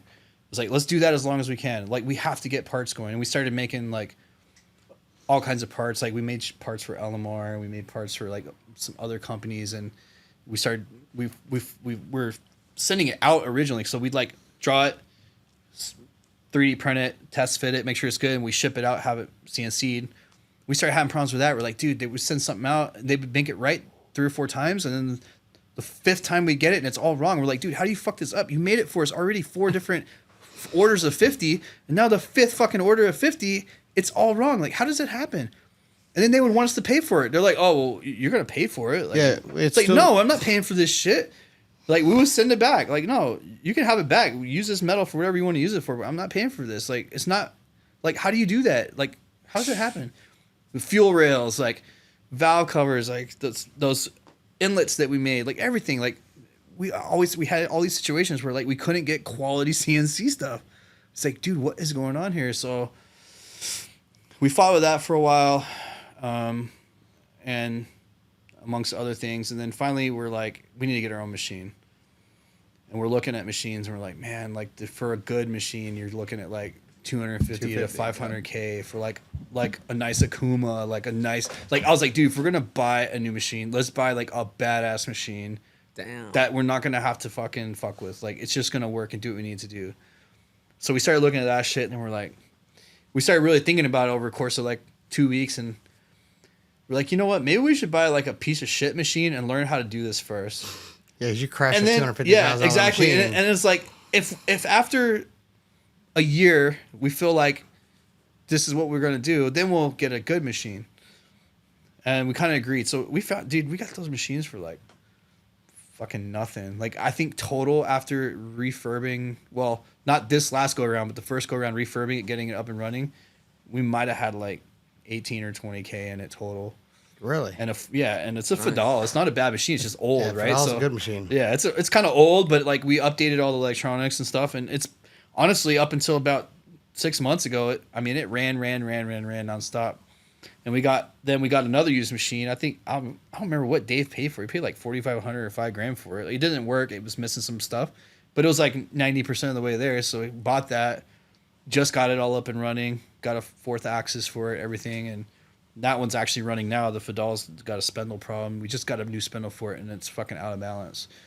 So, like 6,000 or whatever the fuck it was for that spindle. I don't remember. Something stupid, but anyway. So now we've been machining stuff, and now that new machine we can do intake manifolds and stuff like that because it's got the fourth axis and we've been doing valve covers and shit like that. But really, that's been our goal, is to manufacture parts and do that. And we haven't been as fortunate as companies like Motion to like ramp up and just be super successful with it. But the stuff we have done has been good. It sells well. We're just struggling because we're not business people, and we're just like, we're learning it day by day. You don't advertise. We don't, and we have no marketing. That's the biggest thing. Like we just don't have good marketing. Honestly, like we had a full-time marketing guy for a little while, like social media and stuff, but he got a job doing something else, making like really good money. And we're like, dude, you can't blame you. Like, you do it, I can't be mad at you for it. Like, Yeah, that was go be better, Something I thought was crazy is like the port. I was like, man, if anybody should know about that, I should have known about that. Yeah, and he's like, yeah, I don't really have know. time. Like, we have literally. I mean, from the time you guys got here. Yeah, you've been tuning and taking. Like, oh my god, yeah. I've been on and off, and it's like this every day. Like when do you have time to make something for social media and post it up? You know, I just don't like. So we're working on that. That's definitely something we're gonna move forward. We just actually signed a deal with Summit, so all of our ProJack sensors and stuff are available through Summit now. Oh, that's cool. Yeah, so they're not. Our first purchase order from them is actually in the shipping room being packed. Like, it's in process of being packaged up. We're waiting for a few things to come, but we've got like nice industrial like battery cutoff switches. We've got We did a lot of testing with sensor latency and things like that too. Yeah, so we've got a line of sensors that we sell. We decided that like sensor stuff and things, electronics, we're just gonna kind of position ourselves on the higher end. Like, we don't really want to compete with like low dollar and Holley and shit like that. Like, they sell sensors that work, but they're not really the best quality. We chose to like, we're gonna have a little bit more expensive stuff, but if you want good stuff, it's good stuff, this is what you're gonna buy, and that's fine. Like, I feel better selling that kind of stuff. Right. I don't like selling the junk. Well, I think a lot of people don't understand the latency deal, like an intake temp sensor. It's not even latency; it's just quality of manufacturing. I mean, I've seen so many pictures of like transmission sensors that are blown out, and the fucking transmission fluid's all inside of the race car, and like fuels, like pressure sensors, like popping, and cars catching on fire. Like, that shit happens more than people realize, and it's just because you got cheap manufacturing, and they're not. You can buy good stuff from China. You can buy cheap stuff from China. Most people buy from China because they want the cheap stuff. If they want to buy good shit, they just buy it here in the U.S. And that's kind of like the fact. It's just the way it is. But the stuff that we sell is all designed in the USA. It's a USA-based company. Some of the sensors are manufactured in Mexico, but they're at a certain quality level that it's the same. Like, the ones they manufacture here and the ones they manufacture there are the same. There's no difference in the quality. So they're good sensors. We also have our own air temp, high-speed air temp. It's like a K-type thermocouple style air temp sensor. It's the fastest one on the market. You want to explain that a little bit? Yeah, so most air temps are a thermistor, which is basically like a 2-wire sensor. It's just a resistance, and it changes with temperature. And if oil gets on it or anything like that, it slows down the signal significantly. Yeah, that's one thing about it. That's a common thing on superchargers. The other problem with them is they don't have a very broad range typically. They kind of like most of the common thermistors that you see for automotive, are like minus 30 to like maybe 300 at the most. Most of them are like in the mid 250s. Yeah. The glass bead stuff is quite a bit faster. Like the T1, Shane T, Rife sells glass bead. There's a few companies that sell glass beads. I have 3 prototype glass beads that I'm gonna test soon because we want something kind of mid-range speed-wise. But our fast air temp Out of any air temp sensor on the market that automotive commercial available is the lowest thermal mass, which means it has the fastest response time to change the temperature. The thing about it is it is a K-type thermocouple, so you have to use an amplifier with it. So we sell an amplifier. Anyone who's used them before knows who Texans is. They're a really high-end company from Italy, I think, maybe. I don't remember, but they're from another country. And they make really like high-end like stuff that you use in like F1 and like circuit racing and stuff. So we went through them for the amplifier because it's an air temp sensor and it's so fast to read. I wanted to have some filtering and some certain things done to the signal so that it's a very smooth, clean signal when it comes out. And they achieved it. I mean, the amplifier is a little on the expensive side, so the whole sensor package with the amplifier, the bung, everything is like $450. But if you want to really know what your air temps are, like people don't understand this, but like a screw blower, a 2650, okay, that GM sensor, when you whack the throttle, whatever, like when it makes boost, it instantly changes the air temperature. It's straight physics. Like when it goes from 0 to 28 pounds. You get an almost pressure comes with heat. Right, you get an almost instantaneous change in temperature. A GM air temp sensor standard doesn't move for a while. It takes 5-6 seconds to catch up to that value. By that time, your run's over and your fuel's been drifting the whole time. Well, and think about the guys that they're like, man, whew, crazy, that run got to 200. I'm like, no, bud, that run was got probably to 300. More like 300. You just weren't in it long enough to see it. And this is so our sensors.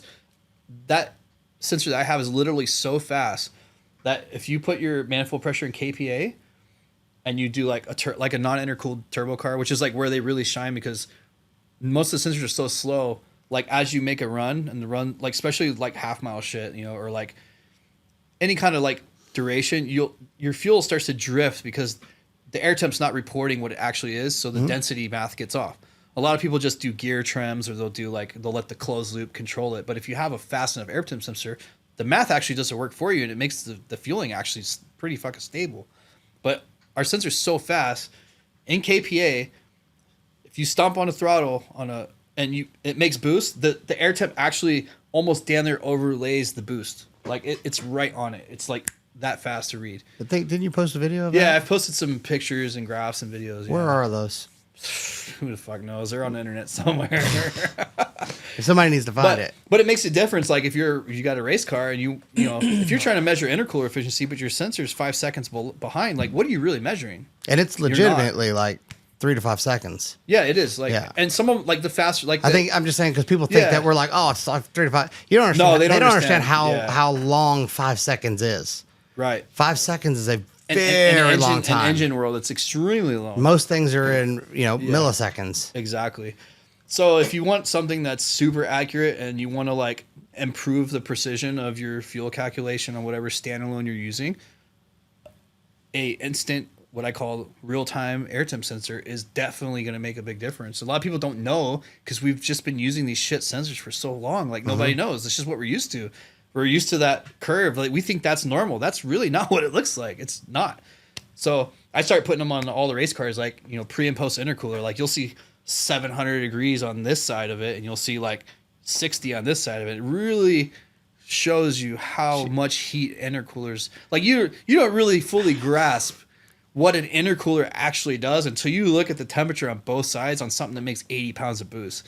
You're like, how is that even fucking possible? That's insane. I did it on my car at 30 pounds of boost. Yeah. And I'm like, well, I'm only getting, I think I was getting around like 110, 115 after the intercooler. I'm like, okay, so it can't be that much. Yeah. It was like 400 degrees coming out of the turbos.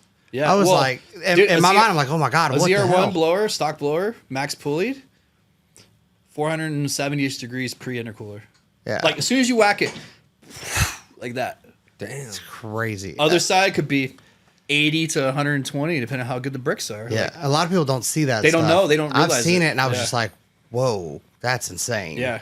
But yeah, so y'all been doing the manufacturing stuff. The R&D manufacturing stuff for a while. Because I remember when you 3D printed that dash for the C6 to hold the Motec, and I was like, that's the first time I ever saw a 3D printer. So I was like, that is the most wild shit I've ever seen. Yeah. We have some filament now that's like a carbon fiber composite material. So it like, it's got this cool like kind of carbon. It's like a plastic carbon look and it's like it holds up to a lot more temp than the normal plastic. So Yeah. you can actually make functional parts for certain things out of that. It's kind of cool. But yeah, I mean, we've been manufacturing stuff for other shops for a long time, just because it's easier to sell. Like, hey, what do you want us to make? We'll make you 1,000 of them, and we all make money on it. There's no marketing. This was like, they have to market it. This was like 2013, 2014. Dude, we used to make when y'all had the laser arm, and I was like, yeah. what is that? Dude, we were building turbo kits for LMR for a fucking C7. Yeah. Like, we were selling them like turbo kits. Like, Damn. we sold them those water neck things. We made those for them.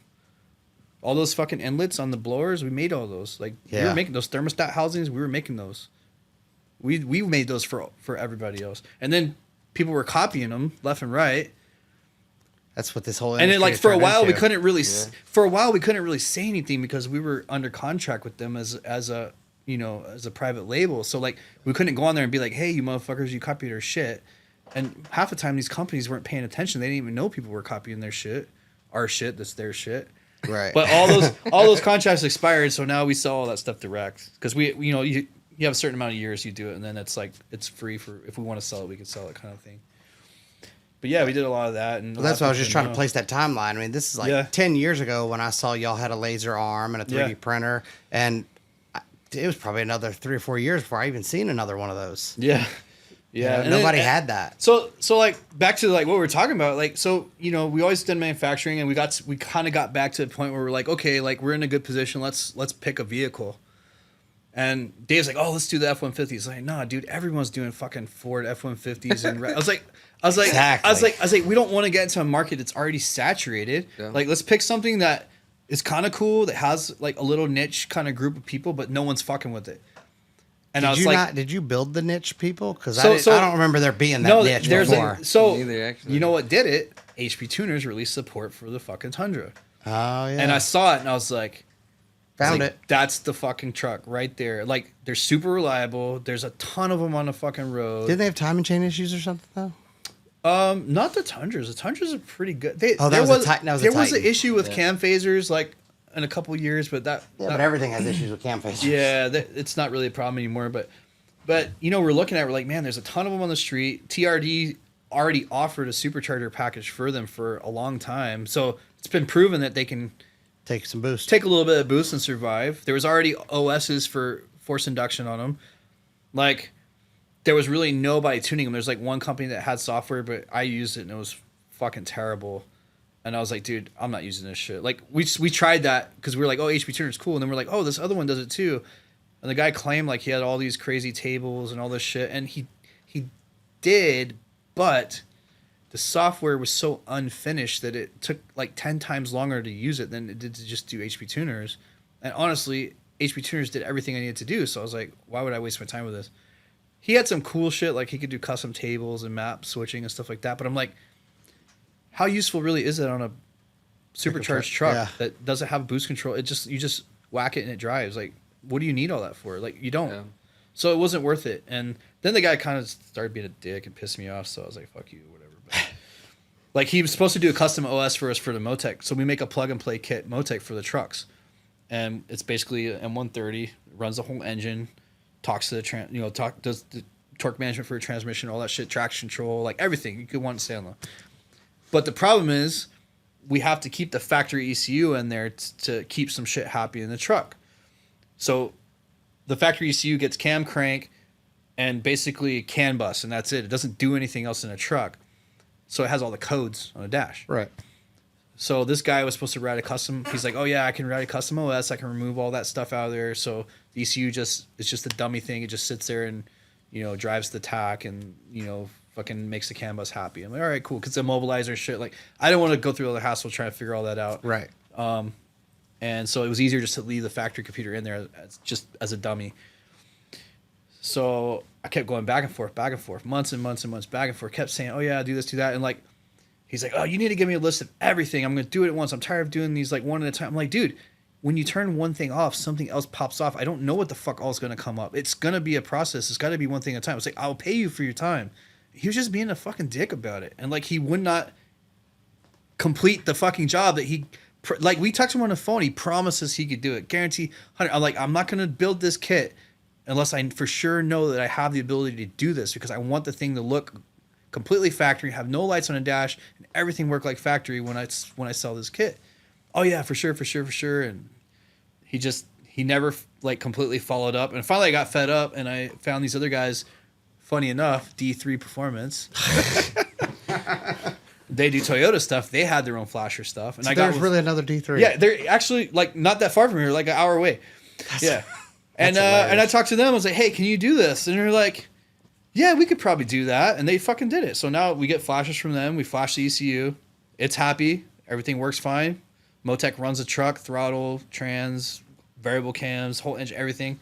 And you can make 750, 800 wheel, like whatever. Just On a stock motor? pop a blower on it. No, not a stock motor. I was about to say, stock No. motor will take that? No, the stock motor, you could probably realistically 650 is okay, but anything past that, you can make more. They will hold for a little while. How's but the drive line hold up? transmissions are toast after like 600. Damn. So you have to do a built trans on them. And then even with the built trans, like if you really just beat it all the time and you have good traction, they don't live. So we actually do a complete 4L80 swap for those. We have adapter plate. We even have a thing where the factory fucking shifter linkage like works with the factory Why not shifter and 10-speed? everything. That has been on the list of potential things to do, I know a guy. but haven't done it yet.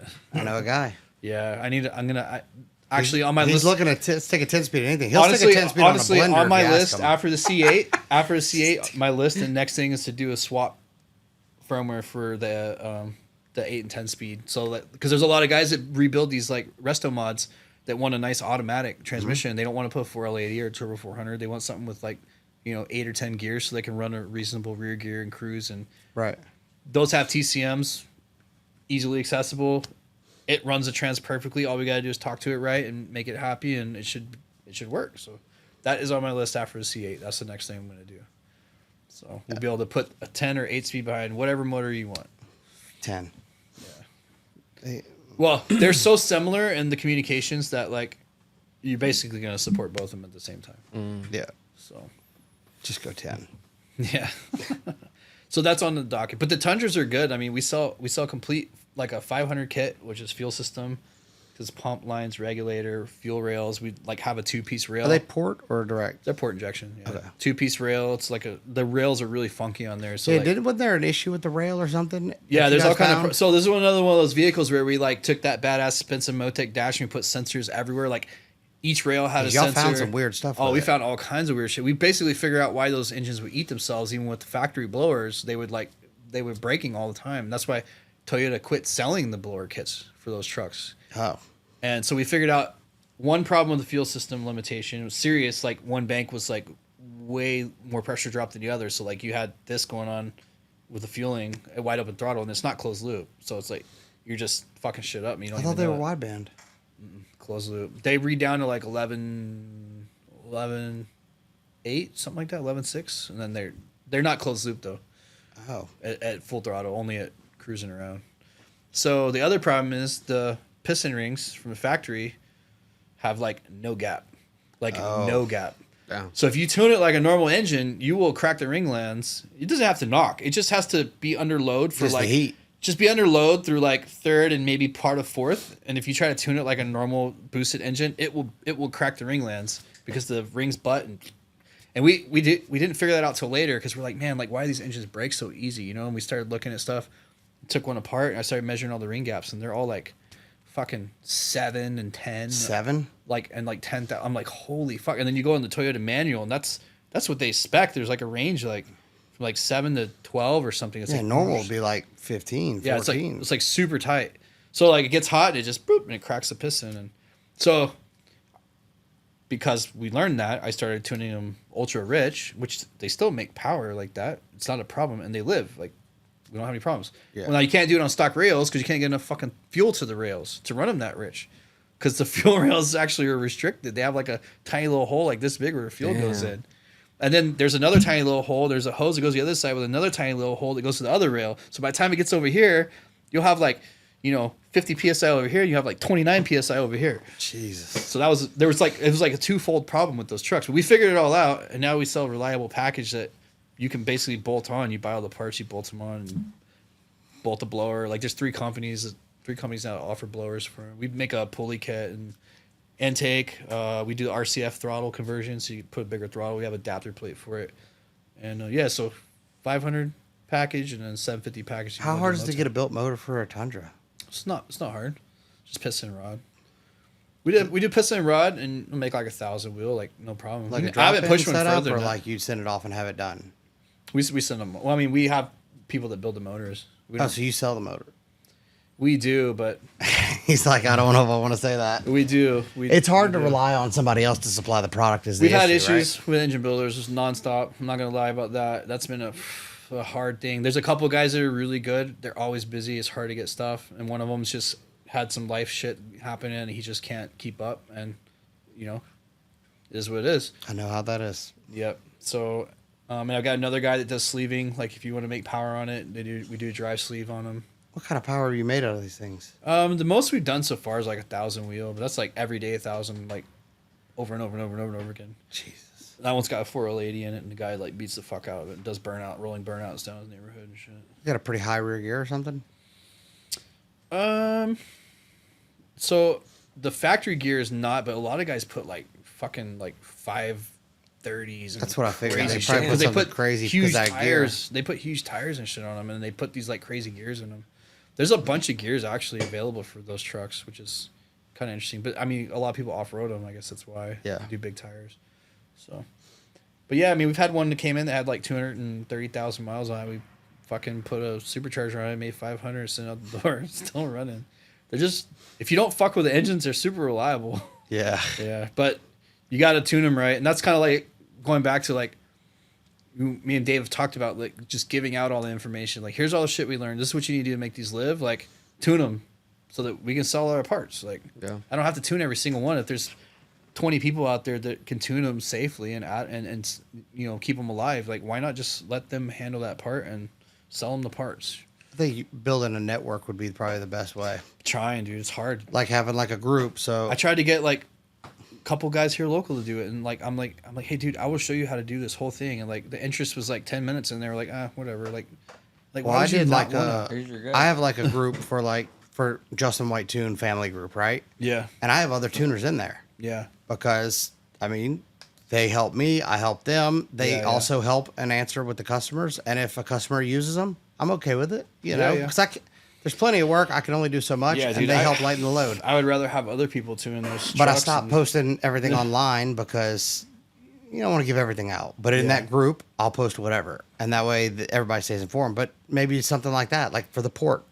Yeah, dude. If anybody wants to learn how to tune those Tundras, and like, there's a ton of them out there. Like, and the kits are so well worked out. Literally, like, we can sell you the complete kit. You make money on it. It's easy to bolt on. You can basically put the whole thing together in a day once you get used to it. They're pretty easy like to do. It's all simple stuff. 2 days if you're fresh, 3 days maybe. Get it all done. The tuning's easy. Like, I have so many files. Like, since you're always using the same parts for the most part, it's slight variations in combination. Like the one guy might not do the throttle or he might not do the intake, but I have enough calibrations where it's like, hey, like if you got this or this, like this will get you 90% of the way there. Load this in and go. And I would give that shit away just to move more parts, because honestly, I want to move parts. I don't really care to tune every single Tundra on the fucking planet. Like, I don't care. So basically, as long as people are doing it well, like I'm more than happy to give out all the information. You need somebody that can actually handle the group message, that can moderate it. Yeah. That'd be it, right? And you go in there, and that's what I do. I have 4 people that moderate it, which are different shops. Yeah. And as people post in there, I allow whoever to come in. You have to vet a little bit, but allow them to come in, and these 4 people watch the group. Mm-hmm. If it's something that needs to be answered that one of the other tuners in there didn't answer, they'll, hey, man, can you do this? Because there's no fucking way I'm watching that group. Yeah. I love watching it. I like watching people interact. And when I start tuning for a new shop, I bring them in, and it kind of keeps everybody networked. Yeah. But if you can get somebody out there that wants to help moderate that group, because there's guys that do that. No, I know. I actually started a Motec technical group, and the problem is it got so overwhelmed with like people trying to spam shit. I just couldn't keep up. Like I gave you gotta have moderators. You gotta have people that are I gave willing another to guy. do that I was daily. like, "Here, you want to be a moderator?" He's like, "Yeah, sure." And I like signed him up, and I haven't been on it since because there's just like I have too much going on. I can't keep up with it. Right. Well, that's why I have the guy that'll text me, "Hey, man, look, Yeah. You know, Yeah. or hey, only tag me if it's a question for me. I love watching it, Yeah. but I also have to stay tuning cars all day. Yeah. Dude, man, But it'd be cool to have a port controller group because that would be something that, you know, if, So I'm gonna have I have a WhatsApp right now for Pro Drag, and that includes any Pro Drag product. There's a technical bragging rights area. There's a change log where I list all the updates to everything that's being done, you know, as they get done. And there's another group for feature requests, and it's like a WhatsApp community. So like I've been kind of slowly bringing people into that. everybody in Puerto Rico does everything on WhatsApp, so I'm good. I mean, I have customers all over the world. I mean, dude, I say 50% of my tuning is like Canada and fucking Australia and the Middle East. Yeah. Like I'm like literally this guy I've been tuning tonight, he's in Australia. Yeah. Like earlier today I was tuning a guy in Canada. Like I got guys in the Middle East that hit me up, you know, probably once every couple weeks, and they got 2 or 3 cars to do. Like so WhatsApp actually is pretty nice because everybody kind of uses WhatsApp. Yeah. So it makes it easier. Outside of the U.S., in the U.S., it's not as common, but everywhere I've been outside of the U.S. or that I use, they all run Everybody WhatsApp. uses it, yep. Yeah, so like I have that group going. I'm gonna create a Pro Drag Facebook group soon, and it's kind of like for technical and stuff like that. And Make all sure you this have stuff will be in moderators. there. Yeah, we can do that. Moderate. I mean, I need moderate. I can't moderate. I don't have time. No, you need to get moderators. Yeah, other people There's need no way you'll be able to do it. Yeah. But Yep. So that's out there if anybody wants it. You can make good money on Tundras. Just like it's already worked out. You don't have to do anything but install the parts nicely, do a good job, and follow the information from the tuning side of it, and you'll be successful and make money. It's easy. It's easy. They're easy kits to do. Super easy. Damn. And we have everything. Like usually have everything on a shelf. So if someone orders it, here you go. Out the yeah, so keeping up with the parts is not hard. Not now, but you know, if we get Until 10 you get people, It's gonna be. like I tell you what, if we get enough people, like one machine's gonna be dedicated just making parts. You know. Yeah. Well, actually, the only thing we machine is the fuel rails. Everything else is sheet metal bent. And all the adapter plates are, for the 4L80 swap and the throttle body adapters machine. What's the stock trans hold? Nothing. It'll hold like 600 reliably on a stock computer. You got to do a valve body. So we actually did a valve body in house, and it took us about 7 or 8 iterations to get it right. And then we had Cosmic, their transmission shop. We had them. We took a built one all apart that came from another builder that smoked, and then we took a stock one apart, and we started looking at things and looking at what they're doing, and we're like, it's like, no, we can do better. So we redid it, and that transmission has lived at almost 800 wheel for like a year and a half now. It's been fine. The problem is that getting the clutches, the factory clutches are paper, they're junk. Getting the good clutches that fit that trans is hard. Like there's only one coming, and to do the discs, you gotta have someone fucking grind them. Like they don't come in the size that we need to put the right amount of discs in it. Right. And you need someone that's reliable to grind them. And then the valve body stuff, the guy that was here that was doing the valve body stuff, we had to fire him for unsaid mentionable reasons. And even though I asked Dave like 300 times, I was like, hey, before you fire this motherfucker, have him write down exactly what he's doing with the valve body, because he's been through a lot of revisions, and there's a lot of shit he's doing in there, and it never got done. So now we don't know exactly what's done in the valve bodies anymore, because it never got written down. And that's one thing to learn if you're in a business and someone's developing shit for you. Make sure they document everything, because when they leave, if you weren't involved in that process intimately, you're going to be fucked. Yeah. So we're not offering transmissions, basically, even though we could, and we have a solution that is better than what there's only 2 other companies that make them. Both of them have really great customer service, nice guys, but not had good luck with the transmissions holding up. And I don't think it's their fault. I think it's partially transmission is pretty weak. And I think most of the guys that buy the built transmissions aren't actually making this kind of power, so they're not seeing the failures. Like we're the ones that are actually breaking them all. Right. Most people are having good luck with them because they're making 450, 470 to the tire. They're not making 600, 750. So their 1,000 horsepower transmission that's never actually been tested at 1,000 doesn't actually hold 1,000. Yeah. Damn. Holds like 650 for about 8 shifts. God damn.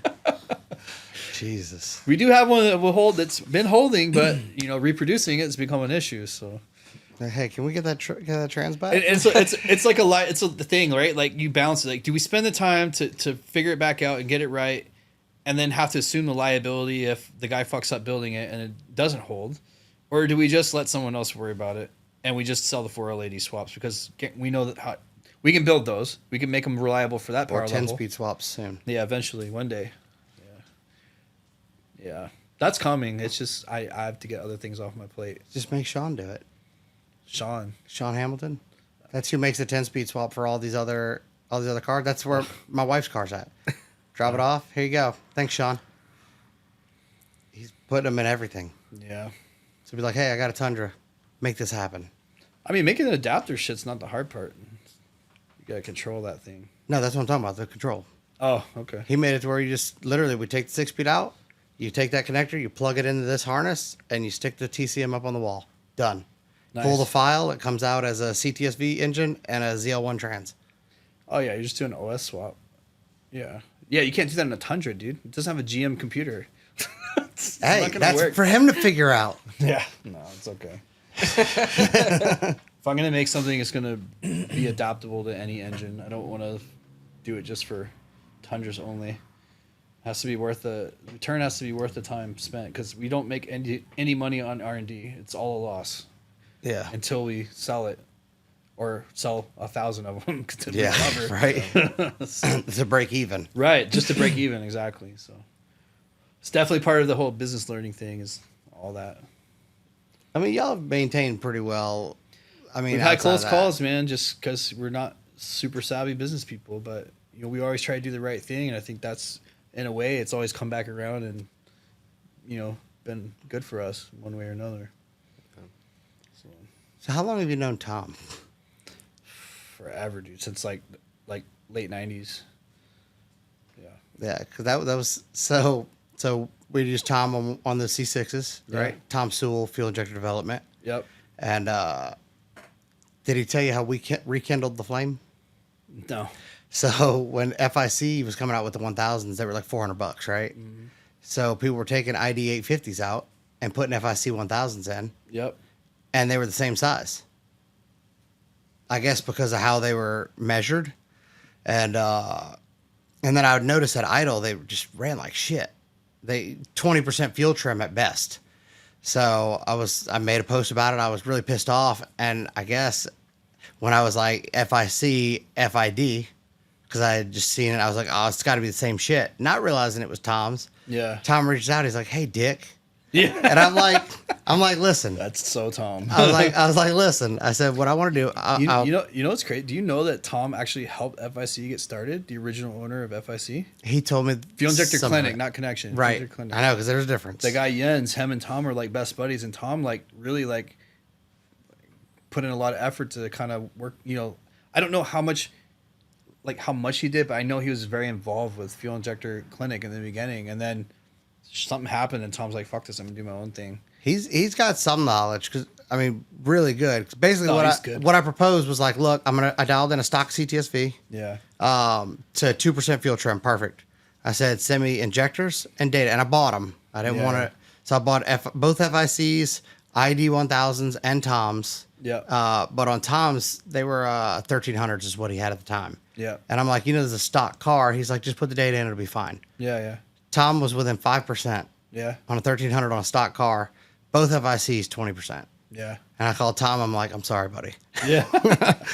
Tom he's been every car I've done so far. He's run the injectors. He in. actually, so like when I buy Fuel Tech injectors or atomizers or any of the big boy injectors, the Fuel Techs are relatively good. The atomizers had some deviation issues, over the years. Moran, we did a bunch of testing with Moran's new stuff, and so like Tom, like anytime I get a set of big injectors for a race car, we'll send them there, and if there's any that are out of whack, like because there often will be one or two, we'll send them out, get them replaced, and we kind of over the years have come in with like a break-in strategy that works because a lot of those injectors will stick when they're new, and I'm not gonna say how we do it, but we run them in some solution for a good amount of time and let them kind of work in, and then they seem to be reliable after that. So we've been doing that, and I wrote them custom firmware for an M1 to do like very specific injector tests. So he punches You in. put a Motec on a test bench. Well, he has one for his car, and we loaned him a dev one to do some testing on a bunch of sets of Fuel Tech injectors that we were trying to kind of match up. And then he did some testing on some stuff that Moran had sponsored for the Gucci Nova car. And yeah, so he's like, well, it'd be really cool if I could do this. It saved me a lot of fucking time. So I wrote him some firmware like one evening. I was like, hold on, man. So I was like, all right, this is how you do it. You punch this number in, put how many pulses you want, whatever. Here's all the fucking peak and hold settings. Here's everything you need. Like, so do it. He's like, oh, this is great. Then he's like, can we do 8 at a time? And I'm like, look, you build. I was like, look, I'll do it for you, but you need to build the bench. And I was like, look, all you need to do is put a fucking scale on every single one, zero them all out. We can read the scale right off the thing. You can have it auto pulse, record the value into a table, auto drain, and then run it again at the next pulse width or the next voltage. Like, we can automate this whole fucking thing. Like, probably 2 hours worth of work for me programming wise. It's like, but I'm not going to do it until you build the fucking bench. So I'm waiting on him to build it. Because he's like, yeah, that'd be sick if I could do like 8 at a time. It'd save me so much time. I was like, yeah, we can totally automate this for very low cost. It's not expensive. It's not hard to do. We have the abilities. Like, we just have to do it. Like, you need the time to do it. That's the problem. He's another one that's busy. No, man. he's busy all the time. He runs the racetrack now. He bought some racetrack out there. I know. Well, I drive through there because I travel all over the place, right? Yeah. And I'm like, Tom, I'm in Ohio. He goes, but remember, I'm in North Ohio. Yeah. I'm like, geez, I didn't know it was that big. Yeah. But I went out there and hung out with him, and he's like, yeah, I bought a racetrack. I'm like, Yeah. how did that come up in conversation? Yeah. He's so proud of that thing. But yeah, but, man, he's one of the most humble guys. But He's good people, man. He's smart. He's good people. I call him Fatty all the time. That's our thing. I'm like, hey, what's up, Fatty? He's like, you can't call me that anymore. I've been working out. I was like, yeah, but tomorrow I can. Yeah. You went to his house? I've never actually been to his house. No. All the years Have you I've ever known seen him. a picture of it? His house? No, it's like a poverty mansion. Dude. I know. He got it from like an ex-basketball player or some shit. Yeah. He told me, Indoor "Oh, swimming pool, all kind of Yeah. stuff. I'm like, Tom, he goes, I know. I was like, Yeah.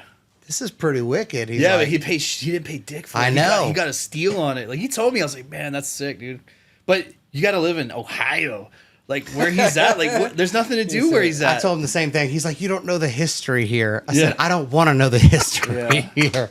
I said, y'all get winter. That's all I needed to know. Yeah, too much winter. I'm a man. tropical people. Yeah. I like the weather. Yeah, I've never seen it in person, but he's told me all about it.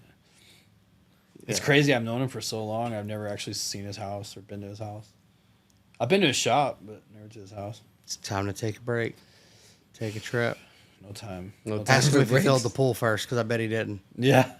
All right, we got 2 things. What? The future Yeah. and EVs. Okay. I'm not touching EVs. No interest at all? Not right now. I mean, I don't know. I don't think the market's You ready can't for tell it. me that brain doesn't want I to mean, there's- think a there's- little bit there's- about There's it. definitely cool shit I think you could do with it, but honestly, like, there's no market for it right now. There's very specific, like, niche little groups of people doing it, but I think there's more of a market. The only problem dude, is you know, that GM it's they just shut all their shit down. They're not even gonna make them anymore. look, we're not talking Really? about Dude, we're not talking about Toyota's the passenger same cars. thing. Toyota's like, fuck this. We're going back to making combustion engines. Like everyone's Well, Toyota's been against EV forever. You can't support it. There's not enough fucking electrical infrastructure. We can't, dude. California can't even keep their lights on every day during the summer. How the fuck are they gonna power and charge all these fucking Listen, EVs? Linda. It's not gonna happen, dude. My They're gonna power- have to rebuild the whole fucking state. It's power grid. My power. And then they're still not gonna have enough Listen. power because they don't want to burn coal. They're gonna have fucking people on bicycles fucking generating the goddamn chargers and shit. I agree. My power's been out once a day for the last 3 days. But if you buy an EV, you can import it to the island tax free. Yeah. I'm like, why would you do that? They're cool. Like, I mean, I think they're cool. I think there's a place. I'm talking for 'em. about where, I think there's a for place for conversion 'em. stuff. But there's no like. I don't think they're. It's not ready yet. We're not ready for it yet. And I honestly, agree. it's not any cleaner. It's really not. If you look at the, It's not cleaner at all. If you look at the life cycle, it's not like you're not really solving any problem. I think at a this diesel point. hybrid is the. You know what it best is? It's bet. virtue signaling for people who want to look like they're doing something better, or people just want a cool car. That's fine. I bought one because it was fun. to get people in traffic. Yeah, I mean that is cool. And because it was a 2023 for 30 grand. Yeah. Dewey has a plaid model, like the full kill thing. I drove that thing. That's a beast. I was like, man, this shit's cool. I was like, but it's not, man, we're not like, I think it's a society, like we're not ready for it. There are some people, but dude, we don't have the infrastructure. Like, I don't know if they can, I know like the solid state battery shit's, it's like, I think Tesla or Samsung or somebody just hits. Well, they've had it. It's been around for a bit, but like, I think they just did something major recently. I remember reading about it. But even then, like the infrastructure for the charging, like there's just not enough. Like we don't have the power yet, and it's for the Tesla stuff. The infrastructure's there, but what they're doing, not if because the power's not there. One out of every 100 people has one. Like that's pretty rough, right? That's not when one out of every 20 people have one. Like everyone plugs it at the same time at night to charge their shit. Not gonna fucking happen, dude. What I don't get is why people went away from the hybrid deal. Like think of a Prius. Like how many Priuses you see really break down? Toyota had that stuff going forever. But why not do diesel? I mean, think about it. A Volkswagen, it makes more torque. They make 50 miles to the gallon. It's just dirty is the problem. And then when you clean it up, no, you just hack this operating system, right? The problem with diesel, like diesel has its place too, but it's dirty. And then when you clean it up, you negate all the benefits of being a diesel, other than the longevity because of the low RPM. But like, well, I was thinking the diesel engine to run the generator, like that. Yeah. Have you seen the Edison truck guy, dude? I want to hear your take because I like those memes where they got like the Tesla charging station and they have a fucking Generac generator like powering it. Like you laugh about that, but shit's wild. I've been to one. That's a real thing. I'm sure it is. Like, yeah. But if you think about it, it's kind of ridiculous. Well, the Edison truck deal, the point that he did, he basically the truck engine is there and it runs a generator. Because he's going through hills and mountains, the torque of the electric motors is significantly better than the engine. Yeah. So the engine just sits there and idles, so it runs decently clean. It charges the generator. Mazda has some new. I think it was a new rotary that they were using it as a generator for electric. Yep, it's a single hybrid. rotor. Yeah, it was kind of cool. I saw that. But I'm just saying, like, if they were going to try to clean the planet, this is the way to do it. If you're going to make a car that, nah, man, if you're going to try to clean the planet, you build fucking nucler power reactors and stop. Make everybody run on EV or exactly. 85. Like if you make everybody 85. You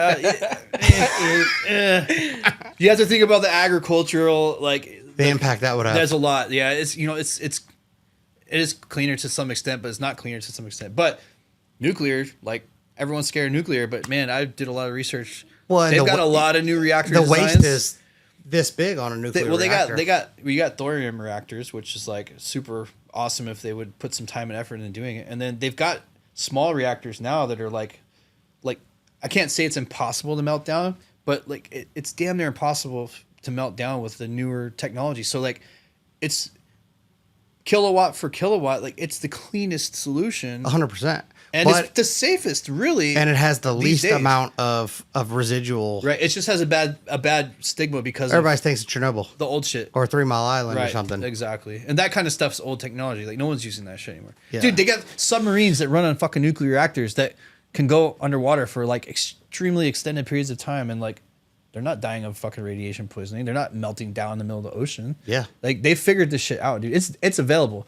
They just don't want to do it because other people are making money. People are making money off it still. Yeah. Well, and people are like, oh, if they build a nuclear reactor, nobody's going to live there. And I'm like, why not? I've had the best power and always have power. Yeah. I think there's a lot of.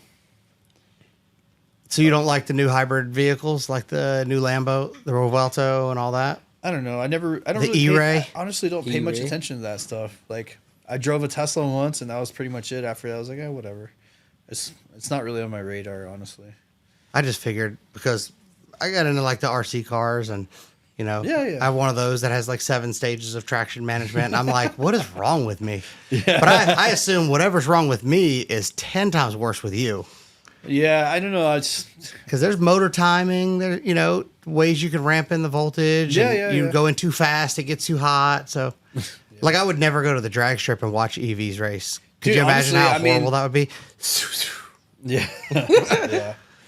I don't know. It never. No, really, but I would race one for fun. It just never really got me that excited. Honestly, I'm just like, maybe one day.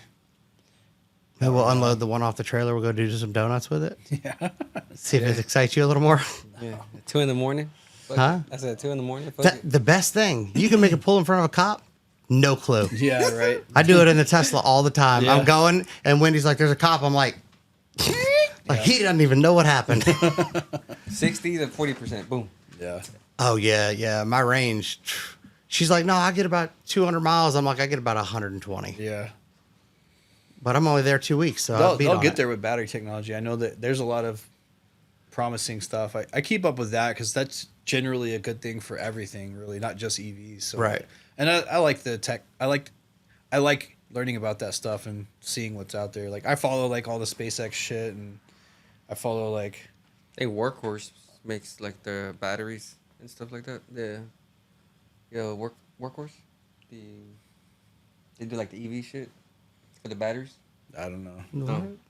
No, Workhorse that I know of does GTRs. No, they do batteries.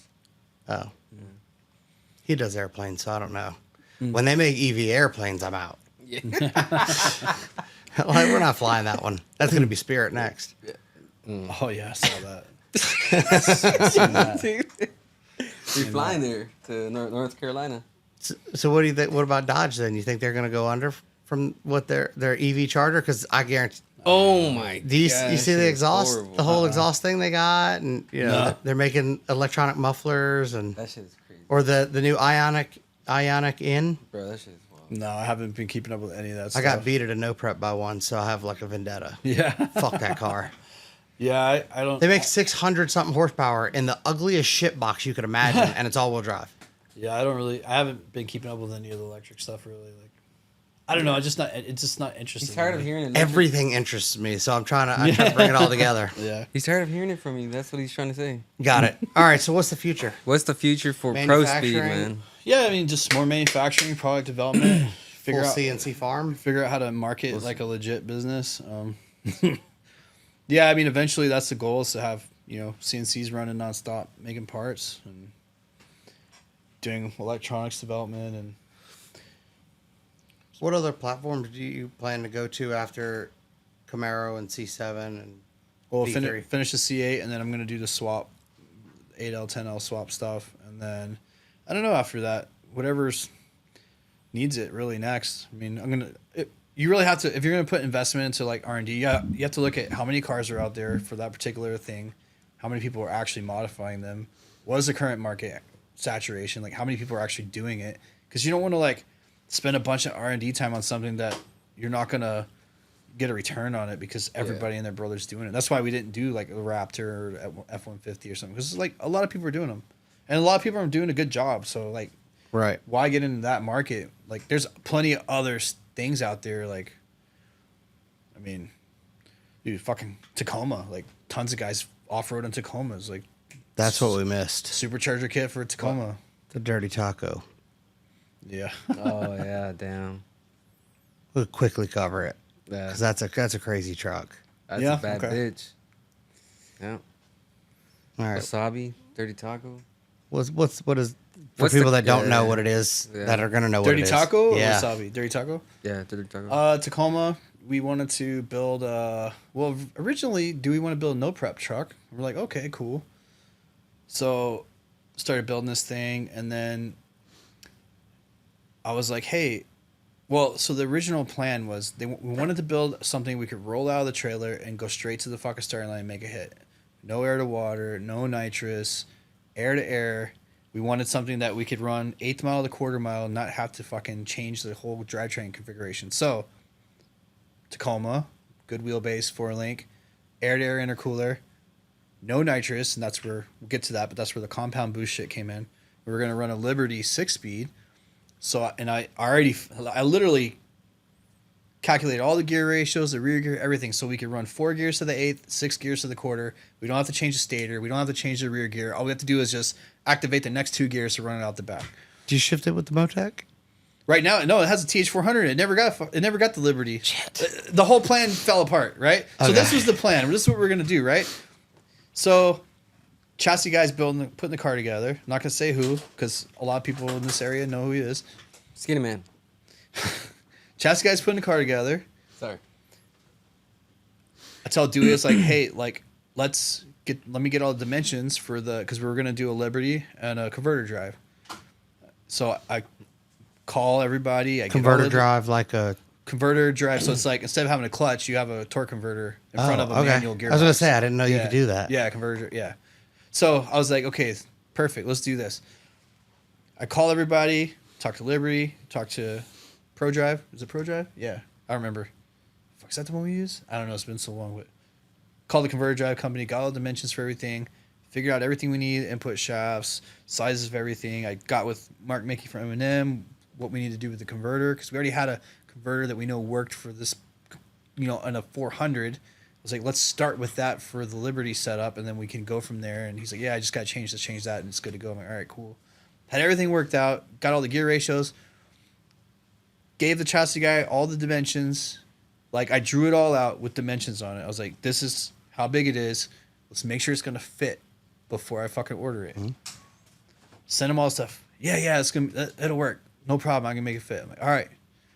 Dewey signs a fucking check for multiple Ks of thousands of dollars to order all this shit. Figured out. I spent several hours doing all this stuff, right? Because, you got to talk to one company. Because we know you're not going to do it. Yeah, talk to one company, talk to another company, go back and forth, make sure everything's going to work. Shit gets ordered. It was like 30, 40K, something like that. Takes a while to get, to come in, get everything in. Won't fit in the fucking truck.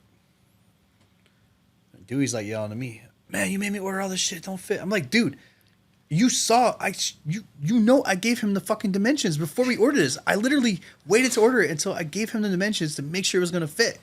I know, man, I know. I just got to fucking complain to somebody. I'm like, he's like, fuck it. It's just going to sit on the floor. We'll use it eventually. I'm like, oh my God, dude. So that thing literally sat on the floor for like a couple years. Like, it's just been sitting there, like, just like 40K of like drive lane. So we put a Turbo 400 in the thing. And I was like, hey, like, let's do compound boost. I was like, I think I can make it work, like, efficiently enough to where it'll be fast like we want it, and we won't have to spray it to spool it. So we did. I designed everything out on paper. The first iteration was born, and actually works pretty damn good. It wasn't perfect, but it was good. And I was like, all right, this is working. So, and I had sensors everywhere on this thing. Like, I maxed the 150 out and an expander. Like, I had shit plugged in everywhere. So I could find it. I want to be able to identify all the places that need to be improved, because I knew it wasn't going to be perfect the first time. So figure some shit out. I'm like, all right, let's try this, because I think this is what's going on. So we moved some stuff around, tried some other stuff, found improvement here, found a not improvement there. And then I was like, okay, well, let's put an E-gate on it, because I want to do some real-time bypassing and kind of like switch stuff throughout the run to try to kind of like mitigate some issues and blend stuff through. And it works pretty well. And then I figured out another problem that honestly I'd seen on a lot of cars, but it never really clicked in my head that that's what was happening until we ran on the truck. And I'm like, holy fuck. It's like, this has been a problem the whole time. And I never really put my finger on it, because I never really realized it was a problem until I tried to run the truck like full out. And I'm like, I couldn't get the thing to make more than like 85 pounds of boost on just the big turbo by itself. Did you just say? Yeah.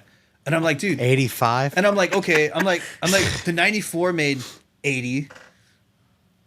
The 98 made 85. The 102 made 85. The 108 makes 85. And the 110 makes 85.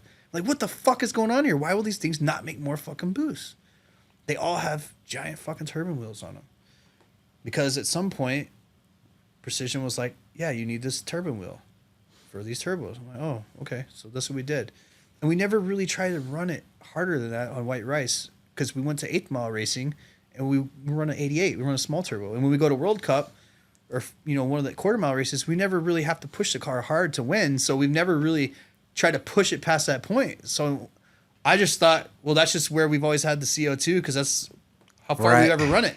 And then Joel's car, same thing. It always got to about 80, 85, and we never really like tried to go more. So but I noticed that like it always took a lot more CO2 to get that last 10 pounds. And really I was like putting more CO2 than it needed because we didn't have gate position sensors. So I didn't know they were like all the way shut. It just wasn't making any more boost. On the truck, we had gate position sensors so I could see it. I'm like, dude, this thing is all the way shut. And with the high pressure turbo off, the big turbo just won't make over 85 pounds. Like, what the fuck? And if I crank the baby turbo up, I can get to make, 95, 100 or whatever. But the problem is there's other limitations doing that. So I was trying to like start it on the small turbo, get the big turbo going, and then basically do this as it goes down the track. Right. But I kept running, like it just wouldn't go anymore. I'm like, dude, what the fuck? So we changed the turbo wheel on the truck. Was it the truck or Joel's car? Well, we did Joel's car too. So the compound worked. Like it was as fast as we had kind of wanted it to be. At that time, White Rice was like making huge jumps. Like it was getting really quick, like making big jumps. And then we got to the point where Dewey's like, yeah, you know what? It's not as fast as the white car. Like it's 60 foot's good, 330 is good, but like we don't have the top end. Like, yeah, we don't have the top end because there's some restriction in the compound thing. But we ran it like that for a while because it was still fast. It spooled good. We ran 8th mile. It was fine. Quarter mile, it just didn't have the top end. So Grandis wanted to do compound because we were having so many issues with nitrous, and we were having to do some kind of funky shit to make the clutch work and to keep the turbo spool because he's had such a big turbo. And I was like, man, this compound stuff's working really well. Like it spools super easy. Like we're spooling this thing with no nitrous, and it leaves on 45 pounds of boost, like no problem. Damn. And like this thing, we're trying to get it to spool at like 7,500 RPM and then pulling the RPM down to 4,800. And then as soon as we let go of the clutch, we're spraying a 300 on it to keep the fucking turbo up. Damn. And so it was complicated to make it run good. Part of that is because we didn't understand the clutch well enough, and we were way off in left field on the clutch. So we kind of band-aided it unknowingly. So we, he's like, well, how's the compound work? I was like, man, honestly, it works good. I was like, I think might actually do well with your car, because we'll be able to leave a low RPM, but we'll be able to have boost and we won't have to spray it, and it'll just be easier to race. So he switched over to compound, and it did the job. Like it did what it was supposed to do. I mean, the thing ran relatively good with it, but at some point we ran into the same thing. Like it's like, man, it just won't make any more power. Like, and I kind of knew, like once I hit it on the truck, I kind of knew this one was already built. So I was like, well, let's try it. So we changed the turbo, we changed a couple things trying to mitigate it, but honestly, there needed to be another iteration to solve that issue, and I think we could have solved it and accomplished what I wanted to accomplish. But me and Dewey started talking. He's like, we can redo it again and do this last change, and I know your confidence is going to work. He's like, but it's still going to be way heavy. I'm like, yeah. I'm like, you're right. Like 2 turbos, all the manifolds, all the wastegates, all the plumbing. Like it's a lot of weight. It's a lot of extra weight.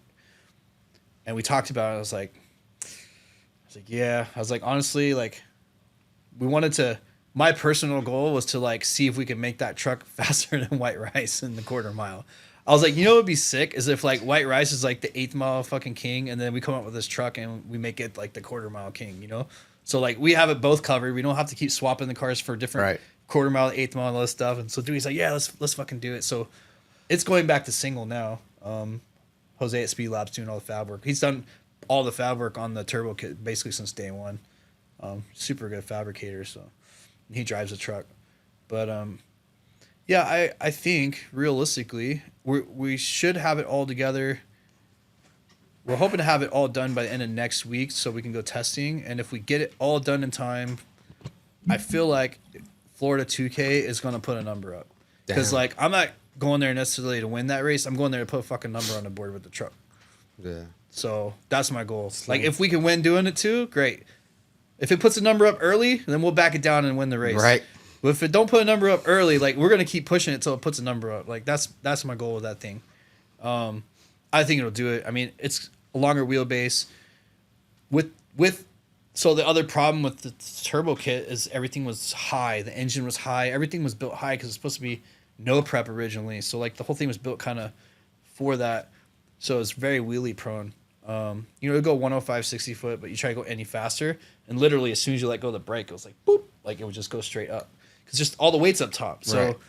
so went to single, we moved everything down forward. We changed the intercooler layout, putting in basically But still air to air. but we're replicating everything else from White Rice. Like we had the nitrous replumbed. Like everything's going to be done.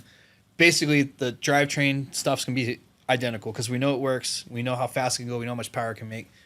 The truck's longer wheelbase, so with the weight lower, theoretically, we should be able to go 101, 160, maybe even fucking sub 10s. Like if we have a really good track, we'll see. I mean, that's the goal. Like White Rice is bad motherfucker. It'd be even cooler if like his other car is just as fast or faster than that one. You know what I mean? Like to have the two fastest like radial imports like on the planet is kind of cool. They're both really white. cool. Yeah. Is to put a tow hitch on the back and tow that to the track with it. Yeah. No, it won't run that long. Yeah. The ultimate drag and drive. Yeah. I think it would be cool. Like, I mean, both cars are awesome. Like, it's just a new thing to play with and try to do something different. What's the... That's actually coming back. What was this monster built for? No prep racing originally. And With a Hemi? So, this was the theory, and it was kind of a stupid theory. It didn't really work out like we planned.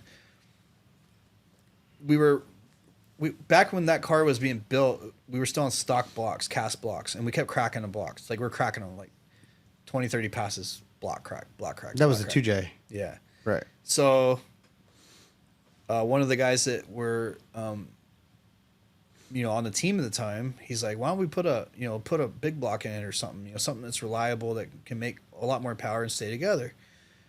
And Dewey's like, okay, yeah, that's a great idea. He found a deal on this fucking Hemi. Like, he got it like dirt ass cheap. And he's like, dude, I found a Hemi for like $30K, like complete. Damn. And we're all like, buy that shit. Yeah. So not realizing the amount of maintenance and like bullshit that goes along with a fucking Hemi. The rods, the checking the push rods, going through all that. So we put the thing in a car. Obviously, the weight was fucked on it. Like, everything was out of balance. The motor, the bottom end, we never had issues with bearings or rods or anything, but we had constant valve train problems. And we tried a bunch of stuff, and we just could not keep it from breaking springs and just having problems with valve train. And that was around a time where, that was around the same time that like I decided I kind of want to do chassis stuff, and we kind of got like Eric involved in all this stuff, and we're like, hey, check this thing out. Like, can you help us make it go down the track? Because it's so fucking nose heavy. We were struggling to make it fast. Like, it made power for days, but it just wouldn't hook, because it was just like, it would hook, but you couldn't hook it fast. It was just all out of balance, all out of whack. So Eric came, we tried a bunch of stuff and got it better, and then we put it on a pro bracket radial, and obviously it went super fast, like right away on a pro bracket, because in a radial, like with that kind of setup, you can be a little nose heavy and it still work. And then he started commenting that like, this engine's kind of a turd, like it just don't. And this is my first time with like a real legit Hemi, so like I thought it was fine. I was like, I don't know, I mean, it seems like it makes good power. He's like, no, this thing's a turd. He's like, it should be just destroying the fucking tire at the boost level and shit we're at, and it's not. So he kind of went through things, and we made some changes to the cam profile and some other stuff, and it woke the fuck up for sure, like drastically. I was like, oh shit. And then we make some changes with the turbo setup, and then all of a sudden, like, it's like, boom, there's another 400 horsepower. And then we made another change, like, oh, there's another 200 horsepower. Like, so it drastically picked up. Like, those motors flow so well. It's like a big block fucking K series. Yeah. And it makes power like forever. Like, you just keep revving it like until either it's past, like, dude, that thing would go to 10 like no problem, and it would just keep making power, but the valve train just wouldn't stay together because we didn't have the right shit. So we fought it for a while. We tried to race it, no prep race it, and we just kept having problems with valve springs and dropping valves and just problem after problem after problem. So then we got this guy that's like an expert at Hemi shit. Does like all kinds of like top fuel and all kinds of shit. Like the guy's like these shit. So Right. he basically fixed all the problems with the valve train, and the engine became ultra reliable. And then we started trying to race an LDR, and the car was actually pretty quick, like right off the gate. And then I'm trying to remember like exactly what happened. So we got the engine fixed. We went to a few races, and we tried. So we went to World Cup one year, and we were still hurting the motor. We were hurting the exhaust valves and burning the valves out of it, and it came down to like the back pressure was just too high with the turbo system. Those motors, they flow so well that you just can't have any back pressure. Like they don't tolerate it at all, and they eat themselves. So we tried different turbos and different back housings, and we just kind of came to the conclusion that like, you know what, this thing's never going to make the power we want it to make on a single turbo. And then put a big blower out the hood. Well, so it all got converted to ProCharger. So it's got a gear drive ProCharger set up on now. Like legit, like it's all been redone. It's been a while because a lot of shit got redone on it, but it's supposed to be coming back here in like the next week or two. A big ProCharge Hemi is going to be it should make crazy. Tons of power. And then the good thing about it is it's still on Motec, and the Gucci Nova car that we've been working with, I mean, it's a very similar setup. So it's like we kind of have a good starting point. Right. Like we're not starting from zero with it. So it's kind of nice. But yeah, it should be a bad motherfucker. Like, will be. Yeah, it's going to be dynoed probably in a few weeks. We got to go and set everything up. The wiring harness, got to check it. I mean, nothing's really been gone through and checked as far as like, it's all been built, but like we got to go through it and just set everything up and check everything. When you were doing the 2J on it, was Titan's billet block not out yet, or? So right when we put the 2J in it, Mosworks had just released that block, and then I started talking to people, and they're like, "Oh, these blocks suck. They're killing bearings in them. They're not living, this and that." And I'm like that's kind of weird. Like, why would you be killing bearings in it just because it's a billet block? That's kind of weird. So I told Dewey, I was like, honestly, like, I don't know, man. It sounds kind of fishy. I was like, let's just get one and try it. So we got one, and Scott Herzog from Aero Machine built it, and dude, like, it was fucking flawless. We put like 150 passes on that fucking thing. Yeah, well, they issues. They set that block up as like a whole package for one of the Titan does, yeah. Yeah, for like a race car. I mean, yeah, so I don't remember why we didn't go with Titan at the time, but the Mosworks blocks just ended up being a better deal. And then we had really good luck with the Moswork block, and we ran it quite a bit, but there was a couple limitations and issues that we didn't like with it. And Bullet came out with their version of the block, and they fixed all the things that we didn't like about it. So we have like 4 or 5, 6 Bullet blocks now. And the Mosworks block, I think he sold it to somebody. I mean, the block was still good. It was slightly different enough to where it didn't make sense to swap it back and forth in the car with the Bullet block. So we just made it all Bullet blocks so that it was easy to swap motors quickly without having to change. Because like we had to change a couple of things because the blocks were a little bit different. But that was in this chassis, right? No, that thing never ran with a 2J. Oh, that was another car, right? Well, what car were you running with?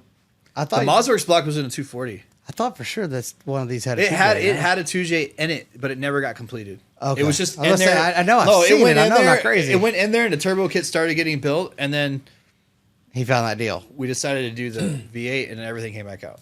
Yeah. Is it weird going from the 6 to the 8?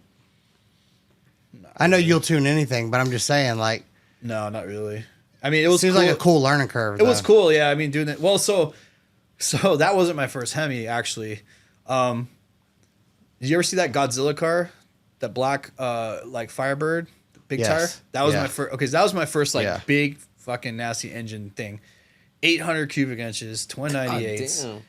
Twin 98s. I didn't have a hub dyno at the time, so like I couldn't even dyno it. So I literally, he brought it to my house. I wired it all up on a Motec, fired it up in my fucking driveway, and like basically got it to idle, got it to go up on the trans brake without blowing up, and then we went out to an old abandoned airfield out in the middle of fucking nowhere. And this motherfucker's doing laps with no floors, no doors, no front on the car, and we're just making hits. I'm just getting the fuel right. I have the timing like ultra fucking conservative. Like I'm like nervous as fuck because like it's the first time I've done one of those engines, and I don't know what it wants, right? Like I don't know anything about it. Yeah. But I mean, we worked through it. We got it running. It won actually quite a few no prep races. Like it was fast for a while, but he wrecked the car a few times, and the chassis just got so fucked up that it just would not go straight. Like anytime if you applied a little bit of power, like you went like 420s, it would go straight. You try to go any faster than that, like it would just do this all over. It would not go straight. And even after I kind of stepped away from the project, Zach took over and they fought with it. And I think at some point, he finally realized that the chassis is just tired and it was time. He's building a new car though, so he'll have. It's going to be it's got a centrifugal. It's a Vortex though, Vortex setup. So they're a big blower. Yeah. So he wants to do some crazy stuff with it, which is always fun. Nice. Yeah. But yeah, that was a learning curve, like the big tires and the suspension. And the thing is, like, I was trying to learn big tire on a car that the chassis wasn't adequate for it. So every challenge that I was facing with that car was not a challenge that would normally be faced on a car like that. All those problems were directly linked to the fact that the chassis was worn out. Because I fucked with some other big tire cars and had good success. It was easy. It was like, oh, this. Yeah, you put the power, it goes. Like, damn, it goes straight and it's not shaking a tire and it's working, you know? And I started thinking, like, man, like, I spent a lot of time fucking with that car. And the whole time I was just literally, like, beating myself for no reason because it wasn't going to be fixed. It wasn't going to ever do what it was supposed to do because the chassis was just wore out and it wasn't going straight and it was flexing and doing shit. It was never meant for that kind of power, you know? Right. It was an old Pro Stock car, so it wasn't meant for that kind of horsepower. Yeah. So learning curve. What's that radial class that's on 26 now? I have no idea. They make it's like X235 or something. Oh yeah, XC35. Yeah. Any interested in that or no? I mean, if somebody wants to build a car for it, yeah, sure. Well, I'm just thinking that would be really cool to show the management on to do that because they're going kind of fast with those things. Yeah. Yeah. Anybody trying to X235? If you're still here. Huh? If they're still here. Yeah. After 5 hours of fucking Talking about the interview. video. Oh yeah. Yeah. All right. Look, I warned you this was going to be a long one, but it's a very informative one. Yeah, for sure. It's awesome. So Cool. Not every day you get in front of the wizard himself. that's right. That's why I was excited. So, Chris, man, we appreciate your time. Thank you. It's 2:00 in the morning in Houston, Texas, but it's 2:30. it's 2:30 in Sorry, the Chris. morning. Yeah. And It's okay. he's We had to take a lot of breaks because my guy in Australia is racing, and I keep having to stop and do logs and look over stuff. So That's dedication, though. these guys have been hanging it out with me, though. yeah.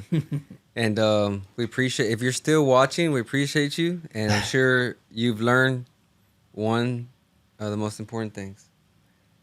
What is it? Work together. Don't be a dick. Just put a Motec on your shit. Right? I mean, right? That's fair. That's a fair point. I mean, he pretty much explained it for like 2 hours, damn near. Why put Motec? So Because unfortunately, people like me didn't even know. yeah, Didn't know how much stuff it could do. yeah. Yeah. Now I'm ruined. That's why I tell people that I'm like, dude, once you use it and you actually like you get into it and you start really seeing what it can do and why, Tinkering with it. then you're like, you go to other stuff, you're like, fuck, like I can't do that. This doesn't do that. Like you miss things. You're like, fuck, like this doesn't do this or doesn't do it as well, or like you literally like you don't want to go backwards anymore. Damn. It gets annoying. It's like, fuck, I gotta tune this shit. Oh, fucking piece of junk. Yeah. Guys, thank you so much. You know, he got a lot of products. You got to check him out at ProSpeed. Huh? He has a lot of products. Yeah. You said GOTS. Oh, I'm sorry. He has. I'm so It's sorry. getting late. Yeah, I know. He has a lot of products out right now, and check him out, man. ProSpeed it's www.prospeed.com. ProSpeed Autosports. ProSpeed Autosports. That's correct. Yeah. Yeah. Pro Speed Auto Sports. Yeah. Yep. Don't look up Pro Speed Auto Sport. Sports. Yeah. But y'all do Facebook, Instagram, any Yeah. of that? He has. I have Facebook, but I rarely post, and like the Instagram only gets updated because it's like linked. I never actually go on Instagram. When I make a post on Facebook, it automatically goes to my Instagram. God. So like I don't like people like, oh, I sent you some shit on Instagram. I'm like, oh yeah, I'm like I didn't see So it. if you're a social Yeah. media guy that Dude, you know what? Like I used to spend so much time on social media arguing with people, and I just like I think about like, Yeah. dude, I wasted so much of my life Yeah. in pointless conversations that got nowhere. Damn. So I just quit. I'm like, you know what? I'm done. Like I got more important shit to do. Yeah. So I still argue every now and then, like twice a year maybe. When you got to make a point. Sometimes, yeah. Yeah. But I try not to because it's stupid. It's a waste of time, honestly. And check out, obviously, JustinWhiteTuned. Like I said, thank you so much, Chris. Check out the shorts on Instagram, TikTok, Facebook. And the full audio is on Spotify and iTunes for the Apple users. Yeah, in case you want to throw headphones on because you don't Yeah. want to see our face. Yep. No big deal. we get it, but Ouch. thank you so Luckily, much. this light's so bright, I really couldn't see you.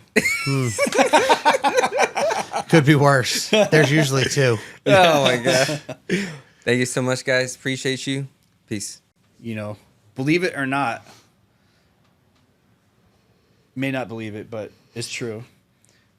So, I was the one, as far as I know, that came up with locking the RPM and doing rolling anti-lag. Because back then, no one really had rolling anti-lag. I seen like a couple guys would use like a nitrous table to kind of build boost, but it would just kind of keep revving, right? You're talking about the mile an hour tracker, right? Right. So Basically, you would pick a mile an hour or an RPM, and you would you hit grab the button and it locks it in. And I told It's the first time I ever seen it is when you posted a video about it. I told Jason, I was like, hey, I was like, you know, we can do this like rolling anti-lag shit like with like other tables. It's like, but what if you made it where when you grab the button, it would hold the. I was like, because if you want to do a 60 roll, you try and do rolling anti-lag, you're like speeding up or slowing down. Yeah, because you'd hit the button Like, at 60 sucks. and you would floor it. Yeah, and it would then when just you're ready, accelerate. you let off and it. Yeah. And I was like, why don't we lock that? Why don't you make it grab the RPM and lock that in? You know? He's like, I could do that.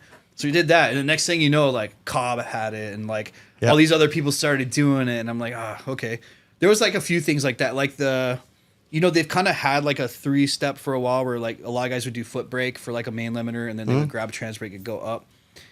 And then I came up on White Rice with the deal where like it would bring the RPM way up, spool the turbo, and then when it got to target, it would bring the RPM down. And at that point, since it's already in boost, it would maintain boost. And I did that like a while ago. Like when I first started doing pro drag, so it was one of the like probably third or fourth thing I did. And it was funny because I was at the track, and I don't remember if it was Lewis or who it was. But one of the guys from Field Tech came over to me. He's like, why does the car sound like that at starting lane? And I explained the whole thing to him.